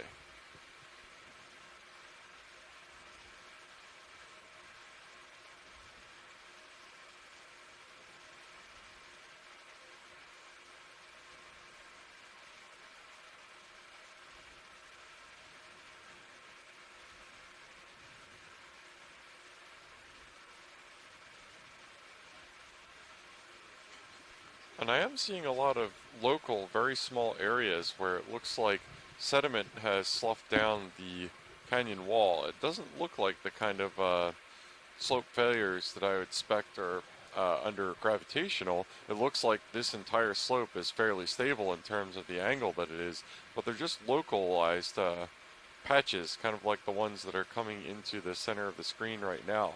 I'm not sure whether these little benches or these excavations are biologically sourced or whether it's something contacting the seabed, but they certainly seem fairly prevalent. It might be the result of rocks as they're falling down from above, sliding down and hopping down, similar to saltation. I'm not sure of that though. This is fully speculation. Workshop now. Received. Thank you.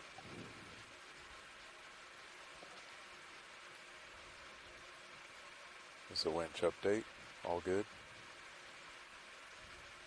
Yeah, and this rock is a good example of both the substrate being used for colonization on as well as providing shelter. We have a couple of what looks like those crabs that we've been seeing a lot of on those dives underneath the rock.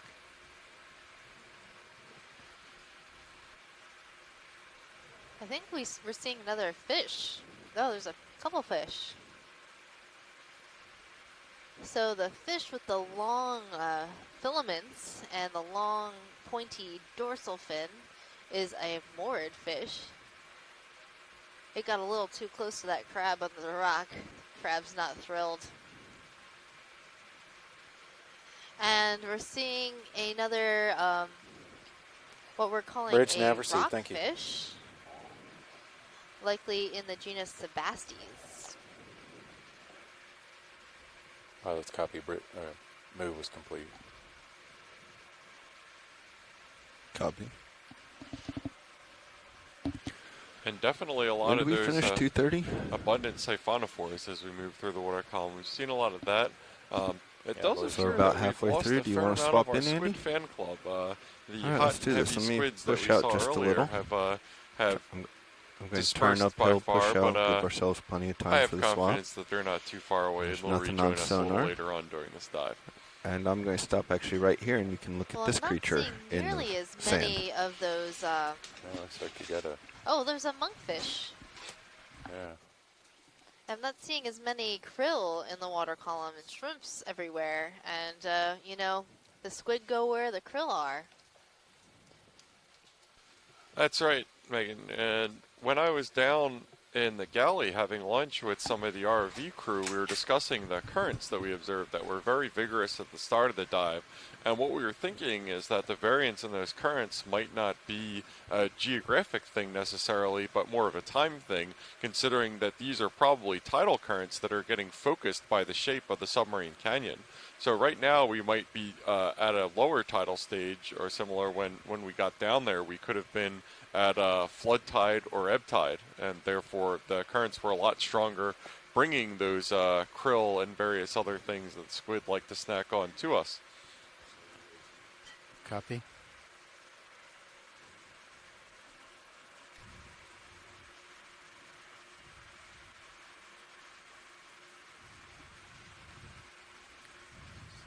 Tilting down. Copy. So it looks like we're kind of caught up then, co-pilot? Yeah. So if you wanted to zoom on that fish real quick, you've got some time. Where I don't see it. I think he's Upper up left. now. Upper left? Okay. Oh, yeah, I see him now.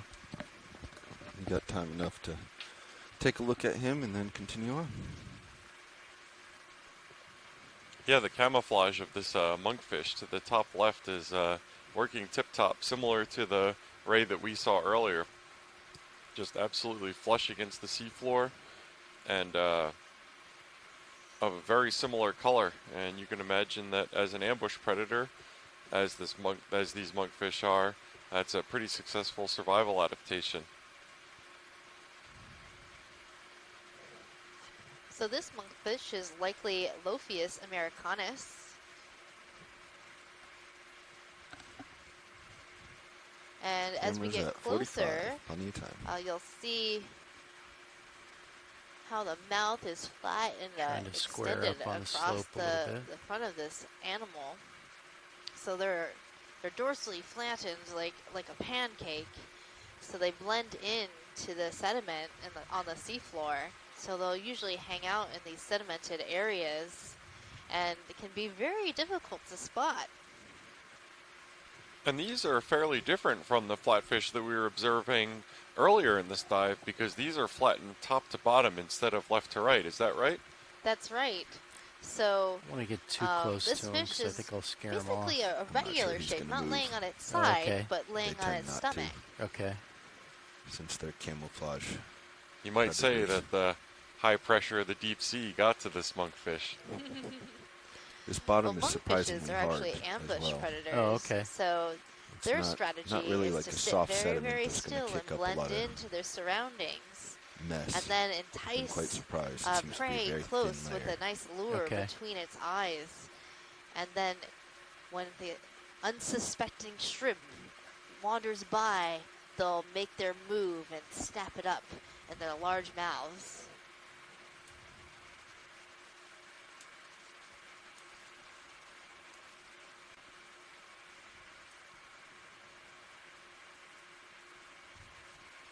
Okay, video. Okay, I'm not quite squared up on it.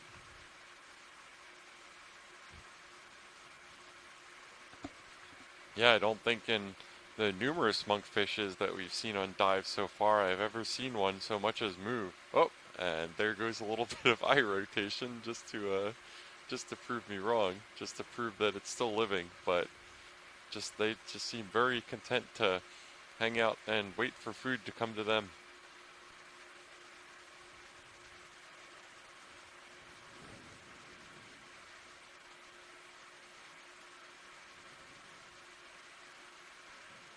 I really like how the different mottled pattern of the fish's skin blends in with the sort of different types of as soon as detritus, they're done with this image, foraminifera, can and get a move on. other little Okay. bits and pieces in still the wanna stick sand with 20? sort of are the same Yeah, I don't shapes see anything and on sonar. I colors. think we'll be Yeah. okay at 20. Okay. Absolutely. If this fish was the exact same color as just the general substrate around it, it would kind of stick out just for lack of variation. But not only is it mimicking the color of the general seafloor, video. but also the pattern as Thank you, well. pilot. That's a really good camouflage. Let me know when you're ready, pilot. You're comfortable. Okay. Good to go? Okay. Bridge nav. 20 meters coming your way, Andy. Copy. Yeah, I want to see about a move. Distance 20 meters, 20. Bearing of 183. Speed 0.2 knots. Definitely a Camera's at 3.5. little current to the. Roger that. Thank you. And not too much, though. Unless it's starting to pick up again. No, not a lot. Not a lot for sure.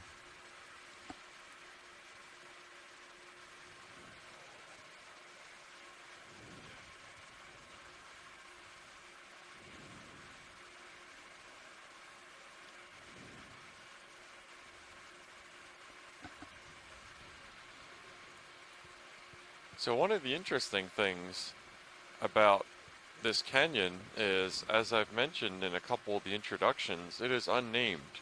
It's a minor canyon, which means it's not one of the shelf-sourced or shelf-indenting canyons that get a lot of focus from humankind, a lot of it due to fishing activity, in Seeing the terms current, of it looks lobster like it's, trapping so in you're various pointing- areas, long line fishing, and other Do you activities. want to turn back These left, smaller Andy? canyons, which are Left? generally Yeah. confined to the continental pointing slope, towards that they slope. don't make their way upslope onto So that's the the way we're continental heading, shelf, Nav. So tend I to think be we're gonna need to relatively adjust our unexplored, way and forward because of that, for the next one. oceanographic features Yeah, in it a looked like geographic maybe- region don't tend That's to good, get Andy. named Okay. until they're explored.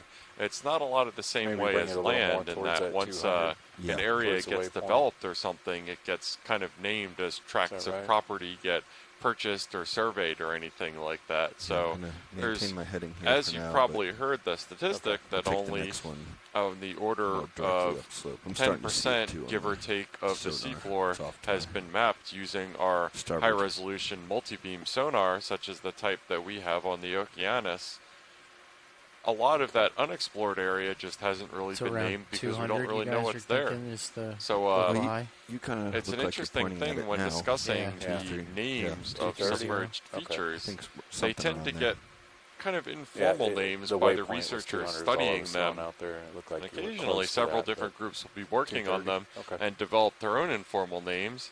And that could be something like So a I'll start kinda group heading of over to morphologists starboard, name it co-pilot. after Yeah, I still the got 20 feature minutes that or it's 20 shaped meters like. to come towards you. Okay. Another go group who's too far to studying it starboard might yet. name it after a landmass nearby. Yeah, we're for example, about Baltimore halfway through Canyon the further move. down the coast. Yeah, and I'm And a moving. group of ecologists or biologists who have survey area of Okay. it might name it Lophelia Canyon or get a something look like down that if the- it happens to have a lot of that species of coral in it. Edge of the slope. And it can be a source of confusion and therefore require a need for standardization of names of submarine features. So one of the Camera's things still that at we've 35. discussed in our dive planning on this unnamed canyon is what we should kind of call it informally in our group. So that's been kind of a subject of debate this morning when we were doing our pre-dive calls and looking at it and stuff like that. And we've had a number of our crew weigh in on think what names they might want to call this canyon.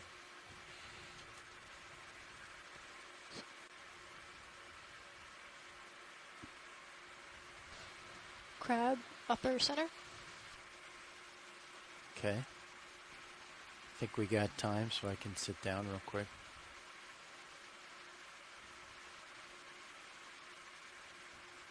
So our squid friends are back. Did you notice? Yeah, it looks like a light squid storm that we're in right now. Not as heavy, but I'm always happy for the company. They are they love the camera and they love our lights, I believe, more than anything. We're also seeing a very large crab in center screen. This looks, from the back end at least, like a Jonah crab in the genus Okay, you Cancer. can go in video.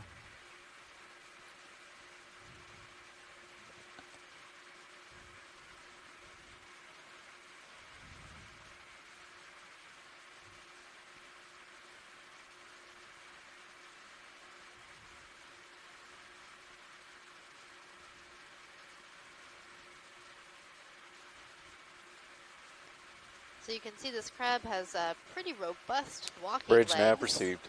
slowly making its way along the seafloor. Move is complete, pilots. Copy. Losing you off the bottom corner. Okay. Coming up, tilting down. Okay. When you're ready, video, would you come back wide? Yeah, it's definitely got a fairly compact form factor, and it looks like we also have is that rat tail in the background there?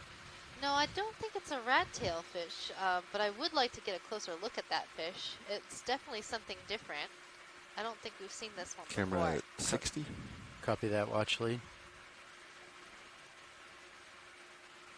You got time. Yeah.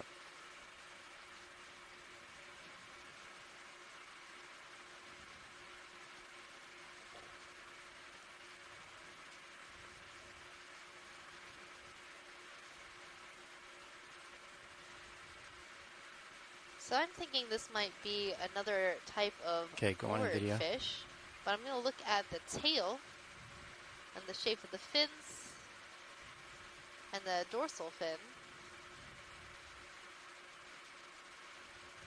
And I can see those Okay, I'm two trying to pan filaments over for you, video. underneath the head of the That's organ fine. of this fish. Okay.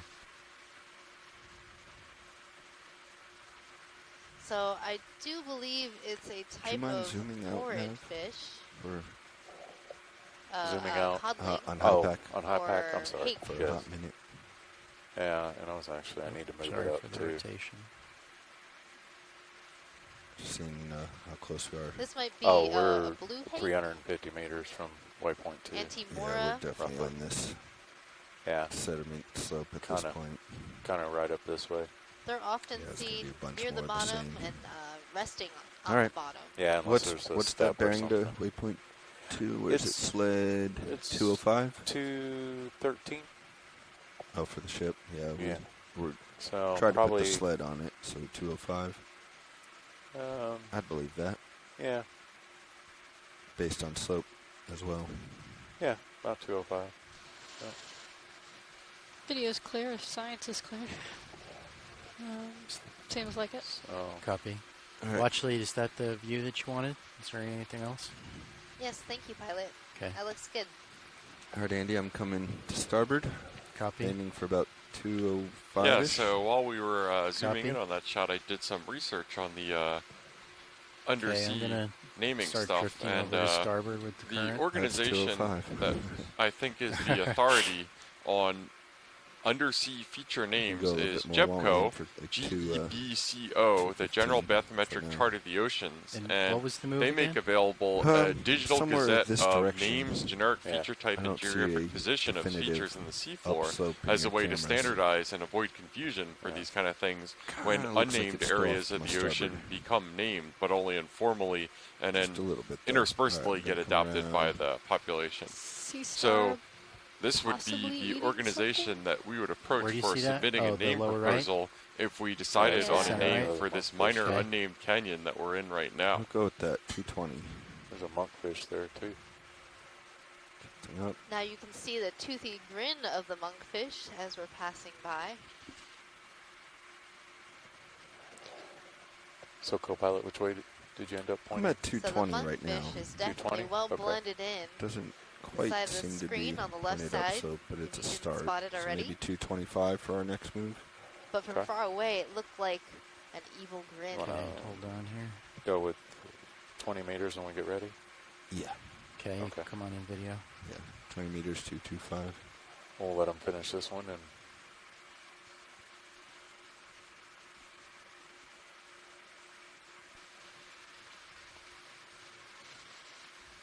Oh, it's a rock. Okay. Had me fooled as well. Video. So this is another one of those Perineid starfishes, sea stars. I think I'm also seeing a tiny scallop on that rock as well.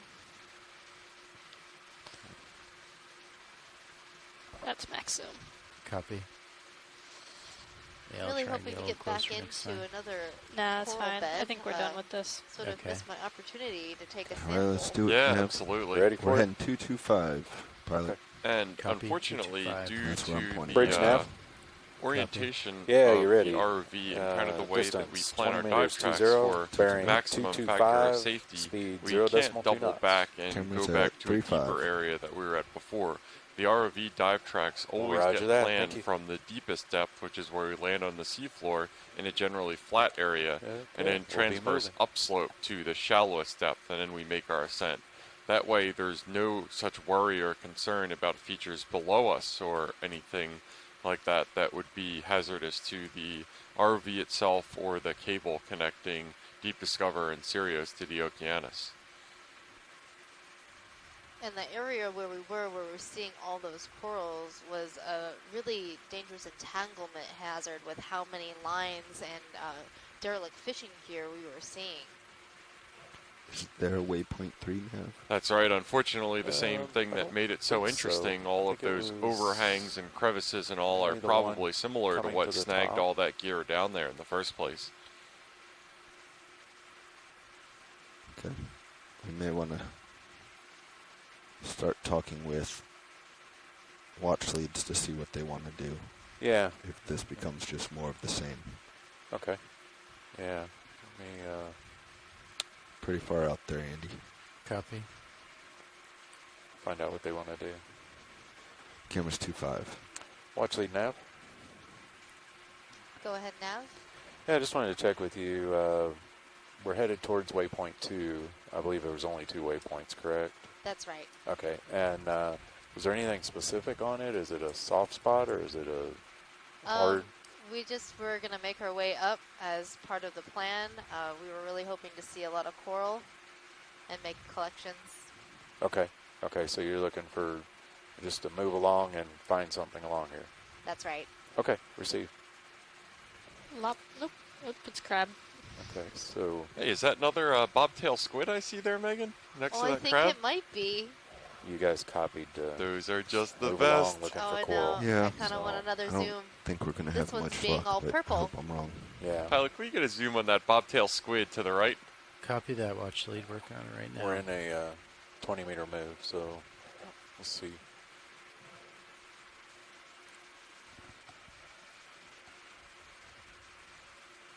Co-pilot, how close do you think I can get to this guy before he I think runs you away? could probably get him right between your toes. Yeah, honestly. so we're getting Okay. into our frame, another one of these bobtail squids that all of us just can't get enough of.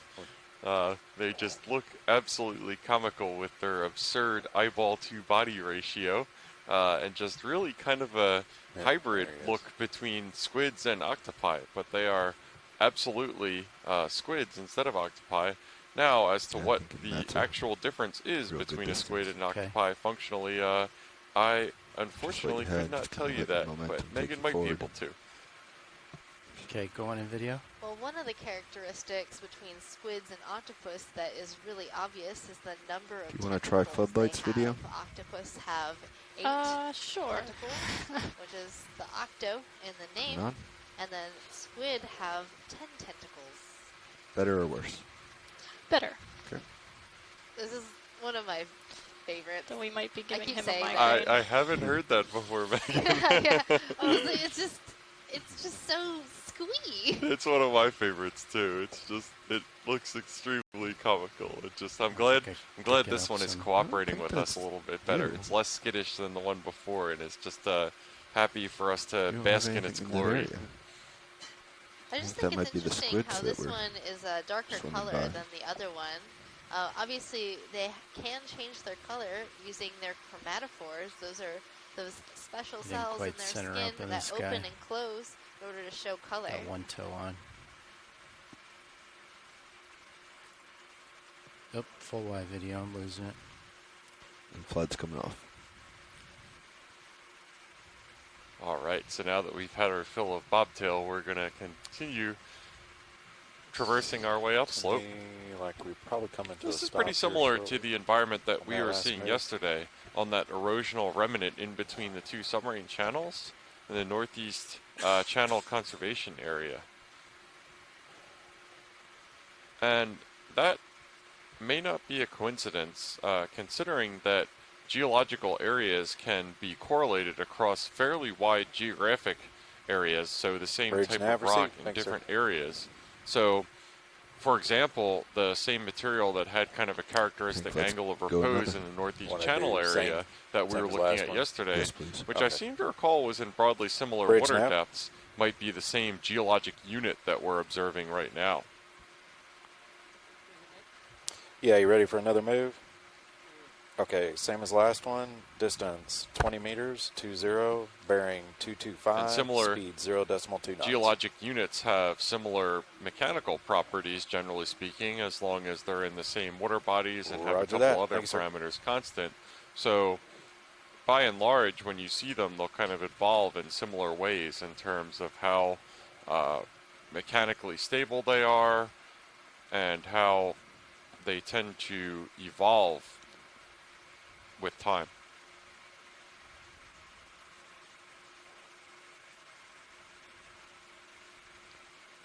Yeah, looking at the contour lines, of course you see it on high pack. It looks like it's going to flatten out maybe a little bit. So I just wanted to make a brief announcement that we will not be doing the midwater portion of our dive tomorrow. And we will move that portion of the dive to Thursday, September 5th. Just as a heads up, we got about 2.5 hours on bottom still. That day. So 2.5 hours on bottom, and at this rate, what's our ETA or jellies and fish in the time to destination? Let's see here, what's our distance? 320. Absolutely, and just to kind of put an exclamation mark behind what we were saying earlier about scientific expertise kind of being pretty narrowly confined, generally speaking, to one subfield. It's really striking the difference in the based on scientific communities that do the benthic stuff that we're looking at right now and those that do the midwater, to the point that during the midwater dives, it's more or less an entirely different scientific crew who is providing the guidance from shore on observation and transect sampling as compared to the Great Benthic community who like to look at Great Benthic communities. Sedimented slope, what do we want to do? Okay. Yeah, because it's looking like a little bit over an hour to the waypoint, so just double checking my calculations. It's all Yeah. the down tilt I have. Yeah, Yeah, That's that fine. squat lobster was Okay. having none of us and decided to Watch lead now. seek refuge under his rock. Yeah, I just wanted to check with you, let you know. It looks like we got about 2.5 hours of bottom time left still. And the waypoint, if we keep moving at the rate we're moving, we're probably 2 hours from it. So just kind of wanted to see what your feelings were if we keep seeing the same thing. Okay. Okay, so just keep moving along. And okay, sounds good. Okay, roger that. Thank you. Okay, y'all copy the plan? Okay. You want to maybe put a long move at a little bit slower? No, we'll just keep these Just in keep case them something in case something pops up. unexpectedly pops up. Yeah. So I 'cause think now might these are be a average, good so time while we are traversing up I've this seen slope it. I with don't suspect it, but with seemingly all the nothing line in we've sight. seen, But as we've seen on just this keep doing expedition, short whenever moves. we zoom in, there is always something well, to like see the down second here in the time I was on benthos. nav, we It's a were good looking at time to this, talk and about we were this like, general boom, boom, boom, program. and then all of a sudden a wall. We Yeah. are aboard And the it came up RV quick. Okeanos Explorer, and this is a NOAA-operated vessel Although we dedicated came right to in ocean on it, exploration. perfect It is spot. America's vessel planned. for ocean exploration. So, The goal Cameras of this at program 35, Andy. is to Kind of leading you out explore front. under-surveyed areas of the So, ocean and we where are I should previous kinda scientific hang back a research little hasn't bit? yet been No, I conducted. want you center on my This screen. is fundamentally Okay. different model from that most I scientific would say vessels operate probably under, coming close which to is the end of where that move. an individual PI or primary investigator sorry. or a scientist or a small group Yeah. of scientists will go to sea with several hypotheses in mind and an experiment constructed to test that hypothesis. Our vessel is a little Yeah, we different should that be we're on pretty board close right to now, the end in of which that it's last driven move. strictly by curiosity. We go to areas of the sea, and instead of confirming or denying hypotheses, Do you guys we just wanna generate new keep following it with questions. this move for now? And it's by going to these underexplored areas of the ocean that we develop questions that other scientists can go I'll follow wait for up Bridge on to confirm, afterwards. and then we'll So follow up with Sorry? another. we're I'll wait really for Bridge to blazing confirm, new and trails then, out here. We'll just It's follow up with another one. just So, identifying areas You good that with that, are Andy? suspected to be Say again, Nav? you good with containing that? We're interesting just gonna features, kinda and then wait for going and Bridge to checking them confirm out for last the first move, time. and we'll follow up. And Okay. obviously, the most fundamental part of this program is we're not doing this just as the scientists, but we have the public fully engaged in this in the form of the live stream that you might be following along with at home right now. Bridge, Nav, go ahead. This is an example of the democratization that. of science Okay, would that you we're like to do another move? taking part Ready? in right now, where Okay, instead of same as science the last one. gradually Distance 20 being meters, filtered 20, down to bearing the of public 225, from when speed it's of collected in the 0.2 field knots. to when the scientists publish their results to when a newspaper or a Roger media that. organization Thank you, decides to speak to the scientists and convey that information to the public. Here, you're getting the science straight from the tap, and you are taking it in as we are taking it in. Okay, And next so move's in. I think it results a lot of times in a lot less certainty in what we're seeing. You get to see a little bit how the sausage of science is made, and that we're not exactly sure what we're looking at all the time. And you'll notice we include a lot of clauses and phrases about maybe or possibly, and we're always conferring with our shore-based scientists. So yeah, it's a nice, I think, window into the way that things are done here. We're not absolutely sure of everything we see as it comes in. We're just very curious. We have examples to compare stuff by that we've seen before. We confer with our colleagues, and hopefully between all those sources, we're able to place what we're seeing into context a lot of the times and move science forward in this very open and public way.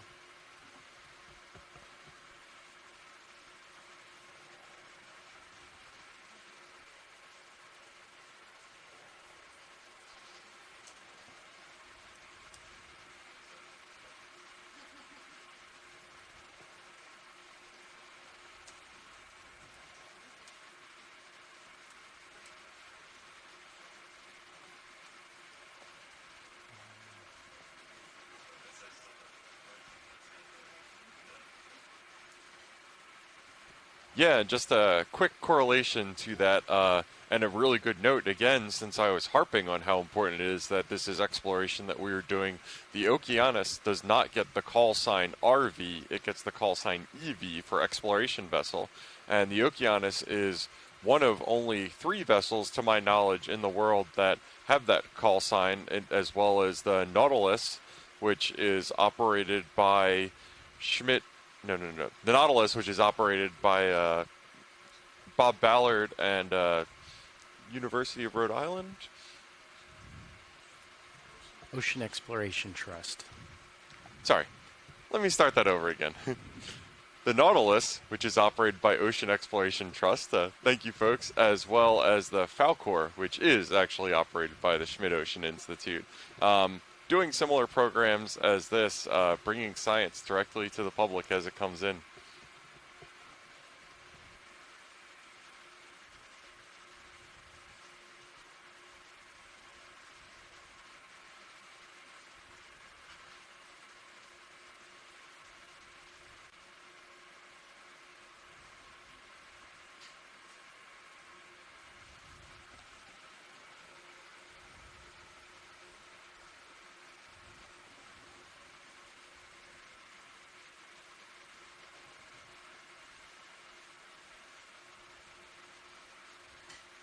Yeah, it looks like we're seeing here a couple of those barrows fairly similar to the ones that we were seeing yesterday, Megan. I see some pairs of them, some that are individual. Do you think those are similar to the, I believe it was polychaetes that were burrowing those yesterday? A number of different invertebrates can make U-shaped burrows, polychaetes being one. Other worms will make similar types of burrows, and they use the U-shape, burrowing down on one side and coming out the other, which allows more ventilation within that tube. And so we haven't actually seen the animal that makes that burrow, so can't say for sure who's making them. Let me get a But little closer the video ones that and you're then we only could go seeing in. a single hole might be old burrows that have collapsed. Yeah, it hasn't been for lack of trying. Yesterday we were really trying to poke into those holes with the amazing zoom capabilities of the Zeus camera aboard D2, Deep Discover, to try to see what was in there. And as far as we could tell, nobody was home.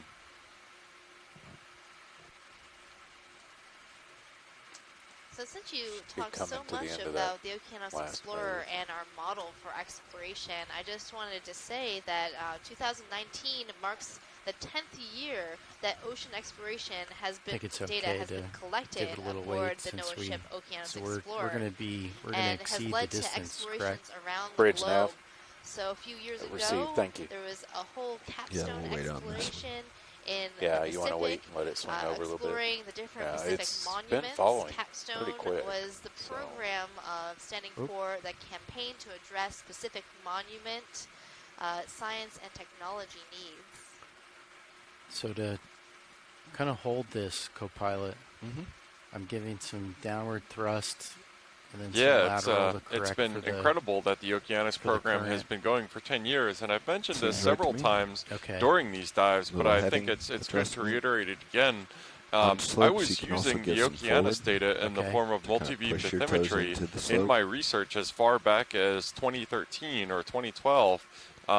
And it's because of this program, one of the products is getting the data out to scientists as quickly as possible and free and publicly accessible, that allowed me to use it in my research. And now I consider it a real privilege to be a part of this program as a shipboard scientist after being able to take advantage of it and use it in my research that many years ago.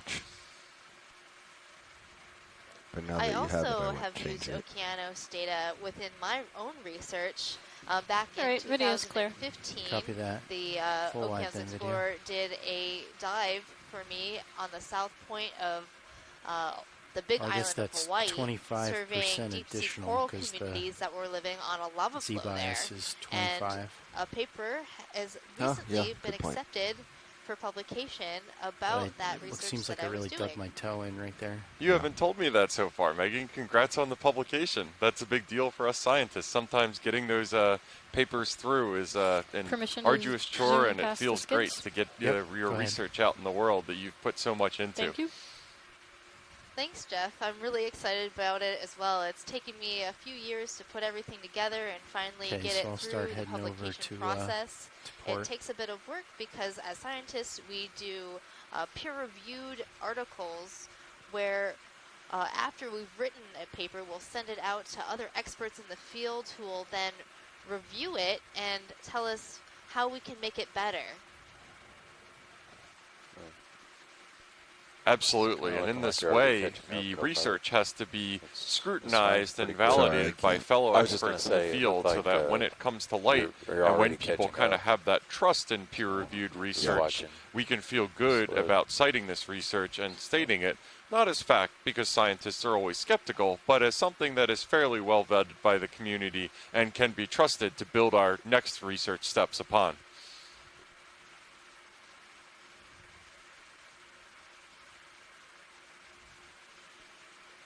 All right. Vote another move, pilot. Sounds good. Okay. You guys good with the same thing? Let's do the same. Okay. We'll do it. Bridge nav. Yeah, ready for another move. Yeah, and just Same as circling last back one, on that distance, research that you were telling me a little bit about, Megan, I think the idea of using a lava flow as a settling plate on which to grow coral is a pretty awesome experiment. Now, obviously, you can't control the actual release of the lava, but it provides a great time zero for you to know what kind of coral communities are growing after the lava flow is deposited. Is that right? That's right, Jeff. So the lava flows of Hawaii have been studied for many years, and 3 of the lava flows that I studied happened within historical time recording. So we know for a fact when those lava flows occurred. The other 3 lava flows that I looked at occurred in prehistoric times. So we collected pieces of rock from those lava flows for dating purposes so that we could confirm the age of those lava flows before comparing those communities on each lava flow to see how the community develops and how it changes over time. Mostly I just wanted to confirm that you couldn't actually control lava flows. If you have superpowers and you're holding out on me, especially if they're related to geology, that would be a breach of trust and I would feel very hurt. Would that count as a mundane superpower? Because if so, that's totally mine. Extremely not mundane, Megan. Oh, and it looks like we have a crab here making its way across our path. Is this one of those red crabs that we saw in really high abundance earlier in the dive? Yeah, I think that's the same crab. It must be, you know, a good mating season around this time because we've seen a lot of crabs in a mating posture with the female and the male together. So I would like to know more about this crab. If anybody on shore might be able to do some research to find out what kind of crab this is. Yeah, and based on what I've seen so far about the shore-based science community, there's inevitably some arthropod experts out there who can weigh in. That's the beauty of this program. It's science open to everyone and contributed to in real time. Earlier in the dive, we had Mary Wixton call in and let us know the identification of some of those shrimps that we were seeing within the coral. She's an expert in crustaceans, especially shrimps and crabs in the Pacific, and she knows a little bit about these crabs and shrimps in the Atlantic.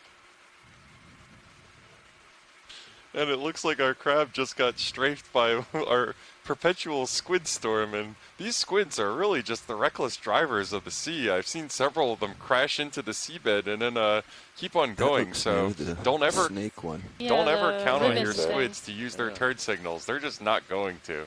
Oh, it's Squids Vinifica. make it hard for me to concentrate on what I'm saying.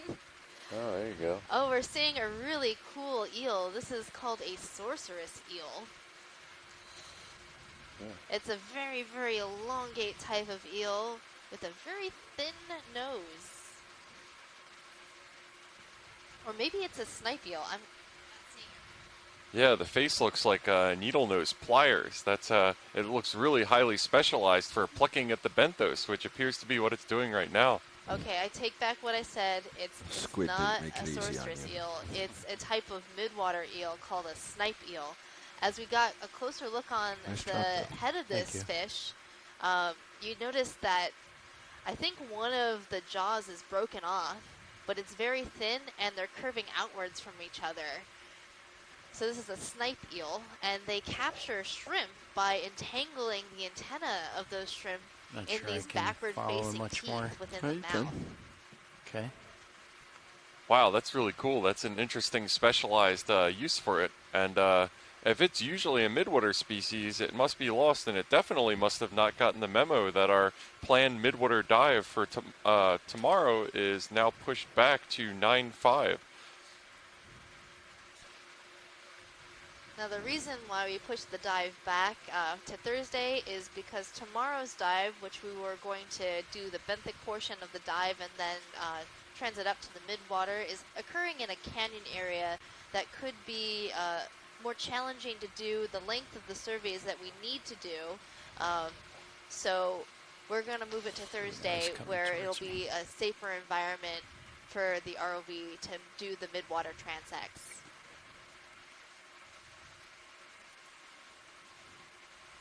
Yeah, as you might imagine, the technology and the precision and the coordination that's required to make these dives happen is substantial.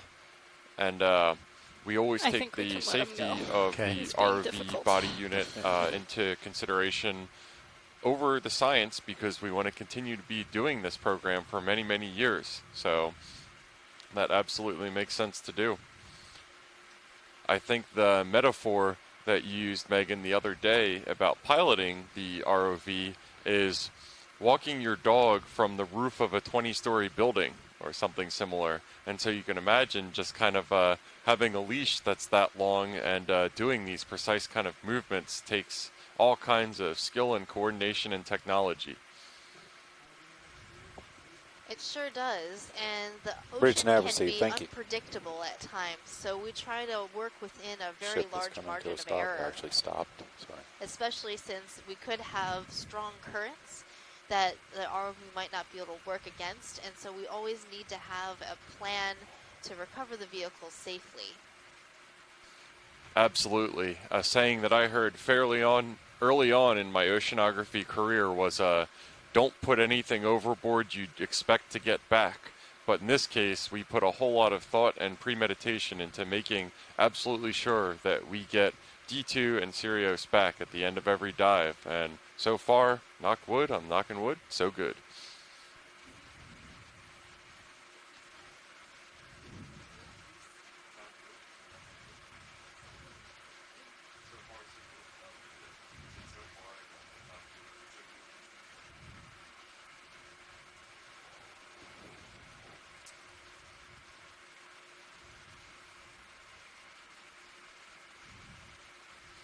Yeah, and just to follow up on kind of the tangents that I've been going on as far as naming undersea features, I've been admittedly fascinated with the Unnamed Canyon. Daniel Wagner, our expedition coordinator out here on EX1905, has informed us in the chat room that within U.S. waters, the U.S. Board on Geographic Names is the agency that we would go to if we wanted to name new undersea features. And I'm not sure what the procedure behind that involves, but I have to imagine a fair amount of paperwork. 2 minutes from target. We're 32 minutes from target? Yes. Roughly. And with our current depth, you still got a little over 2 hours. I think we're ship stopped moving, so let's Yes. get another one in. Yeah, we've definitely seen a lot of these strands in the water column. Most of them have been the siphozoans that we saw on the way down. They seem to be particularly abundant in this area. Bridge nav? Siphonophores. In this area yes, sir. that seems to be fairly abundant. 20 meters to 0, some of which bearing we've seen 225, this really speed distinctive 0.2 curtain knots. of death extended. And some of the other stuff that we see in the water column is actually squidding Roger, thank any you, sir. of this yellow-brown stuff that you might be seeing is likely squid ink because of the abundant short-fin squid in this area.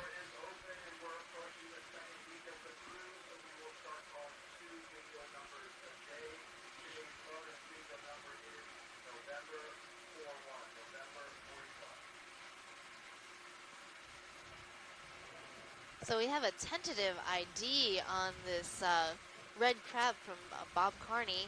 He says that when in doubt, call it Chaseon. So that's what I'm going to call it from now on until I'm told otherwise. It's always good to have a rule of claw, Megan. Oh, up to the right? Yep.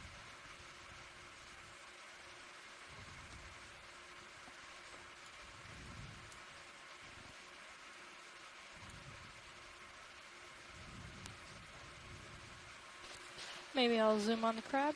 Sure, go on in.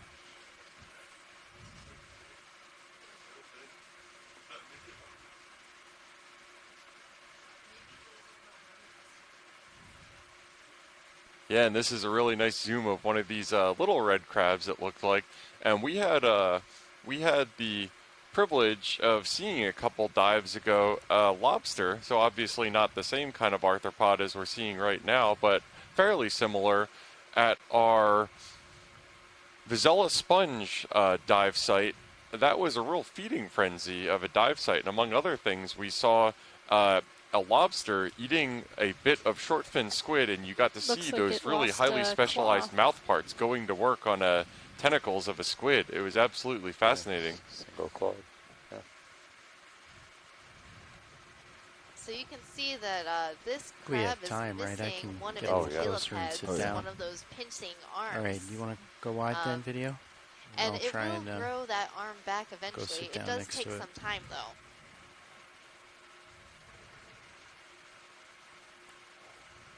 Okay, that might be a bit more stable. So I think there might be some other interesting things to look at on this rock, just because it's quite a large boulder. Can we get lasers, please? Thank you. You're welcome. Yeah, now we know exactly how large. It looks to be about 50 centimeters in diameter, give or take. Not huge, but not going to complain. No, that would be, and boy, I'd better look this up just to make sure I don't stick my foot in the mouth, as if I haven't done that so far.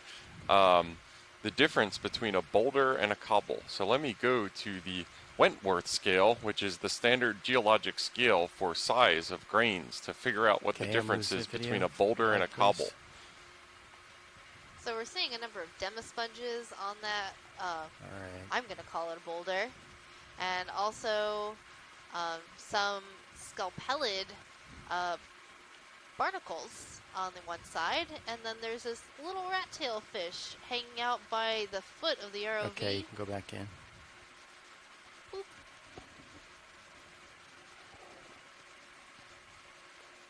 Watch lead nav. Go ahead, Nav. Yeah, I just want to update you. We've actually been moving along pretty good, so we're recalculated, and we're actually 30 minutes from waypoint with a little over 2 hours of bottom time still. Okay, sounds good. Okay, roger that. Just wanted to update. Thanks. Perhaps we should It looks like there might be see what to do after that. Yeah, a type of what I'm wondering too. polyplacoforan on the I'll rock. ask in a second. See, it's a type of mollusk, like a snail or a limpet, but it has many plates, and it's up in the right-hand corner of your screen right now. Where it puts us. And I have good news for you, Megan. I can now report back that the cutoff for a cobble in terms of smallness is 25 centimeters. So anything above that is considered a boulder by the Wentworth scale. So considering this rock was about 50 centimeters in diameter, we are indeed looking at a boulder. Oh, good. Let me let her it's good to know these things. I always just went on the size class being if I could pick it up with one hand, it was a cobble.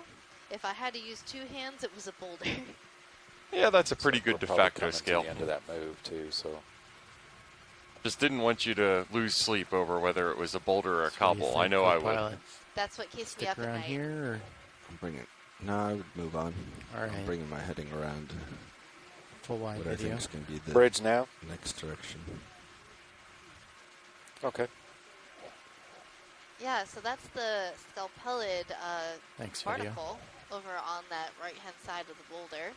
Okay, let me just confirm with pilots, and give me just a second. They want to make a little heading change real quick. Okay with co-pilot. Before we move. It looks like Okay another with pilot. monkfish up there, if I'm not mistaken. You guys Sure are good? is. Okay. We haven't seen Bridge that nav. before, I don't think. Going off Pretty the bottom of face your she screen. has. Second. Yeah, let's go ahead and make So that heading just fish at change. the bottom of information the screen. I'm about, not We'll sure probably we've make seen a, that before. a move right after you finish The that. striped just fish? update me when you're done. Between the two sexes. Okay, and appreciate it. Been there Thanks. for a while, that's why I'm The females pointing are it a lot out. larger than the males. Watch leads. Are you interested in seeing this fish right center bottom? Yes, please, pilot. All right.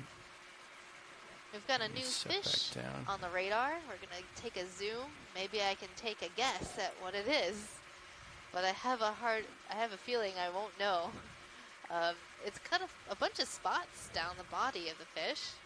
Yeah, fortunately, we've got a number of shore-based scientists who have been doing a great job on giving us on-the-fly Okay, you fish can go in IDs. video.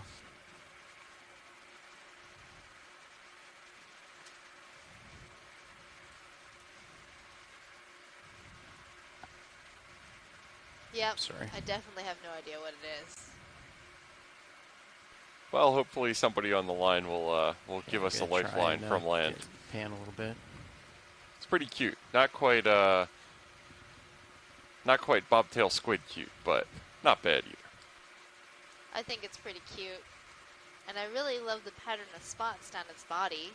It has a long tapering eel-like tail and very large pectoral fins.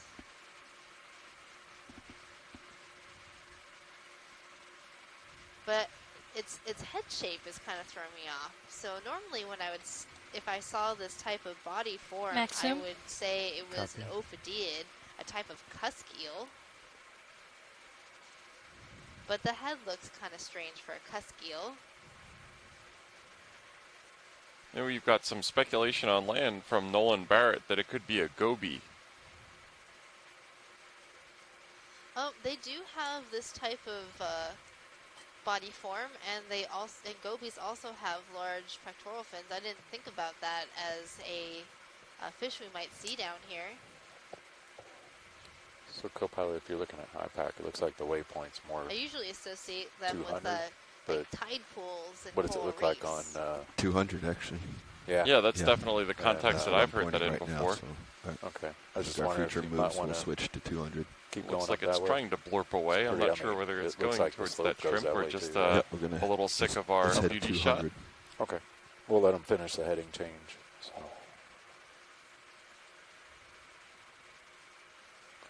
I think they're trying to bring it into the wind right now. It's not much current. It's dropped off a little Well, bit. at least it's a brand new observation for this expedition. And the more shots we can get of these animals, the more animals we can add to our deep sea animal guide. That way, when we see something similar again, we can look it up and learn more about these animals. And I think similar So we still have probably some won't time take while we're too waiting long for at all the after our ships to go ahead and 2019 look at field season is concluded. something else in the Because as area. part of the continuing Aspire campaign that I talked about a little bit earlier, the Okeanos will be traveling to the Mid-Atlantic Ridge region in 2020. And the Mid-Atlantic Ridge, for those who may not be familiar, is the spreading center between two tectonic plates in the middle of the Atlantic Ocean. And so that's what originally separated North America from Europe and Africa when they were originally joined together. Okay, 140. Appreciate it. Stand by, and we'll probably have a move for you And shortly. spreading centers in general have a lot of interest in the deep sea community because those areas tend to host hydrothermal vents, which are famously known for being very active areas of deep sea life. And it was a real surprise, a stunner to the scientific community during the first dives in the Galapagos when it was discovered that what was previously thought as cold, dark, and lifeless was in fact an oasis of life. About the same, just 200. Okay. I'm going to confirm with Watch Lead what the plan will be when we get there too. At this point, we can hand that off to the next shift. Yeah, yeah. We'll just let them work it out. Okay, you can go in video. Yeah, this looks like a relatively We can probably lose smaller lasers. specimen of monkfish than the ones we've seen earlier, maybe 30 we're centimeters making long decent or time. something like that.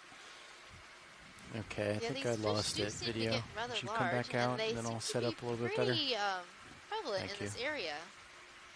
Pilot, can we look at that small rock on the left-hand side? Left-hand side, actually. Yes.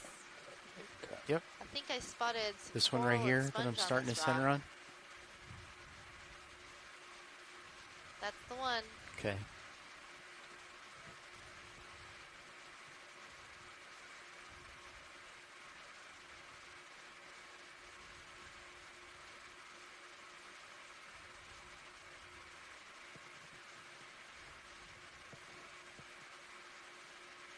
So I kind of want to check out this rock because it looks rather small, and it has a lot of associates, and we don't have any collected specimens yet today.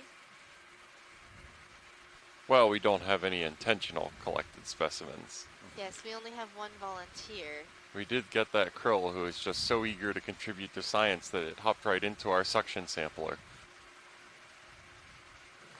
Yeah, on that note, So I wanted guys, to the take a look only at sample all the is in different jar things that one. are on here. So The everything encrusted else is open. sponges are kind of difficult because it's hard to get them off rocks.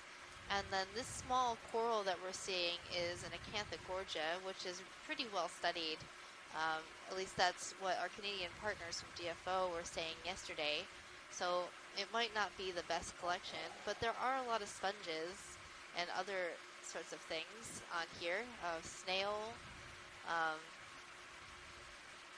Yeah, and as Nolan Barrett points out in the chat room, also lots of tube worms, which is interesting because that harkens back to what I was talking about a minute ago. Is I always think of tube worms in the context of hydrothermal vents, but it makes sense given the incredibly wide range of body plans and modifications that we've seen on this expedition so far, that a same one that could live at the very edge of water in excess of 500 degrees Celsius could also live here.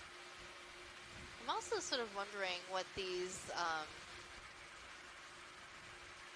other sort of shell-like things are. I saw something move when the shrimp touched it, and it closed up. It's definitely an oasis of life. The downside about a lot of these animals is that if we were to collect this rock, it would be hard to save them and preserve them because they're so encrusted on the rock. Trying to get them off would damage them. Yeah, absolutely. I see a couple of those mollusks that we collected yesterday as well. Yesterday, when we were diving on the Northeast Channel site, we did end up taking a rock specimen that had a sponge of particular interest to us, and it was a similar encrusting community. So Bob Carney says these sort of bivalve-looking animals are brachiopods.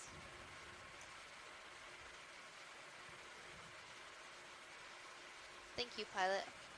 You're welcome, Watchley. Coming in wide. any case, it's good to see what kind of small communities are made in Good these job, Pilot. Thanks. small rock areas. Now, if there was a very large rock, I'm sure it would have even more stuff growing on it. Absolutely, and from the Sirius cam and now at D2 as well, our squid storm has returned. I had no concerns that they would be gone. They are our constant companions. Well, squids are pretty smart, and they've figured out that we could be a good source of food. They can see with their great vision and their large eyes and the light that we're providing. Yeah, they better be careful around that monkfish, though. They sure should.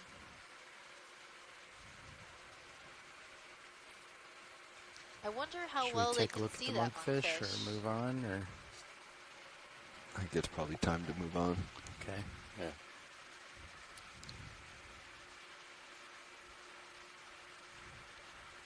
You guys ready for a move, or you want to get out front a little Let bit? them get out. Okay. Just a little. Okay.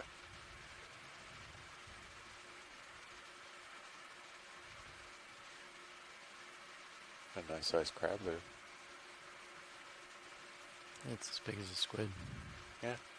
Yeah, so as we make our way upslope, we are approximately 75% of the way up Workshop our planned nav, go ahead. transect line.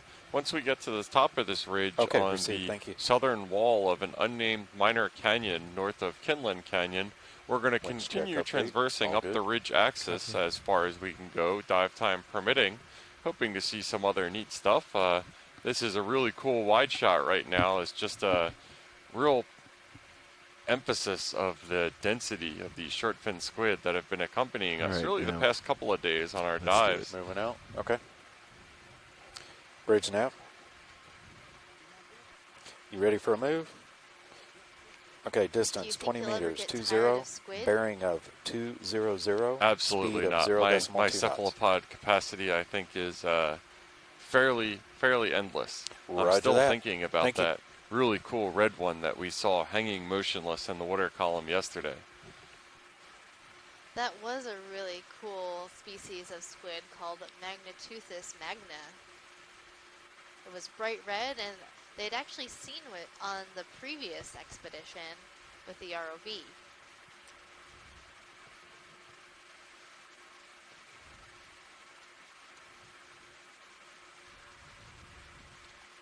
Yeah, and speaking of adaptations, that Magnatuthis magna, its life That plan looks certainly different on the seemed right a lot there, different from these going off screen. short fin squid, which definitely seem to be active hunters and moving around quite a bit. What are you seeing? The Can't tell if that's a monkfish Magnatuthis or seemed something to slightly different. hang motionless in the water That's column not and a act monkfish. more like kind of a That's monkfish. suspended version of an ambush predator as Hopefully those guys the hang around. monkfish, which so conveniently has just cropped up to provide like another escape example at of an ambush first. predator.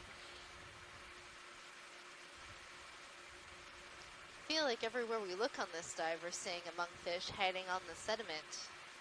We've got a couple rocks in view that might have some corals on them.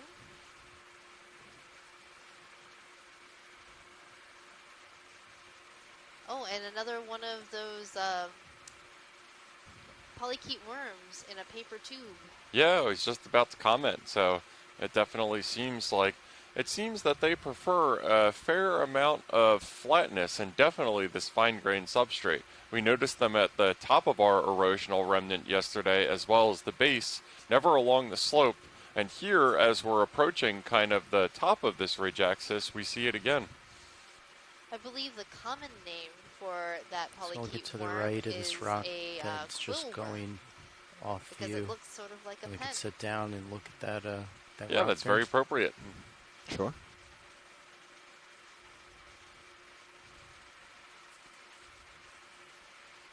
So there's a Venus flytrap style anemone on this rock ahead.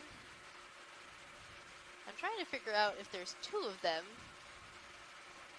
And the one on top looks a little wonky. It looks kind of squashed, doesn't it? And we're seeing another snipe eel. That super skinny squiggly line.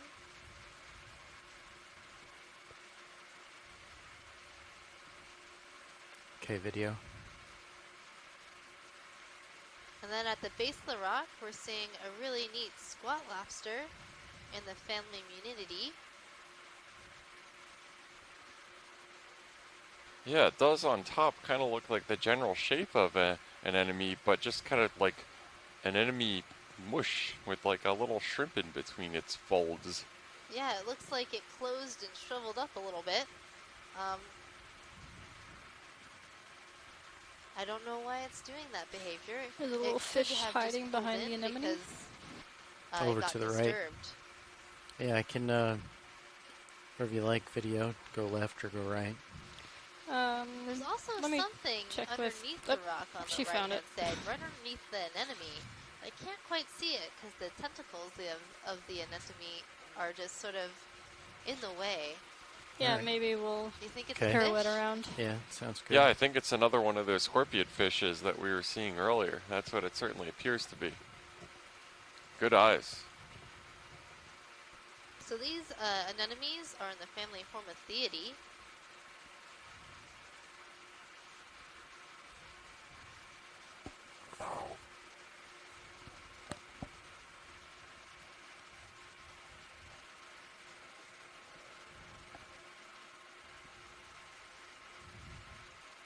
Oh, I see that little fish face. Just as a note, we should be coming to a stop on that last move. So. There it is. So if it is a scorpioniform fish, which Bridge it does nav. look Go like, ahead. they do like Okay, to received. rest Thank and you. sit on the bottom and try not to be too seen. Bridge confirms. Ship stopped. Which it almost did a good job of doing in this instance. I'm doing a better job of spotting those cryptic species today. Yesterday there was this decorator crab that fooled me into thinking it was just, you know, another demasponge. Oh, that thing was so sneaky. It had us all fooled. Except for, was it Lars in the front row, I believe? Somebody with very sharp eyes in the front row spotted it.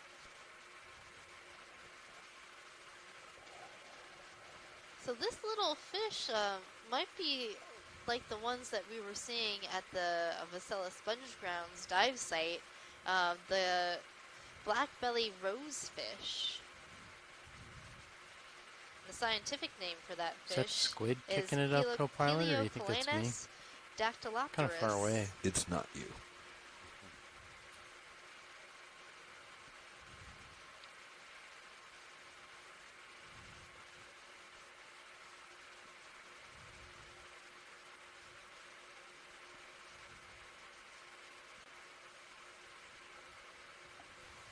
Yeah, and it probably definitely makes sense for it to both be physically hidden just below the rock and also in vicinity of the anemone, given the squid storm that we have summoned by the presence of D2 and Sirius.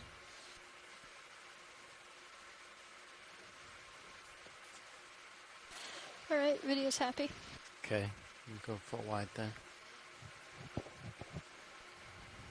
I think it was when we were at the Vasella Sponge Grounds that a similar size, if not the exact same kind of fish, was attempted abduction by one of our short fin squids a couple times. And we thought it was going to be a successful predation event until the fish escaped at the last moment.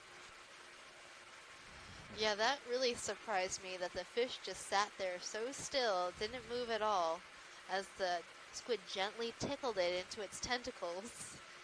And then at the last moment, the fish just made a move and got away.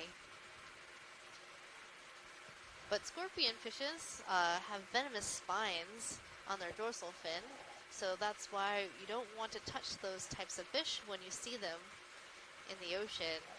So, yep, let's do another.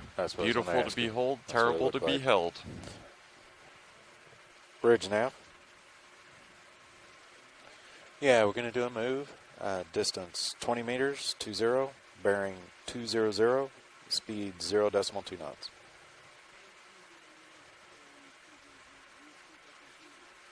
Roger that. Thank you, sir.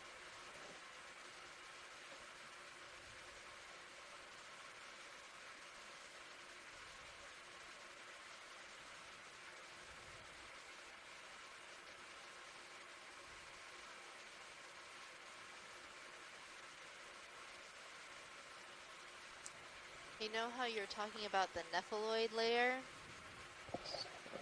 Yeah. I'm thinking now that those little motes of sediment are caused by the squids moving quickly above bottom. You know, I think that makes a lot of sense in terms of the divots that we're seeing on the seafloor, right? Yep. Yeah, and we've seen a lot of squid bombs on the bottom, and that certainly makes a lot of sense. They are reckless in their driving and their jetting. Pilot, can we do a snap zoom on that sponge? Absolutely. Go in video. I just want to see if this sponge is, oh, it's an encrusting sponge. I thought it was coming up off the rock. And it looked a little different to me, but it tricked me. Those tricky sponges. Here comes something right in front of you, right in front of your vehicle. Oh, there you go. Seeing all over. Oh, wow. There's a flounder. Wow, okay.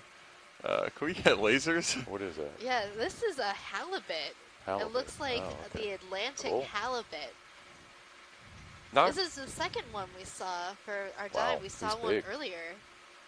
Yeah, not quite as massive of a specimen as we saw before. This one still looks to be about a meter in length, and it really just kind of slid into our viewpoint and then posed for its photo opportunity. It was very eager We to could show us maybe what lose it's got. lasers at this point. Okay. Watch lead, are we good with the lasers? Yes, pilot. Sorry about that. Laser flap. So how big would you say that fish is, Jeff? Yeah, I think partial on ballpark about a Copilot if you meter want. maybe, or about 3 feet and change or something like that. So you can definitely see why the halibut, hopefully not this Atlantic halibut because it's an endangered organism, is why it's an important commercial species, because if it tastes good, that's a lot of fish. The scientific name of this fish is Hippoglossus hippoglossus. Yeah, so thank good, you, you video. gotta name it twice. I'll get a little bit closer.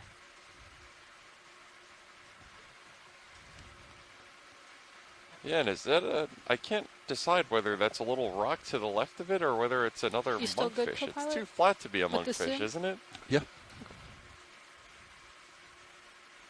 And now witness the majestic swimming pattern of the Atlantic halibut. You come out on Copilot. It glides softly above the surface of the sediment. It really does look kind of don't follow it majestic, too in much. I'm spite not of going its to. I'm squashed stopping right here. sideways, Yep. kind of just general derpiness. It's got a majestic derpiness about it. So my camera's all the way back now. It's time for you to push out. Okay. And we got another interesting getting fact back on from heading. Nolan Barrett, Should one be of our getting scientists on turned. shore, who pointed Should be out getting that close to that hippoglossus means move horse tongue. finish, too. Are you? And You're changing I would heading? say that's Yep, pretty I'm on it appropriate right now, though. considering the 200 general Okay. shape of it. Yeah. You come back to port, so Do overshot. you believe that's from the Greek hippo, right? All right, there you go. All right, I'm going to push Yeah, out. that stands to reason. Bridge nav Standing received, thank for you. horse, and then glossus, like the, you know, the little in your tongue or in your mouth, the glottal areas, so meaning tongue. Who says you truck only there. learn science on these dives? Maybe not so large.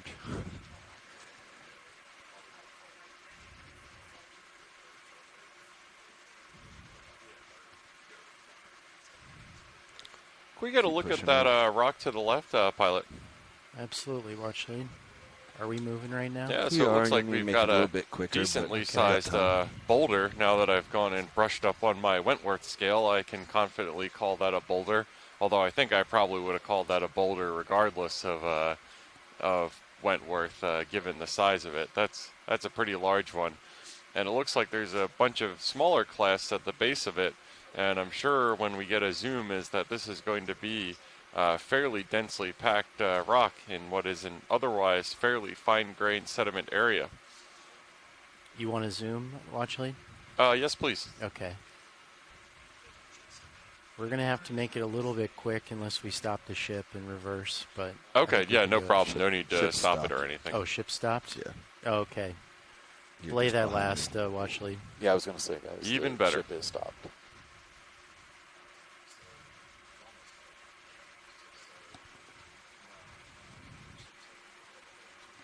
Okay, you can go in video. So it doesn't look like we have many of the flashy corals, or if there are, there will be small ones on this rock. Those branchy things, are those the bryozoans that you were talking about yesterday, Megan? Actually, I think these are hydrozoans. They're in the phylum Cnidaria. Yeah, and as we were expecting, this is just as encrusted as we imagined. Lots of mollusks you can see with their probing halibut's little coming back in on your little starboard tongues side. sticking out Oh, of yeah, their I see 'em. shells. A number of small sponge specimens that we can see. Those Off the ubiquitous starboard. red-banded shrimp that we've been seeing all over the place. Squat lobsters, red crab, and our Atlantic halibut gliding by to say hello again.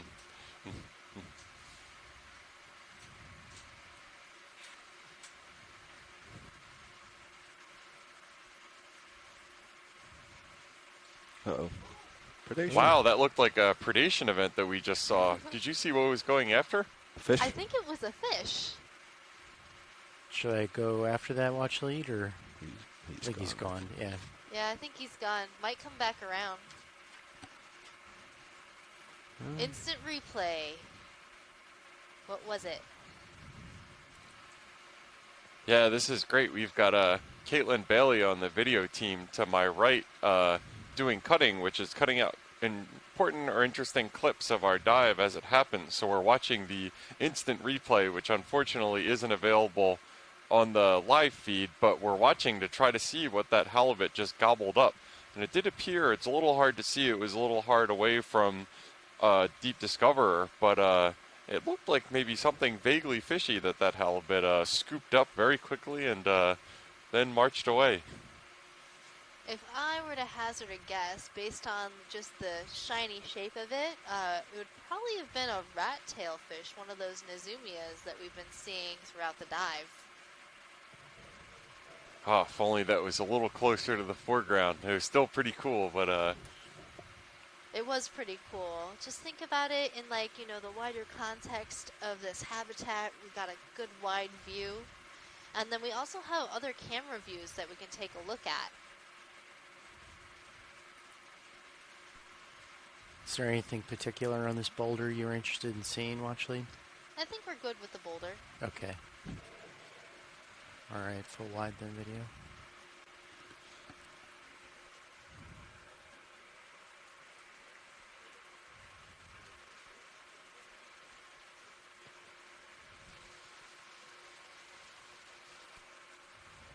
I also really love that sort of dolphin tail swimming pattern that the halibut was using.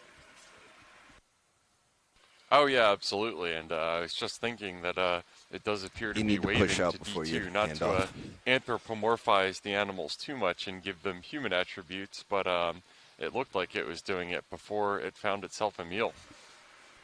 It might be using the lights from the ROV as a way to find prey, so that might be why it started following us around. Yeah, just like our ever-present squid gang. The news got out. People were sharing it. They got the dive schedule.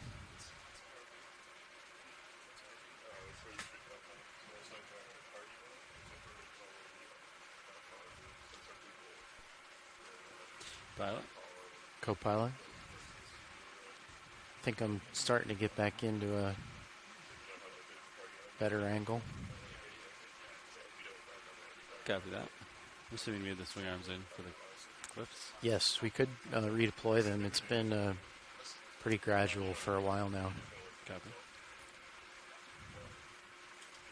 And some of these little boulders would be nice to get, you know, some light underneath.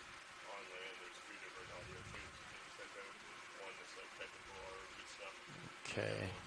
I'm just going to set down here, and then we'll do a pilot change. We definitely haven't confirmed this, Megan, but I'm really buying into your hypothesis that those indentations that we've been seeing on the seafloor are the results of those squids driving recklessly and bombing the seafloor. So in my head, I've started calling them squivets, which is a contraction of squid divots. Squivets, I like it.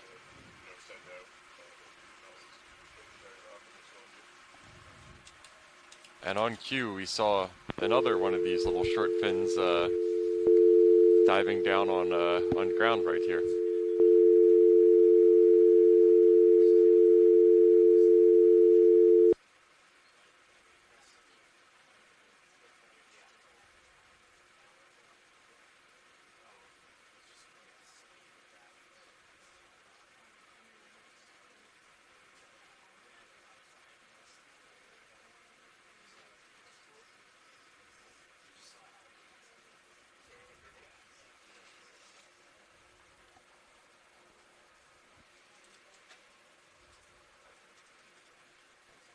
So we're just going through a pilot change right now, and that's why we're just resting on the bottom. Good afternoon, pilots. We've had a really interesting dive so far today, starting at the bottom of a canyon. Can you remind me what the bottom of a canyon is called, Jeff?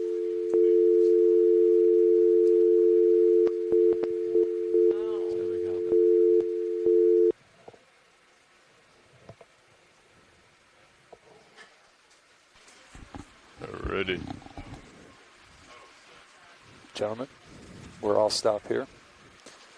Copy.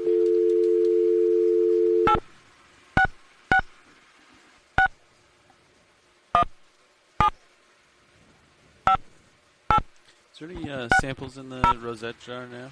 There's one sample taken today, jar 1. Jar 1, okay. Is there any in the bio boxes? Or? There's nothing in the fronts. Welcome to the conferencing center. At any time during this message, please enter your passcode followed by the pound.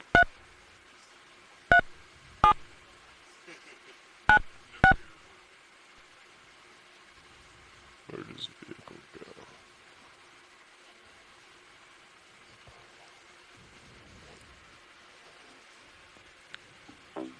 go? So you're lined up at 184. Your passcode has been confirmed. If you need technical assistance during your call, press *0. Yeah, our moves have been to After the tone, 200. please state your name followed by the pound sign. Copy that. Yeah, I pointed the. We can probably get a move in. Sure. Thank you. Yeah, we've been doing 20 meters. There are 200. 2 parties in conference, including you. Comfortable with that? Looks like another one of those fish right up ahead. All right, I'll call it in. Bridge RV now. Or actually, that might be. Another move request, please. Looking for 20 meters at 200 degrees. Sorry for that Speed disruption of 2 the knots. audio. This is Copy that. Thank you, Bridge. EX1905, Leg 2, Deep Connections 2019, aboard the EV Okeanos Explorer. I am Jeff Obelts, your geology lead for this expedition from the Naval Research Lab. And I am Megan Putz from the University of Hawaii.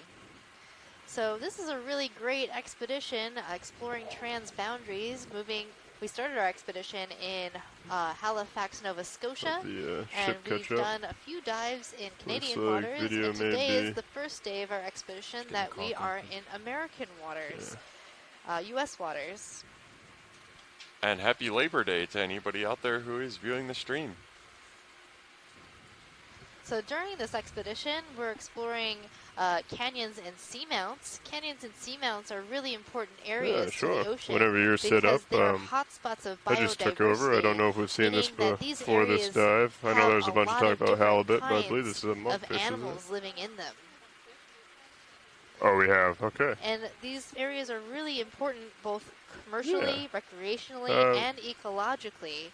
As you Go can ahead see, and we've get a quick seen zoom all the way for the ship to catch up. Pretty far out. Important species that are caught for food, like the monkfish and the halibut.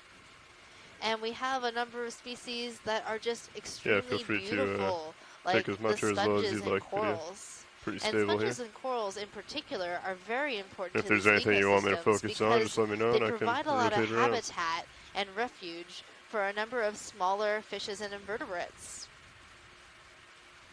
Megan, I couldn't help but notice that you left the monkfish that we're looking at right now off of the beautiful list, and I can't help but feel offended by proxy. She knows she's beautiful, don't you worry. And that's a really distinctive set of little barbels. It looks like a couple of them on you want on the her eye face, video, right? or do you want the barbels? So I do believe that those are decorative that allow this fish to more come over a little. efficiently blend Is that in full zoom or? to its environment. So the strategy this fish uses A whole is day? to sit very, very still on the bottom for most of the time Copy. and blend into the sediment around it. And it has this very interesting Gonna come down on the rotator on slightly. its skin and around down. its nose, you can see, that allows it to really look like something that belongs on the bottom.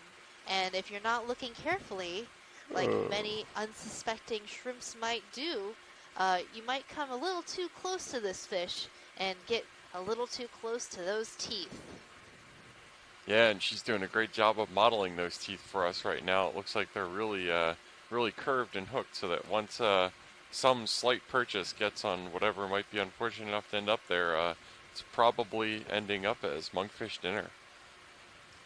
So we first saw this fish come into view swimming in the water column, which is rather unusual observation for most of us.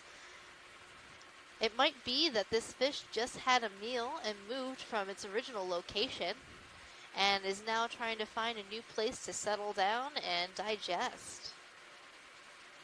Yeah, we've seen quite a number of monkfish on this expedition thus far, but I believe seeing a monkfish in the ocean is an expedition first. I think we have a little more tether. We can explore some more. Copy that. Science, are you all set? Yeah, we're all set. Thanks. Excellent. I believe we have lasers on. Yeah, there you go. Cool. All right. Watch taking lead, off this is and Nav. pushing forward. Lasers Go ahead, coming Nav. off. Yeah, we're about 30 minutes out from our waypoint 2 target. You guys have any idea about what you would like to do at that point? When we get to waypoint 2, let's just keep heading up slope.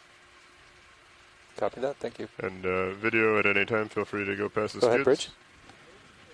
And Copy that. Thank you. Video and watch leads, feel free to call anything out as we go by. Or co-pilot or nav, anything you see. Copy. We're all stopped. Copy that. Thanks. We could probably go ahead and get another move in. He's still looking down at me, 4 or 5. Do you guys want 20 or you want more than 20?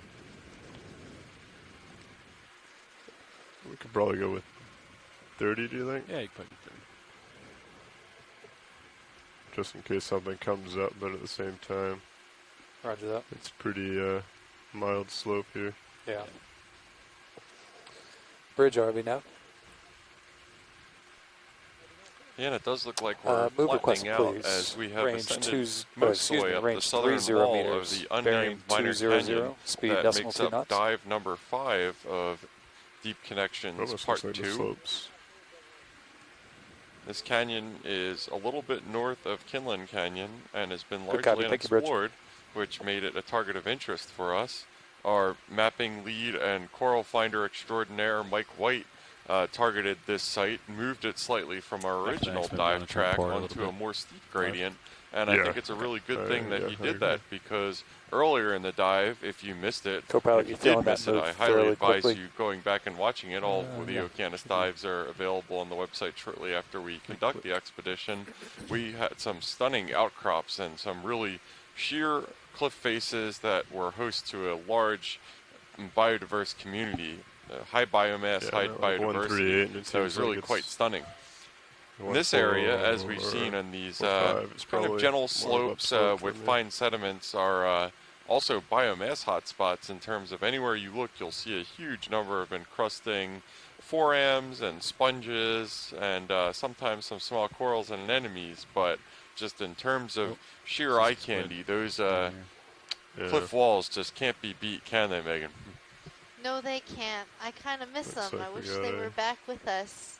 coral or a I sponge. wanted to spend a little bit more time in that area. Potentially. However, there was a lot of line entanglement around the area where we were diving, so it made it a little dangerous for the ROV to be there for too long. So we ended up moving on quite quickly and didn't actually have a chance to collect some of the specimens that I was interested in. But it does look like we have a few rocks ahead that might have some interesting things on them. The one right to in the get out center there doing screen, that I or think, no? is the most You might need to turn your head a tiny bit. full of colorful if you'd life. like. If, I think what we're if we're looking to seeing kind of head is port anyways a after. Venus flytrap anemone in the family Hormathiidae. Sounds good. And these anemones tend to get very large. And then just to the right of this anemone is what looks like a demisponge. Can we take a look at that? Sure, we can go ahead and sit down. I think it might be a folded up anemone. Oh, is it? I think so. Oh, you might be right. I'm seeing it now. It definitely looks like an anemone. I really wanted it to be a sponge. I think the other anemone is laughing at you with his big fleshy orange mouth. What's up with these organisms and tricking me into thinking there's something else? Go ahead and come in whenever you'd like, video.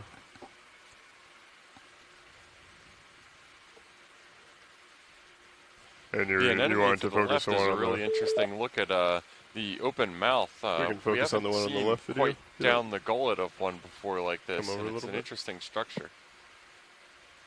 coming up on the rotator a little. You know what I'm thinking, And Jeff? over a little I'm bit thinking more. we might want to try to And suction sample some of hold these shrimp. this. We've been seeing them on almost every surface that we've looked at yet And today. feel free to take as much or as low as you'd like. Or We if there's did have a anything you'd like me to tentative focus on. ID given to us by Mary Wixton at Texas Copy. A&M of Plesionica holotulisci.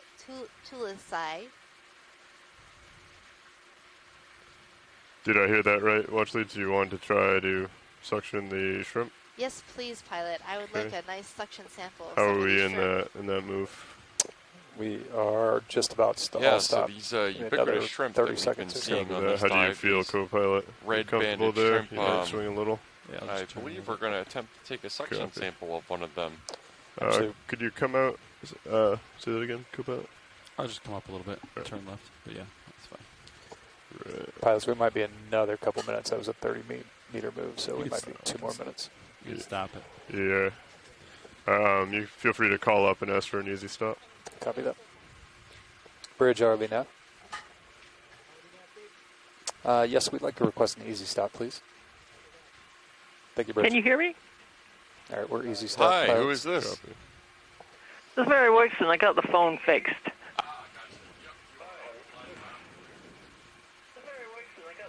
It says shrimp, not squat lobster, right? Yeah, I believe so. The Squat lobster scientific name of that shrimp is pronounced as Plesionica holfoisci.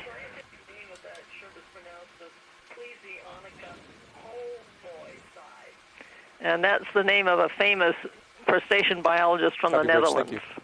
We're all stop, pilot. Okay. Copy. Oh, thank you, Mary.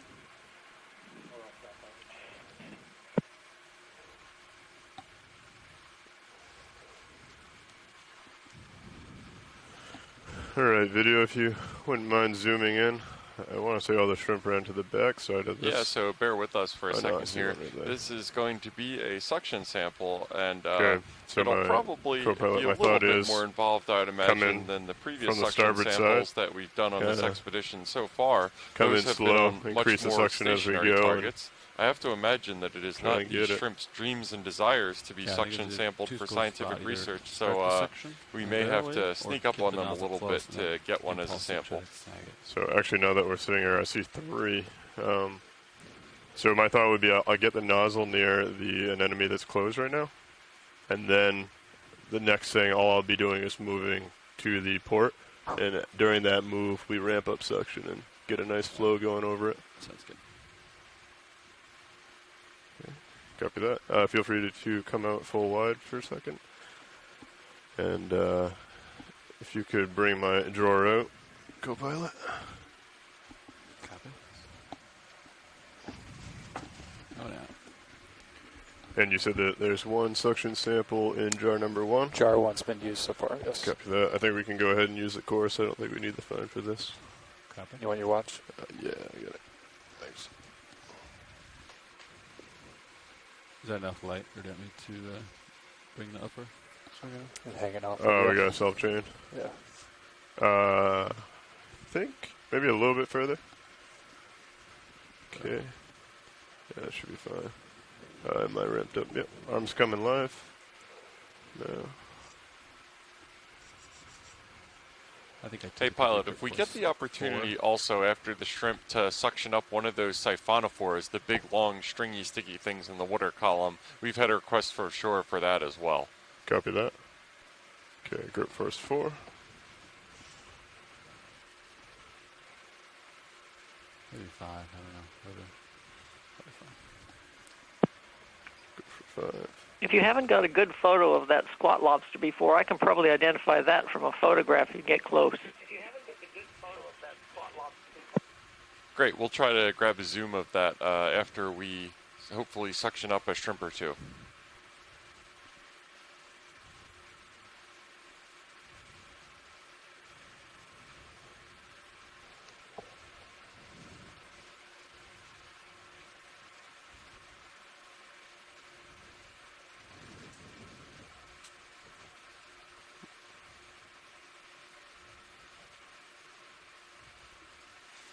My forearm is off, right? Yeah, wrist right. Yeah, you're pretty good.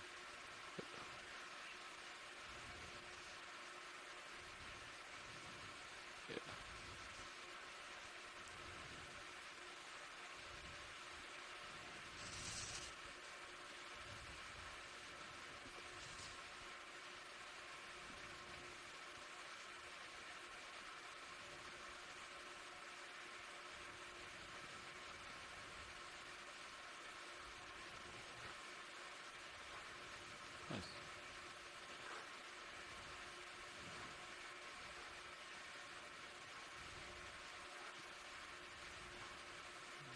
And if you hold that, then when you draw in. Yeah, go ahead and draw in. Okay, again, I'm going to come out to the starboard.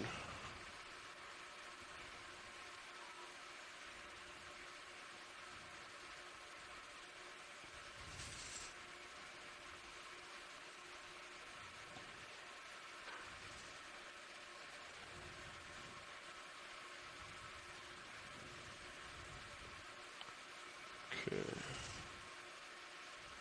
Let me know when you want me to start. Could we zoom in on main HD, please?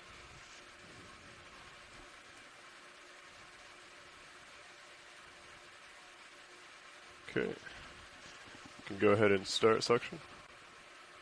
900. Copy. Increase. Increasing. 1200. Copy. Whoop. 12, Yeah, wait. 13, 1400. Copy. Do you want me to increase or stop? Increase. Okay, increasing 1500, 1300. Okay, I'm going to try and get closer.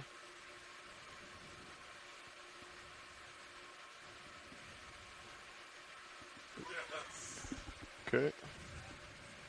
Shrimps in. Confirm, good collection. And do we want to go for another? Great job, crew. Can you continue Yes, suction? please. Okay, 1500. Copy.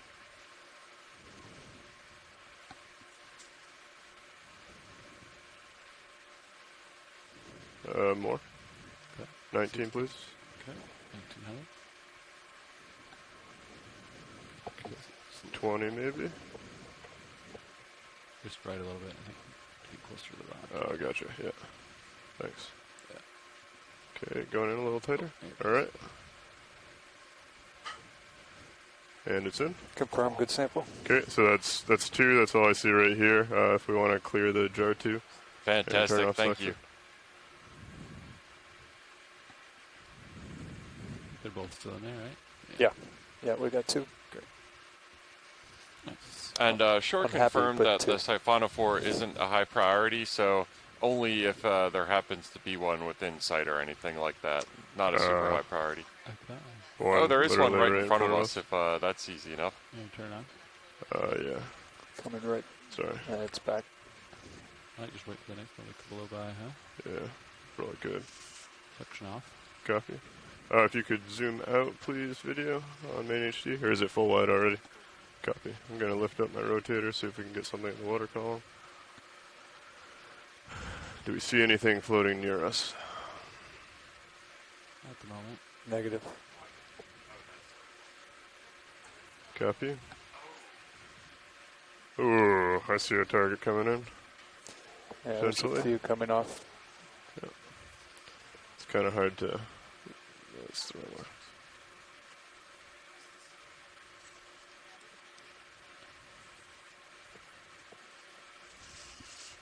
I'm on jar 3, ready to go here.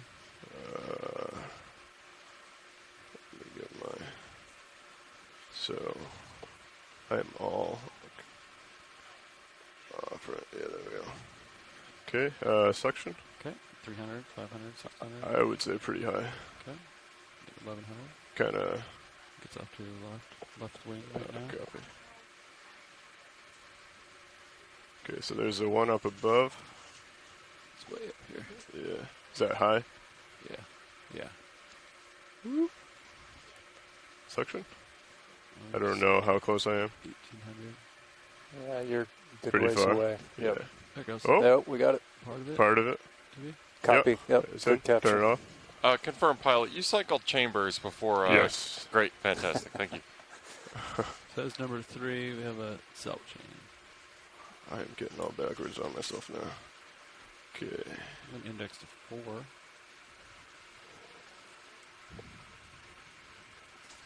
Okay. Alright, there we are. Now we're back straight. And we draw out to... Yeah, if you don't mind. Okay. Pilot, was that in Niskin the bottle 3 or bottle 4?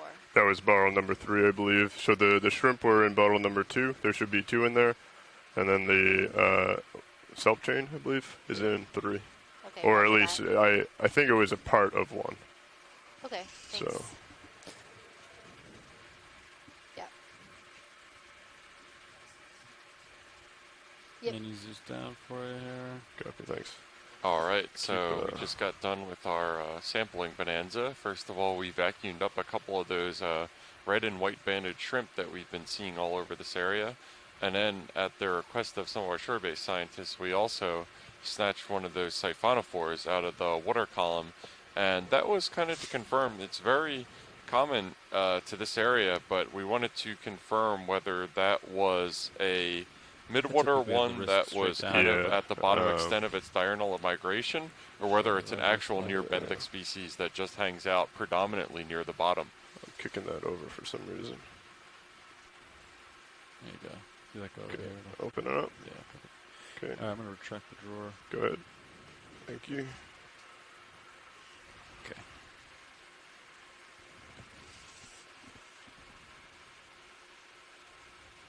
Yeah, you can see the chain is up against the filter. Nice.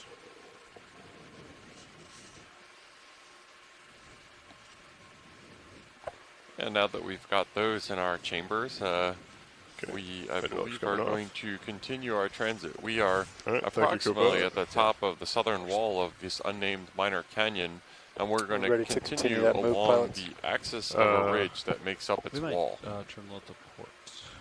Okay. Yeah.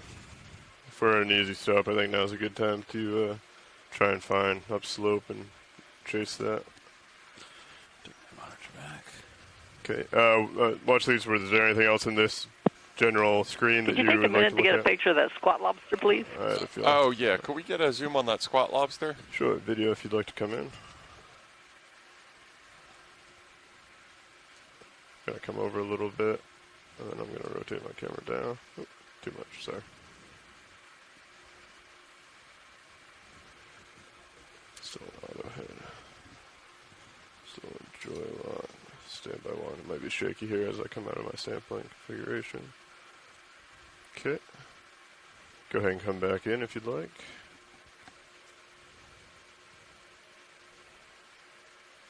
How does that look? Looks great to me. Copy.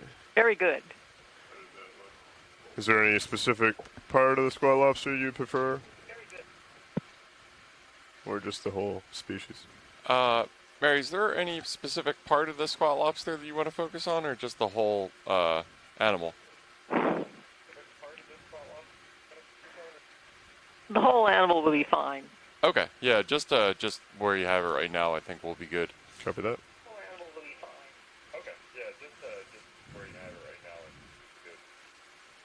And as we come out, we can go ahead and get lasers on, try and paint it, get an idea of size.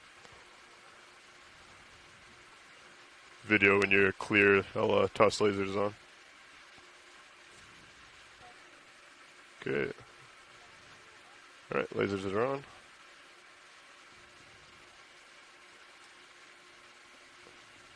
Okay. Come down.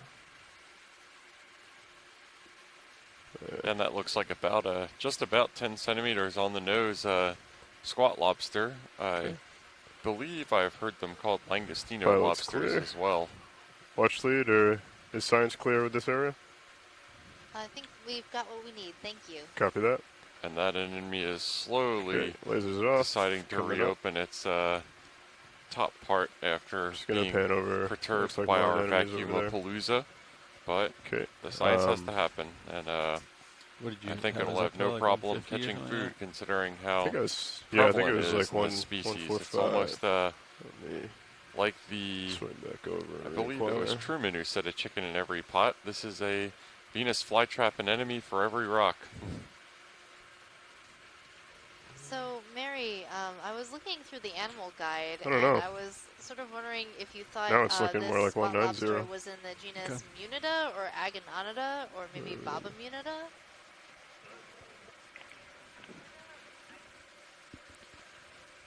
It's probably Munida. The other two genera aren't known in the North Atlantic. 190 190, because we still yeah, need to. I thought it looked most like Munida, but I looked at the other ones too. Waypoint 2. Sounds just because they had a similar banding Yeah, pattern.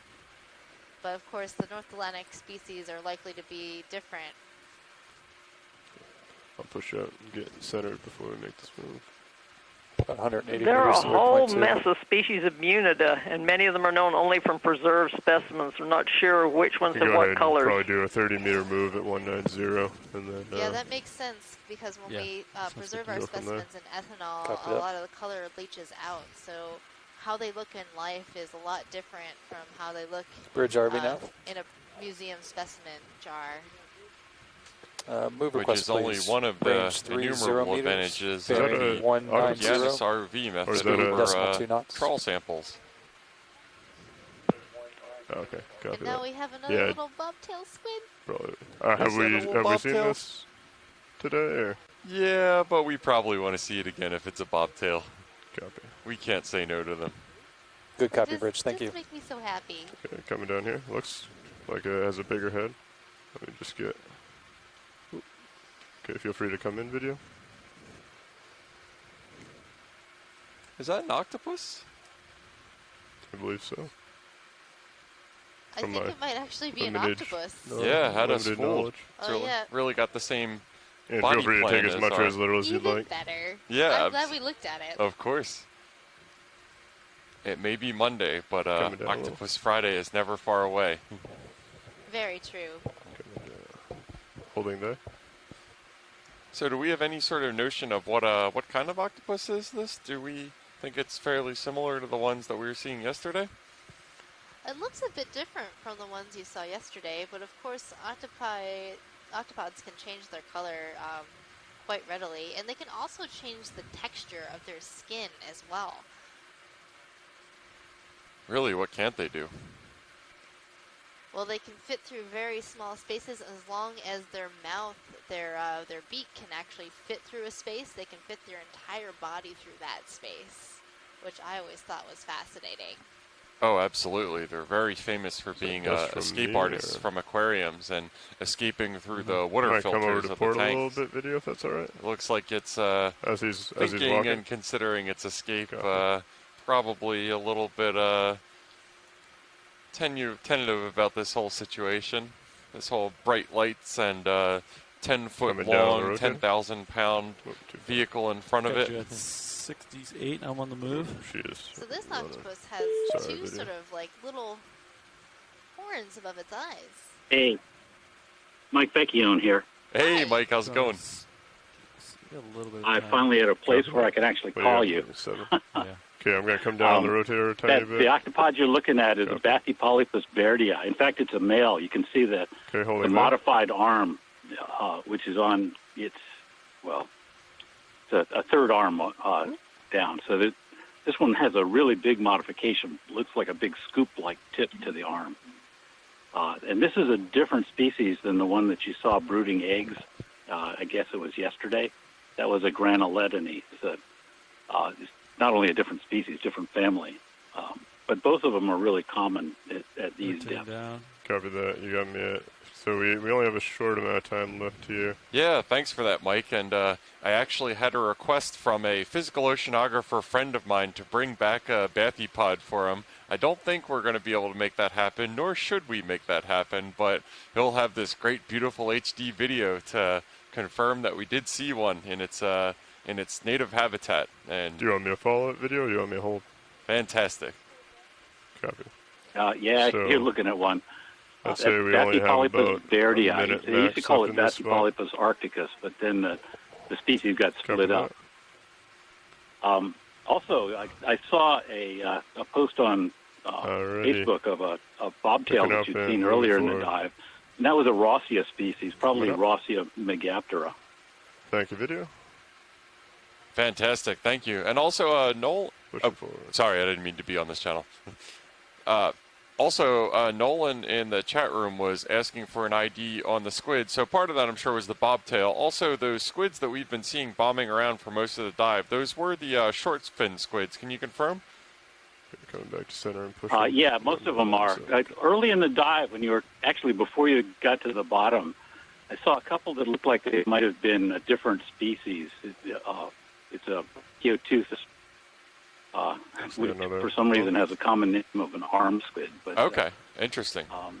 They're also fairly common in that area, but they don't go down and sit on the bottom like the short fin squid do. And you see them close to the bottom sometimes, but they're more up in the water column during the day. Great. Yeah, one more question is we were hypothesizing a little bit, Megan and I, about a lot of these divots that we've been seeing on the seabed.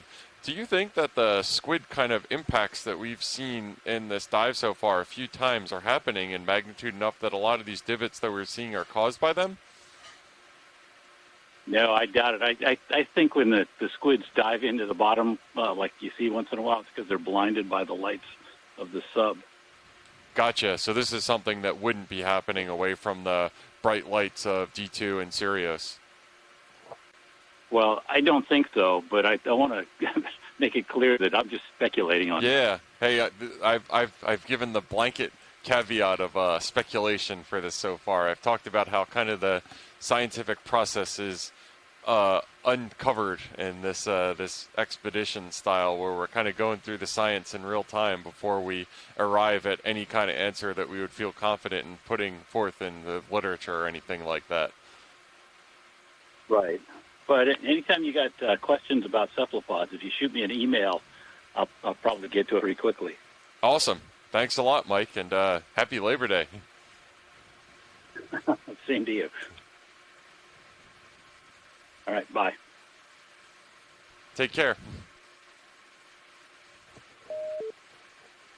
Watch lead nav.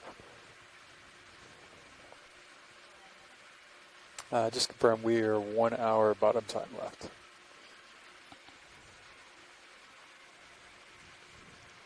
So we have 1 more hour of bottom time left in our dive to keep exploring this site at an unnamed canyon in U.S. waters.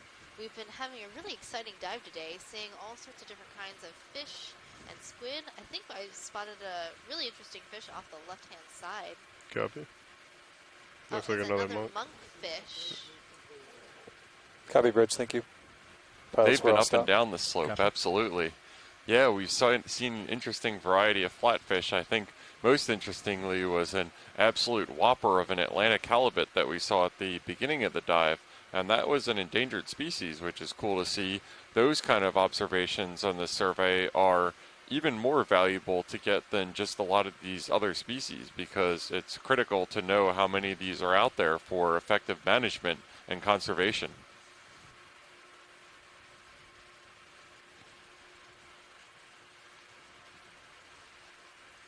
Did they just say that move was complete? Yeah. We are also. Yeah. So real talk, Megan. We've been in Unnamed Canyon all the time. Yeah. We got to talk about it.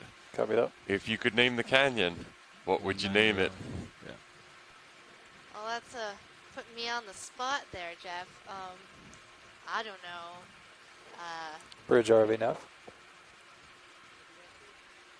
Move request, please. Range 30 meters, bearing 190, speed .2 knots. You know, as a biologist, I'm a little partial to naming things after my favorite things.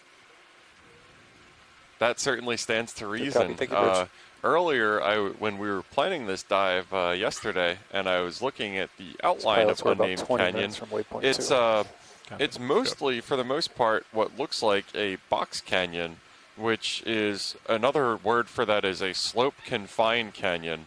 So what that means is just another way to say that it's not one of the major canyons that breaches or crosses the continental shelf edge. So generally, box canyons are long and straight and are thought to form by retrogression, where a slope failure happens fairly low on the continental slope that destabilizes the slope further up from there. Another failure happens and it just kind of starts eating its way back towards land. And that kind of creates these really long, straight canyons that you see a lot in this area. The head of this unnamed canyon has started to branch out a little bit towards the land into more of a dendritic or kind of a leaf-shaped array. And that's kind of typical of what happens when during sea level low stands, rivers that are crossing the continental shelf intercept one of those box canyons, and then you start getting river capture. And then the rivers during low sea levels start carving out the axis of the canyon and creating the kind of major canyon features that we see in terms of the Goli Marine Protected Area that we dived, Baltimore Canyon, Norfolk Canyon, Hudson Canyon off of New York. So this one, because of its shape, it's got a little bit of a dendritic top to it, but it's mostly straight and long. Mike White, our mapping lead, did say that it looked more like asparagus than broccoli, as I had originally thought. So Asparagus Canyon is another name that we were kicking around, just based off its geomorphic shape. And that's kind of how us seafloor mapping and geology and geomorphology folks tend to think is, oh, this is shaped like that, so let's call it that. And we often like to give names to unnamed things just so that we have a way to refer to them. And, you know, every group that's going to explore and use this canyon might call it something different, which might be a good reason to give it an official name that we can all agree upon.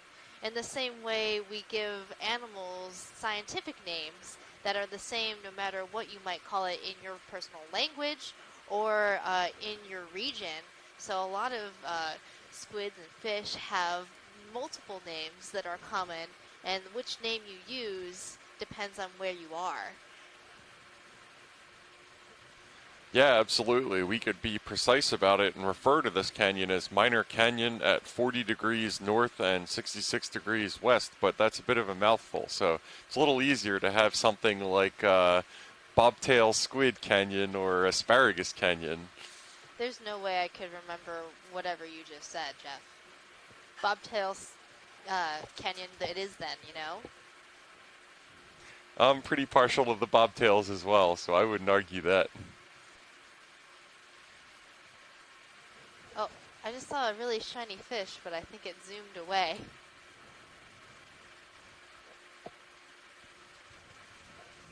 Oh, it's right up in the upper middle. Yep. So I think what this is a type of mid-water fish. I'll follow.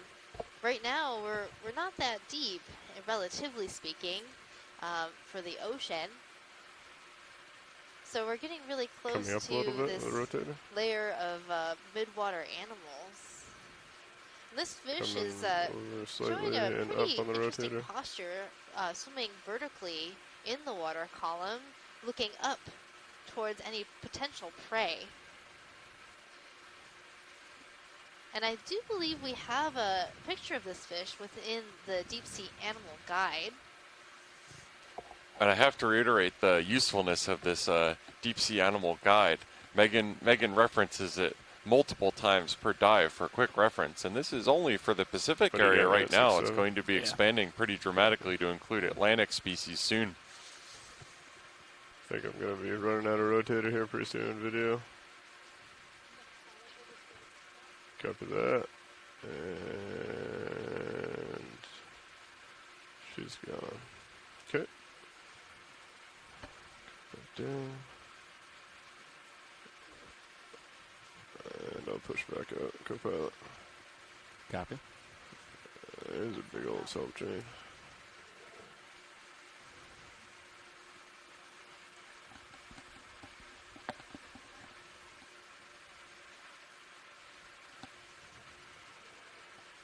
So part of my thinking is it could be a trichiuridid, which is a type of fish that has a very skinny body form and feeds vertically in the water column. Yeah, and I think you might feel better about that that identification, knowing that Nolan Barrett on land agrees with that sentiment. He says the common name of that fish is a cutlass fish. Which is really just one of those names that explains itself, because you put a hilt on that thing and you could be dueling in a minute. We'll have to get a pair of them for that. That's true. We're going to have to find a couple. So looks to be a similar coral as the other one on the rock that we saw earlier. Continue over it unless otherwise. So on this rock, we're seeing another Acantha gorgon coral, along with some Munida squat lobsters. We just learned from Mary Wixton Would we like to look at that watch lead, or? Munida is I think often you can found continue in the transiting Atlantic, over it. I think we some saw of the similar other, communities. genera Understood. that we have in the Deep Sea Animal Guide are specifically found in the Pacific Ocean Basin.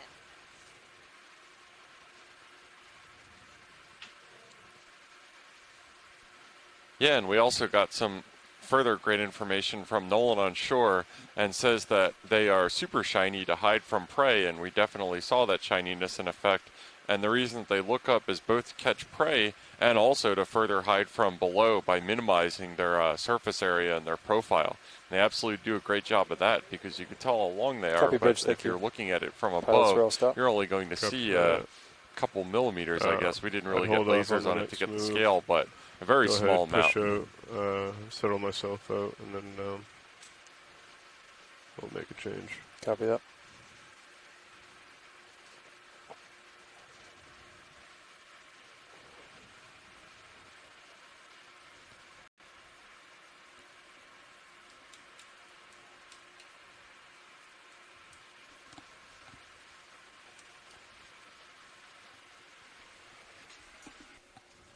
Yeah, and we did see a little bit of a debris field there. And given that right now we are on the top of the local slope at this point, we're on the southern wall of this unnamed minor canyon. My mouth wants to call it Bobtail Canyon at this point. Those rocks that we saw, and given the fairly high northern latitudes that we're at, about 41 degrees north, I'm tempted to call it ice rafted debris.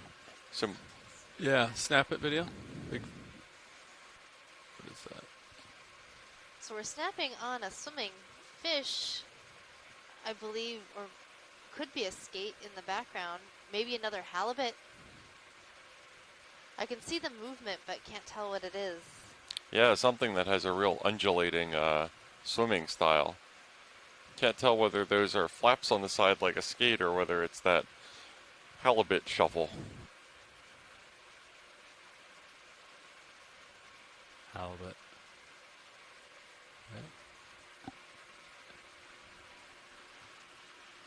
I think it's multiple fish. You want to go take a look? Yeah, I'll follow you up. Pushing forward. You might run out of, if we want to get another move in. Looks like I'm... Copy that. Yeah. Okay, now I see it. I was trying to figure out what I was seeing. Yeah, it's another Bridge one of those RV now. Atlantic halibut. Move request, please. Range 30 meters, bearing 190, speed decimal 2 knots. Hippoglossus, yeah. I wonder if this is maybe the same specimen or another one. Either way, we've definitely seen two distinct ones just because of the sheer size difference between the first Mondo Chonker halibut that we saw and in this one, which is a little bit smaller.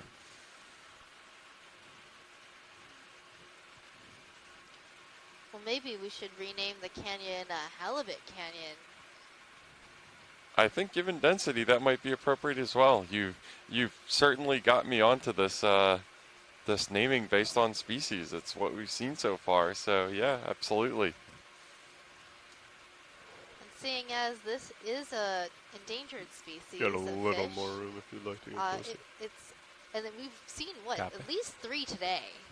That's pretty good density for just a couple hours being on bottom, moving around upslope.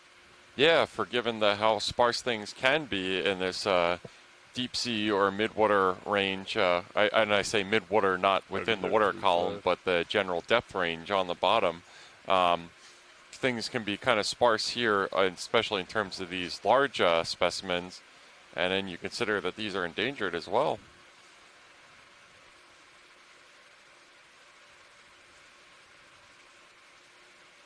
And Nolan on shore also seems to agree that Halibut Canyon should be what the name is. I think I'm being overruled here.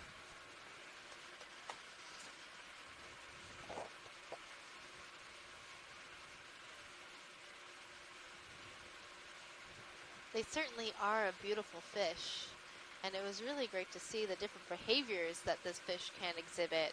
We saw one go and find itself a tasty snack, This one was swimming and has settled down to the bottom. Looks like you might We also saw have it a few move its shadows pectoral off to your fin, that fin on starboard the side. once you're And done now we're with this. getting some good view of eye Copy. movements and its mouth opening and closing with its gills. Yeah, it's really interesting how its pectoral fin kind of looks like a sail when it's up. That's what made me think that we were seeing two fish. It tricked me. Yet again, these tricky animals. Huh. That was cool. It just sort of wiggled its head a little bit. Definitely more motion than our friends the monkfish. You can tell that these are a little bit more of active predators than the monkfish. And look how far it can rotate its eye around on its head. That's really cool. It's like a little periscope. I'll come in on the eye. You are absolutely right on that assessment.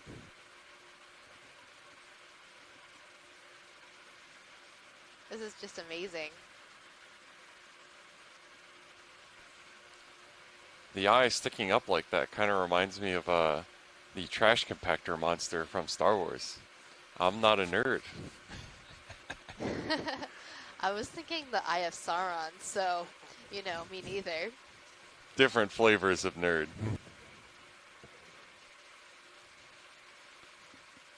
Like, hey, what you doing back there? Got my eye on you.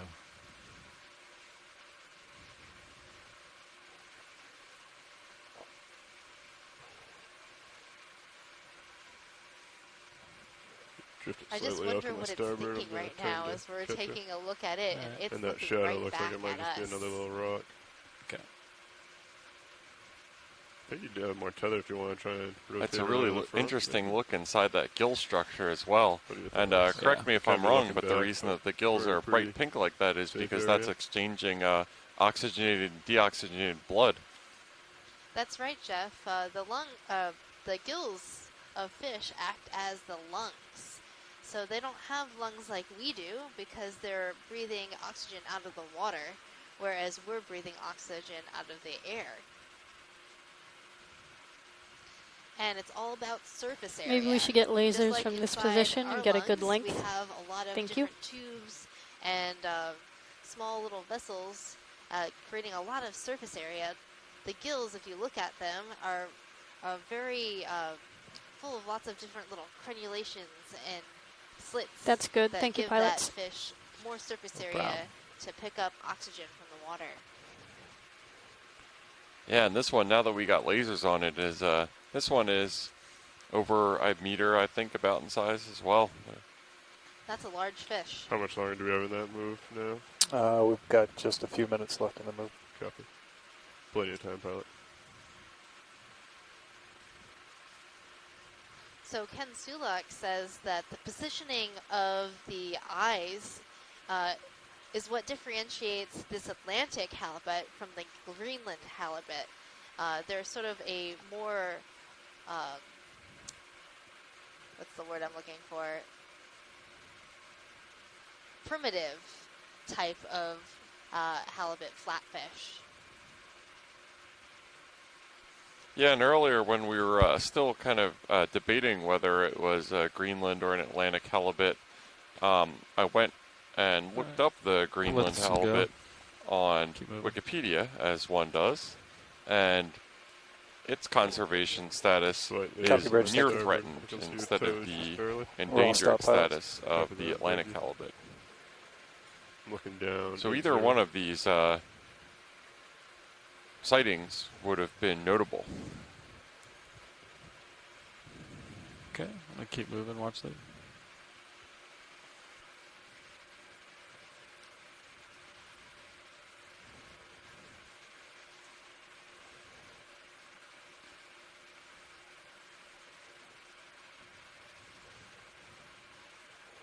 Cool jellyfish. That's a cool jelly in the water column. Yeah.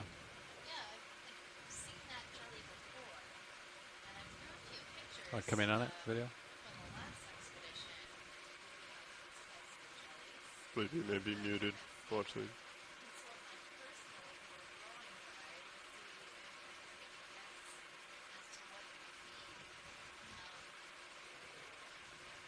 Let it go, video. I think you're muted, Megan. Oh, funny. I'll keep moving here. So that jelly we were just looking at, I have a little drawing guide of my own from previous expeditions, and I think that jelly might be Solmissus. I think we have another acanthogorgid coral associated with some munited squat lobsters. And the ever-present red crab as well.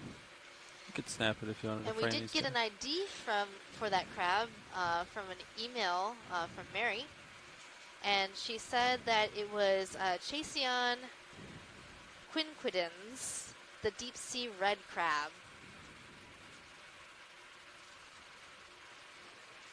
Okay. That's clear. And they like to hide under or near rocks or any sort of hard substrate. Okay. And to our lower right, we have another life of the deep sea party, the monkfish. This has been a good dive for Pilot's some ready for another move. large fishes. Just a minute. Large benthic fishes with flattened body plan. Absolutely. We've seen a couple of these. We'll keep cruise over him. And then I think I spotted over to the left the black belly rosefish. Yep. Looks like you may have another monkfish all the way over to your port. Those monkfish definitely put a lot of trust in their camouflage as their avoiding predation method. Oh yeah, I see it. I'm kind of curious to see if there would be any other organisms down here that would predate on a monkfish. Yeah, they're quite large. They might be apex predators, huh? You got skate there There's to a your lot left of as them well. right in this area. We've seen 3. Is that what that is over here? I think so. Or a very submerged monkfish. Actually, I think it's a submerged one. Pretty well camouflaged, isn't he? Yeah, it's got a little bit of sediment over him. Yeah, definitely a lot. We can actually see a little bit of difference in color between these 2 fish. One's a little bit darker and the other one's lighter. The lighter one's a lot harder to see. Yeah, they'd better hope they don't have any predators, especially the darker colored one. It's not exactly hiding as well as the other one. It could be, you know, I'm not sure if they can change their color. A lot of fish can change their color just slightly, but who knows? This fish might not be able to do that. And then it could be the puzzle of, you know, the light-colored moths versus the dark-colored moths, and how the population shifted to the light color from the light-colored moths in England after the Industrial Revolution, where the dark-colored moths were more prevalent. I'll snap in on the little black ash fish. accumulation. Not sure if we've seen this little guy yet. Yeah, I think it's a rat tail. So different color sediments might be safer for different colored fishes. Rat tail. Rat tail. And I what think might it's different. Different. sediment come from? Could be wrong. Where Not might sure. the sediment have originated?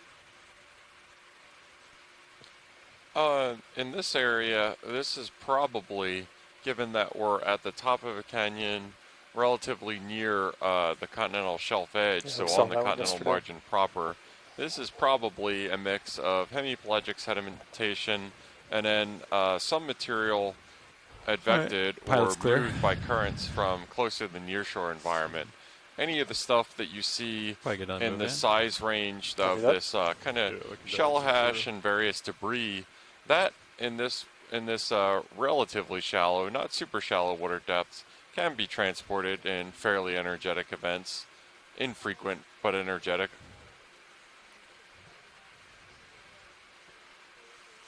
Generally speaking, this area of the ocean, you know, at 500 meters water depth or so, is fairly inactive in geological terms.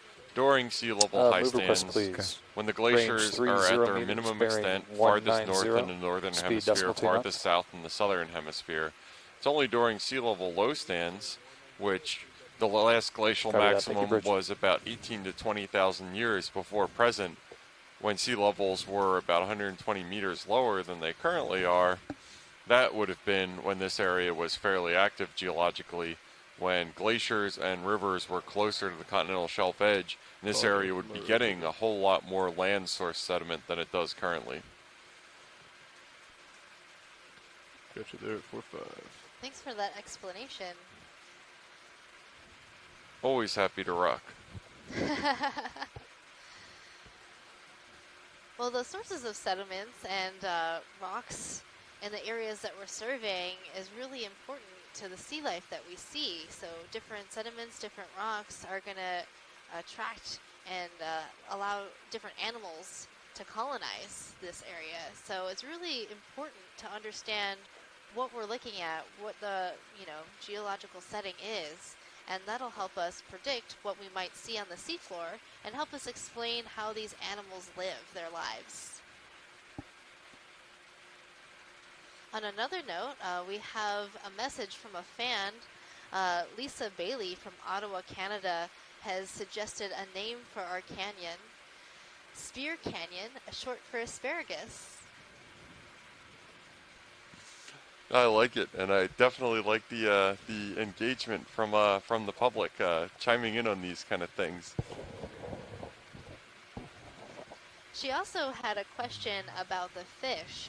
The lights from the ROV seem to distract and puzzle the fish, and she was wondering if it affects their eyesight. So we don't actually know for certain what the answer to that question is, but I have talked about this with another fish biologist, and he suggested that the bright lights from the ROV might stun fishes for a short period of time in the same way as you might be stunned if you were walking in the dark at night and someone with a flashlight shined it in your face. So you might, be disoriented, but given a little bit of time, you recover from that interaction with no permanent damage done. Absolutely, and when Mike Vecchione called in, he made a similar note regarding the short-fin squid and dive bombing the bottom. He said that most of them were probably doing that because they were disoriented from the ROV's lights. So, again, fortunately, that's just the kind of thing where after fumbling around in the dark for a little bit after having the light turned on, your eyes adjust and you get back to life as usual. I've seen quite a few of those larger self chains kind of float by. It's also important to note that some of the animals down in deeper depths don't actually have eyes, so they would not be infected by our light. We're but they 37 do minutes sense the about time ROV left. in other Come ways. in video. Either Wait due for the through ship, yeah. vibrations from our movement through the water, or perhaps sound, because the camouflage, ROV does make a sound. It's easy to forget because we're only looking at the video feed and the sound from the vehicle doesn't come through our headphones.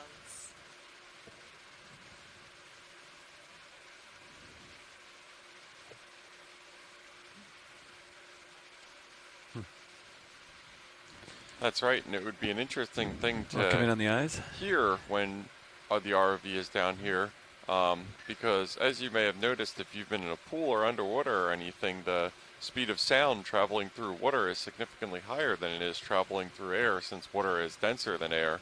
So sounds are ears which are calibrated for triangulating the distance of an object or a sound based on the speed of sound in air, are kind of unused to things in the marine environment for doing that.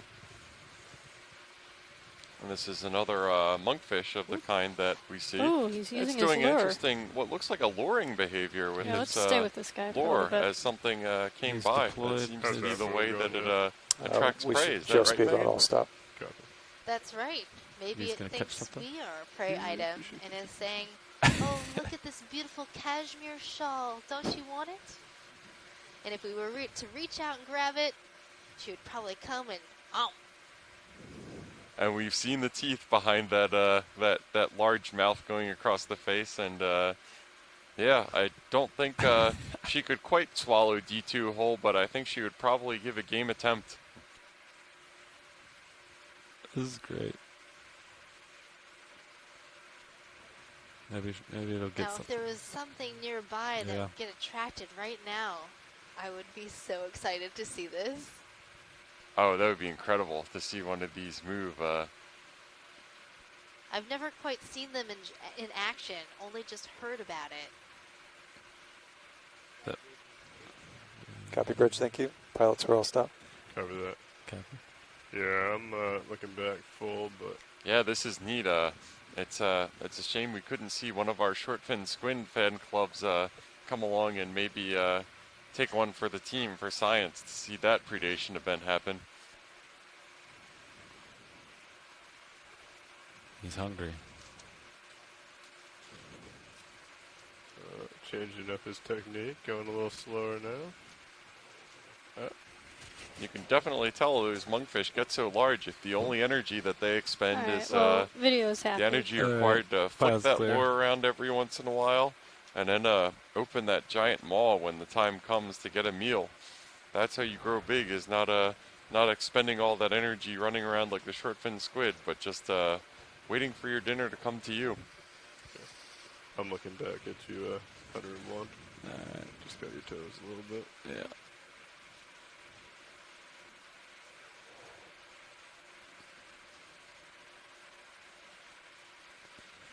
Onward.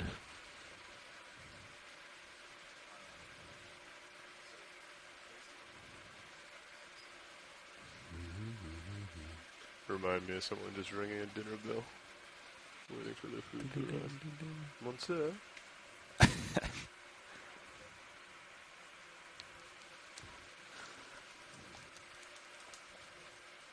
The squid should have came by. Little baby squid.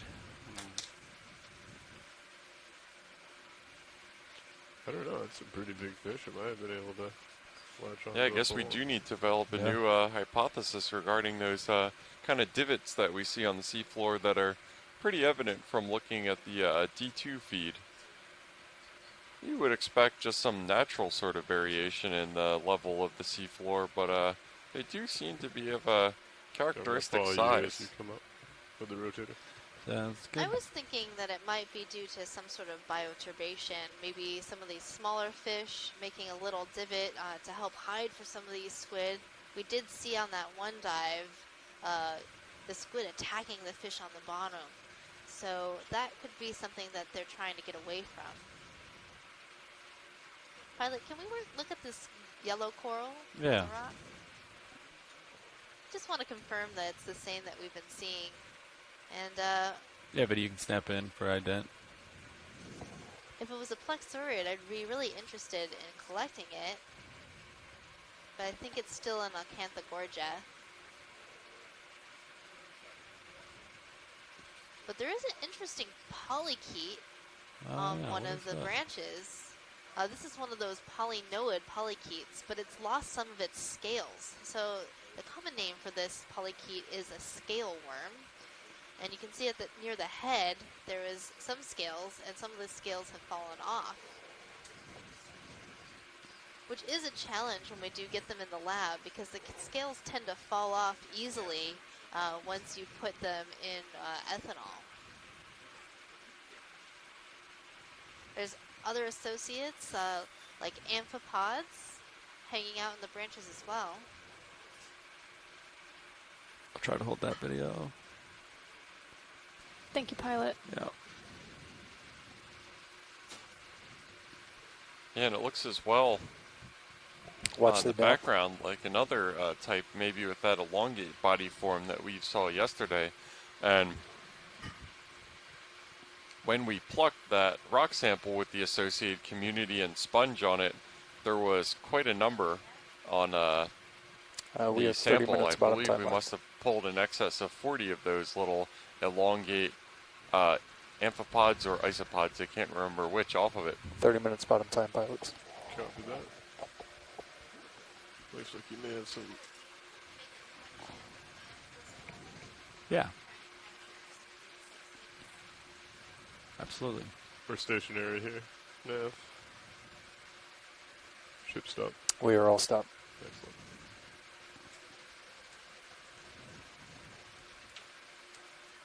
Pilot, you are ramped up, ready to roll. All bio boxes are open.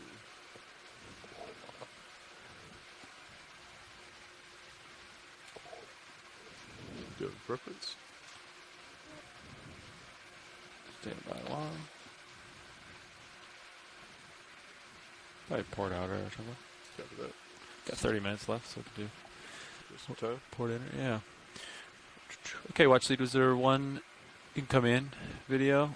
Watch lead. Was there one branch you liked better than other ones, or the rock's too big? Top one. Okay. Okay. Okay. Got hydraulics up. Hydraulics are up and rolling. Got mini here if you want me to. Looks like you might be sliding a bit. Oh. Copy that. Yeah, your port toes rotating out.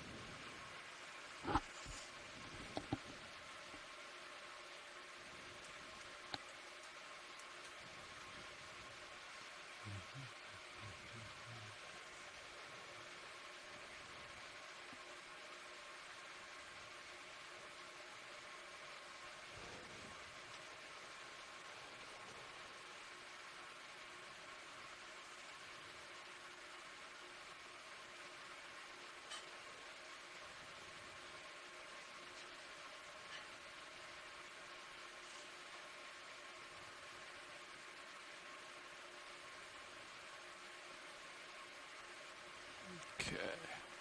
Nice.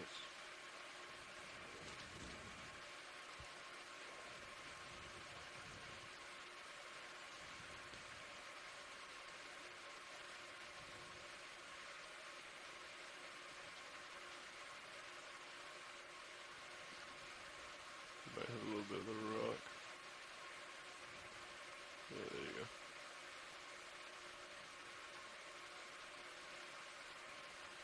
Want to make sure I get that top one. Yeah. Yeah. Nice. Okay, so I have the port sides ready to roll when you are. Okay. Nice. Come out video.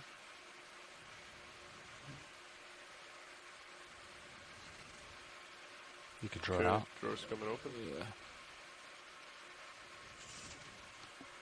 Gotta go ahead and bring. We'll go port enter just because it's small, in case we have something bigger later. Sorry, come down on the.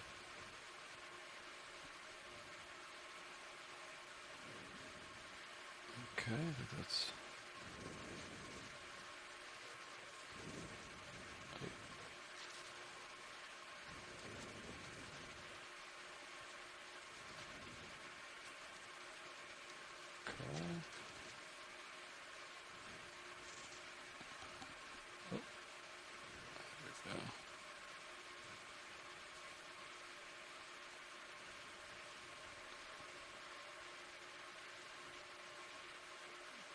I think some of it's still stuck to the draw. Alright. Yeah, stuck. It's sinking. Yeah. Could you zoom in on Mini Zeus, please? I think the jaws are clear. Yeah, jaws are clear. All right. So we just got See a if we have that. clipping of that coral. That is a Acanthogorgia with the polychaete associated with it, and probably a few more associates as well. We're going to tuck away our sampling tray and then continue on our way. I think it's there. Yeah, that's it. It's definitely there. Excellent. All right, feel free to come out and Thanks, watch we'll seat. stow.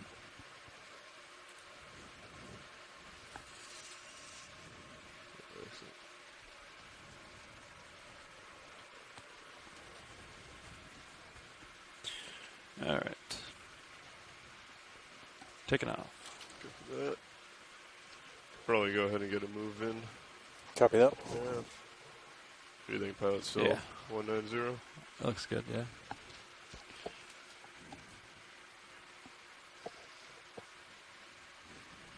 So we're almost at the top of this feature. Gone all the way from the bottom. What was that word that you used to describe the bottom of a canyon, Jeff? Bridge RV nav. Bottom of a canyon is just Another generally move called request, the please. axis of it. Range and then 30 the meters. Bearing bottom of the bottom, 190. the very Speed lowest decimal part 2 knots. within a canyon or a river, a canyon on land Copy or a that. Thank sea you, is Bridge. called a thalweg. Thalweg. And that's comes from a German word. A lot of geology comes from German words because they were one of the pioneers in that field. Slide you up with the rotator, super short. And yeah, that just means the lowest eroded part of a channel. And that can be a river or that can be a canyon. So, yeah. That's a really cool word. I like it. 40. So we went to we went and across the Thalweg and up the opposite slope, and we have made our way through a bunch of different kinds of communities. Some large boulders right in the bottom of We the got a canyon, minute video, and so I then might grab on the this when we reached red the crab. slope, we found some really Sounds good, sheer pilot. walls that were just covered in Come in on the beautiful mouth parts. corals and sponges. That's what I'll go And for as here. we've gone upslope, for a we've seen landing. more of a sediment-dominated community with a bunch of small boulders He's just posed scattered so about well. the place. And every boulder we've seen thus far has been completely in more if you covered in want. life. The crab we're looking at right now is the deep-sea red crab. Its scientific name is Chasion quinquidens. Did you grab something, or did you get scared? It's kind of fun to say, too. I don't know. I feel like it could have gone Indeed. either way. We've been seeing this crab a lot. Earlier in the dive, we saw a number of these crabs displaying their mating behavior, where the female crab and the male crab were walking along together. It was quite interesting.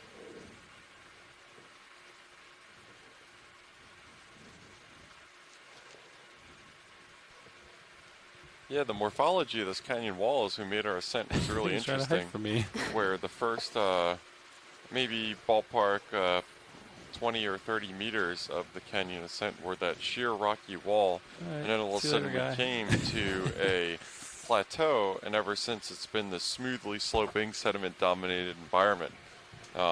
That's almost certainly a lithological control or a rock substrate control, Uh-oh. where the lower strata that compose the first smaller part of the canyon wall had a steeper angle of repose and was made of more mechanically stable material, when the top part failed easier at lower slopes and therefore ended up as more of a slope-back smooth feature dominated by fine-grained sediment, hemipelagic and possibly transported from the continental Pretty flat shelf up here. What was upslope. the bearing to the next waypoint? It's a little bit off to where we're heading, yeah. Yeah, it's pretty. We put past waypoint 2 to the southwest was pretty flat as well. So Daniel Wagner, our expedition coordinator, has said in the chat that there is a commercial fishery for those red crabs There's not a whole lot left here. off the east coast of Florida. So that's kind of interesting. That must mean that sea they're stars in also there? a delicious Oh. species. Absolutely, shades of the lobster tails that were for dinner last night. It's definitely a sea star. Stand by one. Looks like one of those slime stars. So we've seen this sea star before in the dive, and Chris Ma did call in to talk about it. This one is in a more of a pink Come in. morph than they're used to seeing, but is a type of Pyreneid I'll sea try to hold star. that. You can zoom out well. Perhaps Pyrenea pulvilis. We saw one on one of the coral walls feeding on Acanthogorgia coral, which is the coral that we just collected. So perhaps these stars that are living up higher on the slope are going between Gotta find rock that to rock vibration. looking for something to eat. It's like once my verts go above like 50% Lars, I get a little vibration. Very slowly. I noticed that as well. Must be something in there. It's hard to know exactly what the animals are doing, but it's fun to speculate about what they might be doing. Absolutely. Sweater back. I kind of like this star. It's interesting. 20 minutes bottom time. Chris Ma. What is Hey, that? Chris. I'm serious. Hey, so I've been doing a little bit of homework on this animal, and I was looking at both the collections here at the Smithsonian as well as my image records from the expeditions that we've done, that Okeanos has done on the northeast coast in the past. I think this one is actually, now that I've revised sort of and looked at some of my other papers and notes, this is, I believe, a sea star, the same family as I called it before, but something called Chondraster grandis. And this is the thing that we've seen before in Okeanos when we were here in 2013 and 2014 or so. Again, I haven't been able to personally take the sample, because back in those days we didn't collect things, but we have a number of specimens identified as Chondraster in the collection. Again, I've never seen one alive, so I can't say with absolute certainty, but I'd say it's a pretty good chance that that's what this is. And the fact that we just saw it feeding on a coral is probably the first time we've ever seen it do anything, because almost everything we know about this animal is based pretty much on collected specimens from trawls. So other than the Okeanos data of what it looked like alive several years ago, the video that we're seeing now is probably, we're adding literally 1 to 0 as far as our, knowledge regarding this species. And so I always get excited when Okeanos finds something like this, because even though it doesn't seem like very much, Pilot's on easy stop here. This is literally more than we learned about this animal since we've Bridge RV now. Not much going on. We've discovered it, and it was discovered in the 19th century. So I always think you come back in video. A fairly significant shot of this. I think movement forward as far as vibration knowing anything about any animal. Thank you, pilot. Species. The fact that it's pink, for example, the people who described it probably didn't even know what color it was. So at a certain point, it'll be interesting, because we'll get into shallower water, and then the other genus of Perennia pulverellus will start to show up more frequently. But this one can be called Chondraster grandis, at least until I have more data otherwise. And these are really weird, because everything that you're seeing, it's funny that it's kind of this pink human color, because they really are covered by like a layer of fleshy tissue. So so when the family name Perenniidae is actually a reference to the fact that all the sea stars that are members of this family have this kind of fleshy tissue or some kind of fleshy tissue overlay. We're seeing in the picture some really nice detail, including the papula. These are all those finger-like projections that are coming off the radial regions on the arms. Those are called papula. Those are the gills where the animal respires. Most times when you see sea stars with their papula extended, it means they're happy, because they can exchange oxygen, rather gas exchange with the water, with no fear of predation on their sort of soft bits being munched on by amphipods or whatnot. That center hole in the top of the disc is the anus. This is one of those echinoderm things where the mouth and anus are kind of a top-down axis, so the anus is generally on top and the mouth is generally on bottom. It's very convenient when you're a bottom living animal. And besides that, we know the sum total of our biological knowledge is that they feed on Acanthogorgia, and that their bodies have really well-developed kind of a fleshy tissue. in them. I've literally shared with you just about as much as we get lasers we on know that crab real fast. Yeah. About these animals. So I appreciate the fact that you stopped, and hope that you have a pleasant remainder of the dive. Well, thank you for calling in, Chris. It's good to have an updated ID. I'm glad you looked into it for us. Thanks.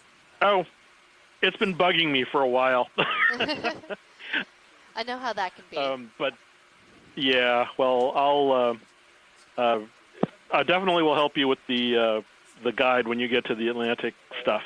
So just let me know when you have. I guess when your expedition is completed, you'll have more pictures. Yep. I'll talk to you at that point or before then, I'm sure. So turn to starboard. I'll talk to you later. Talk to you later. Got a swimming halibut behind you. It's right behind you, though. You want to turn to starboard a little bit? I think I'm kind If you of. take a picture of that crab, you get a twofer because it has barnacles all over it. Oh. Crabs ways back there. Yeah, we'll try to pan back to it. He was on the move. Let's see where he's at. There it is. And that was one that I wanted to flash the lasers on because it did fool me at scale. I said, wow, that was a whopper of a crab, I'm sure. And, 30 centimeters isn't small, but it looked to me like half a meter or bigger. So they always look bigger. 2 fish down there as well. On the RV. I'm wondering what's going to happen now that this crab's getting way too close to those fish. Are the fish going to pretend like they don't see the crab? I've really been surprised by the just general amount of, I don't want to call it apathy, but things just kind of ignoring each other down here. Going into this, I had assumed that because things are kind of spread out down here, that when an organism encounters an organism that's smaller, then somebody's going to get eaten or try to get eaten. But generally, they just kind of seem to like walk on each other and stuff like that. It's been interesting. Yeah, it is really interesting. And here we're seeing two very different fish just, cuddling together underneath this rock. The one fish the red one, looks like that black-tongue rosefish that we've been seeing around, a type of scorpion fish. And then the other skinnier fish is in the family Moridae, a type of hake. Hake fish. Okay. All right. Yeah, I think that's what we saw earlier. I think I thought it was red too. Yeah. Yeah, I believe that rosefish was the one that made the incredible escape from the short fin squid the other day.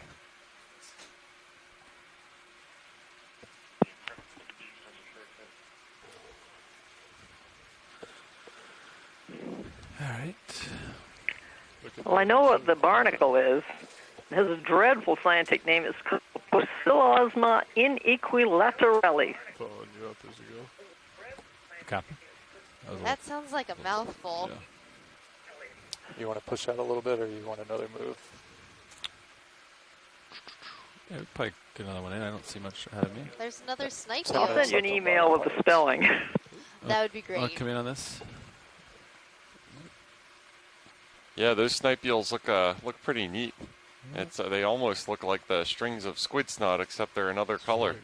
And you can see that one has both of its proboscis, I want to say, preserved, unlike the one that we saw before. And you can just really see that optimized for plucking those shrimp antennae out of the middle of the water.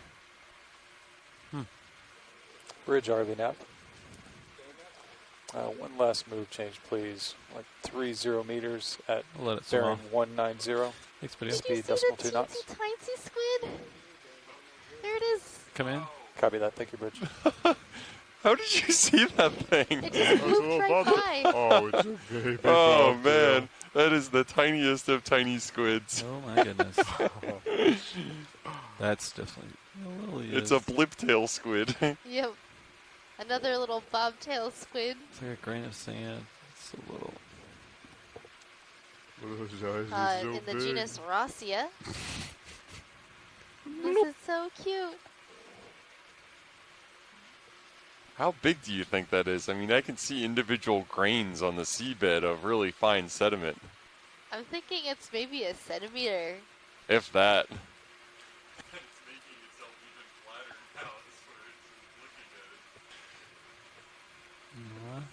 We just turned.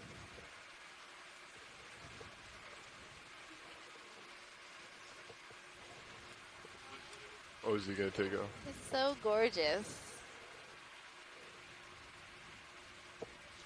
More or less gorgeous than the small juvenile that we saw yesterday. Oh, I like to see all the little baby animals. Alright. Pilot's clear when video's clear. Can we get lasers on it zooming out, please? Yeah. All right. Let's hold that for a second. I'll be darned if that thing is a centimeter long. Yeah. Oh. Just barely, probably. It could sit on the top of your fingernail. Oh. The size of a laser dot. Yeah, it's about a centimeter. All right. Thank you, pilots. Yeah. That goes to show how good our zoom is. Absolutely. Alright. Back towards the direction of movement. This way. So we're direction of almost at our movement final is, waypoint, not there. and I think That we're was a coming close to 190. the end of our 190, dive. copy. Okay, yeah, I'll come over. So I need to come over to port if you wanna. Now, watch lead. Coming over. Go ahead, watch lead. How much time do we have left on bottom? We are under 10 minutes watch lead. That's so what I thought. Let's see here. I can tell you we're 8 minutes of bottom time. Thanks. So we have about 8 minutes of bottom time left. These are our final views of this really interesting dive. It was pretty exciting. So many different things. Oh yeah, absolutely. Yeah, it was a fun track up the canyon wall. A lot to see down here, and what I am calling in my head Halibut Canyon.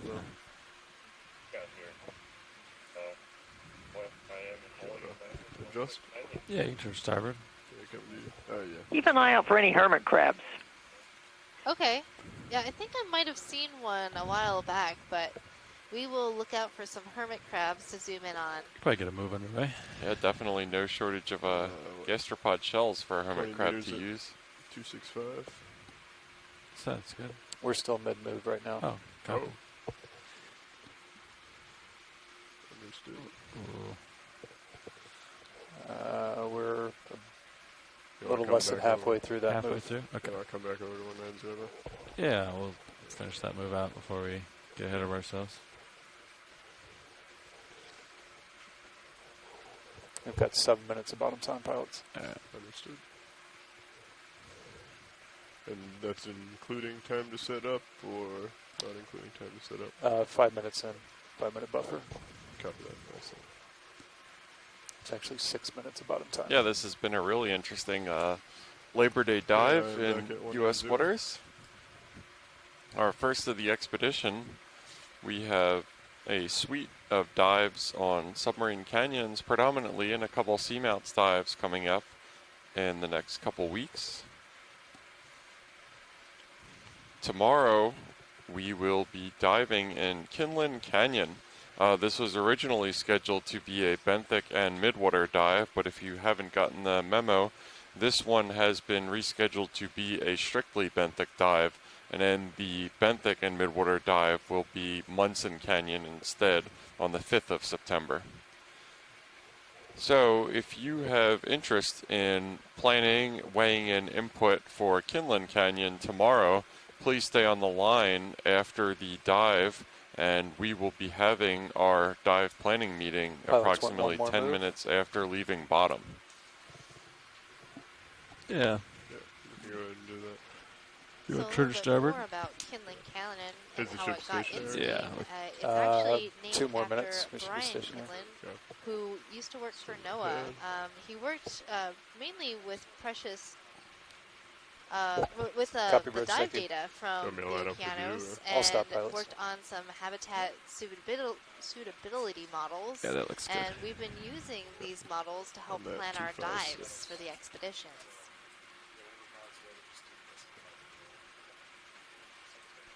Yeah, we didn't have too much of a chance to talk about the predictive mapping today, Megan. There was just too much Pilots, going you guys on. still But want 190? I about heard half these 165. dives, we maybe turned to more, have starboard, been planned so around like the that. habitat 255. suitability Yeah. models, both from 255. NOAA and also our partners to the north at DFO, Department of Fisheries Oceanography Canada. Bridge RV net. One So a last lot move, goes please. into predictive Range mapping. 20 meters. The first thing Bearing being 255. observation. Speed The decimal first 2 step in knots. predictive mapping is to find out what is actually there. Copy that. So Thank you, we Bridge. go and see, or so like, we see a coral on a rock. We say there are corals here in this canyon. That's really important, and that's observation number one.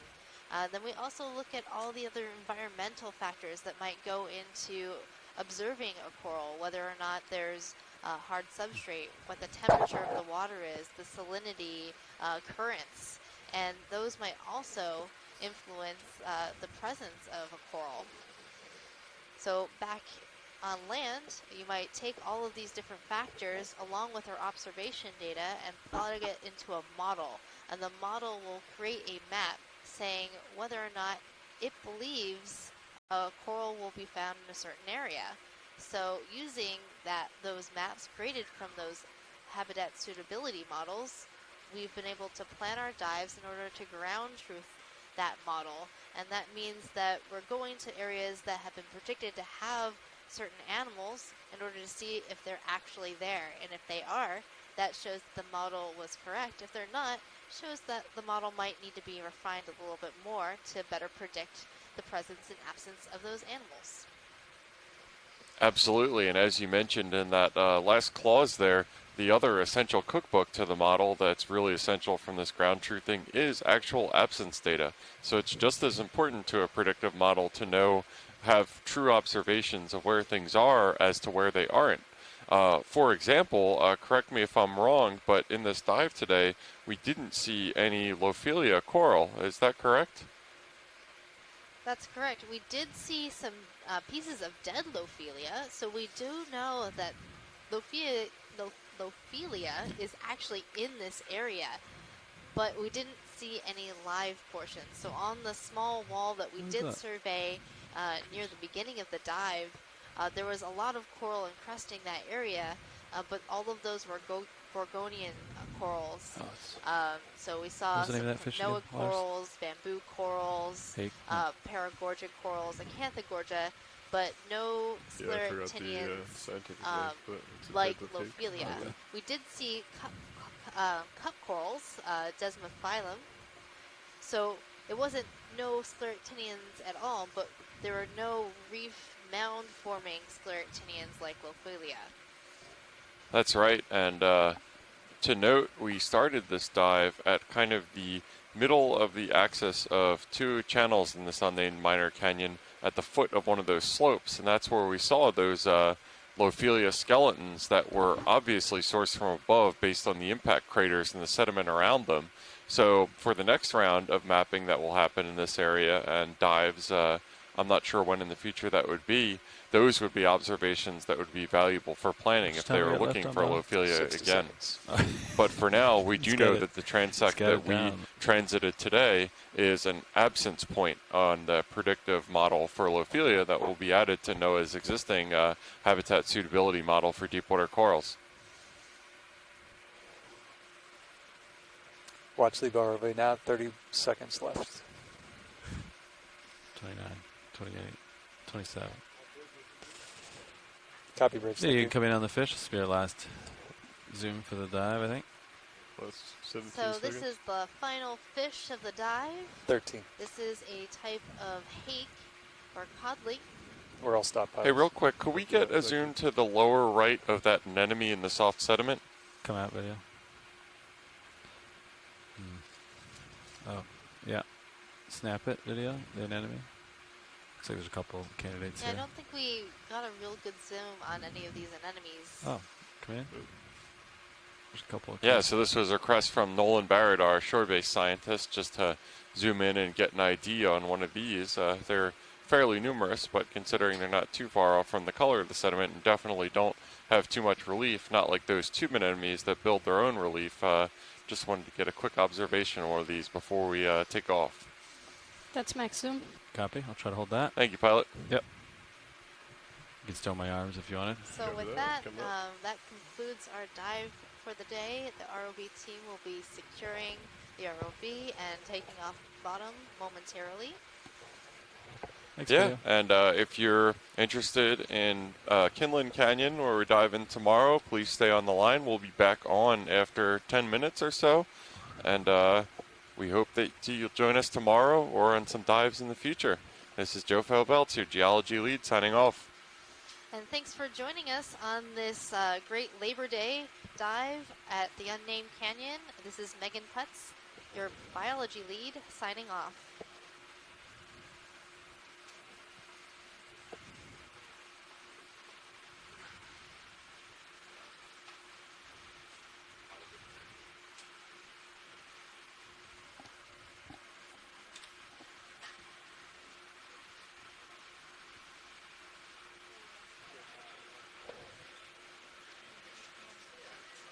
Right, swing arms are stood.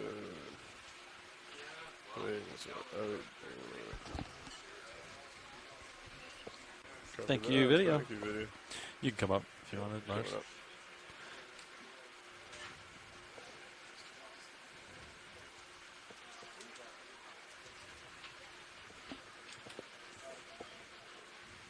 Okay, so I'm thinking I rotate to the port, right? Try again. To the starboard, right? Yep.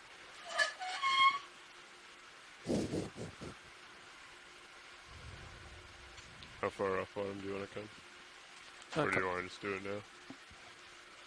Let's come up a little bit here. I'm coming up with you. Good. Delta 16. Alright. Okay, you can turn starboard.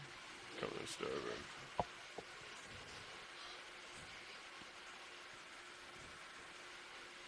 Line up with ship. Punching in out of depth, 17 delta. Totally looks good, I think. Yep, there it is. Okay. You're lined up. Auto heading is reverse the ship. Go ahead and start. Push it out. Coming all the way back so I can see a little bit more. Bridge RV nav. We are off bottom. Okay, my rotator's all the way back. Confirm. Thank you.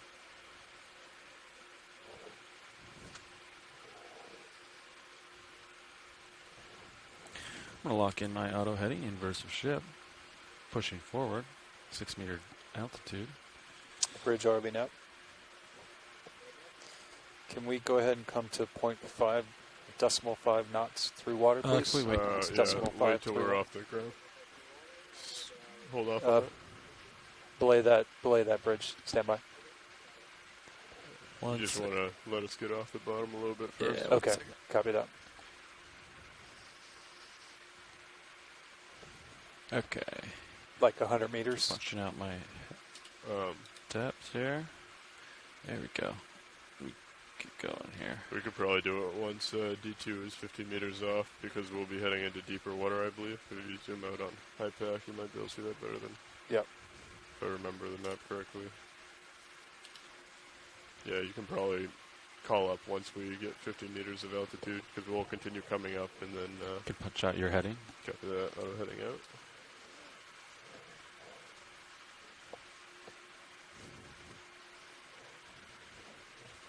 Thanks for catching that, guys. No problem. We got you.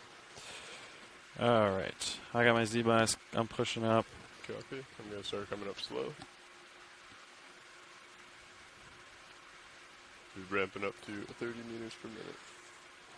Sounds good.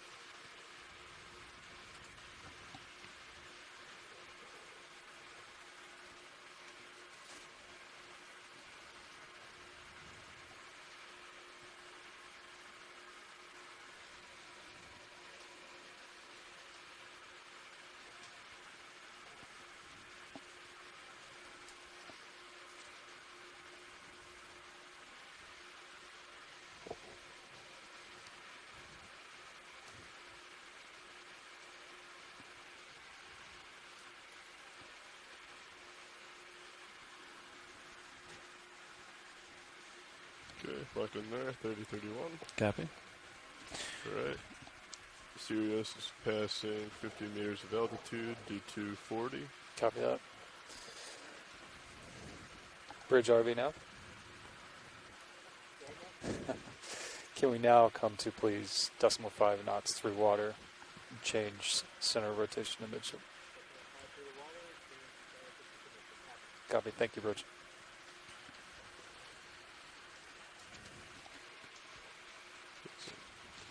And Nev, when you get an opportunity, if you could zoom back a little bit onto the vehicles. And now that we're off the bottom at a decent altitude and we're going into deeper water, I believe we'll be going into deeper water. Yeah. You can go ahead and disable the background when Dive Super is using this screen during recovery. It's easier to look down and just we're more worried about how the vehicles are streaming. Where is that setting at, Copilot? So if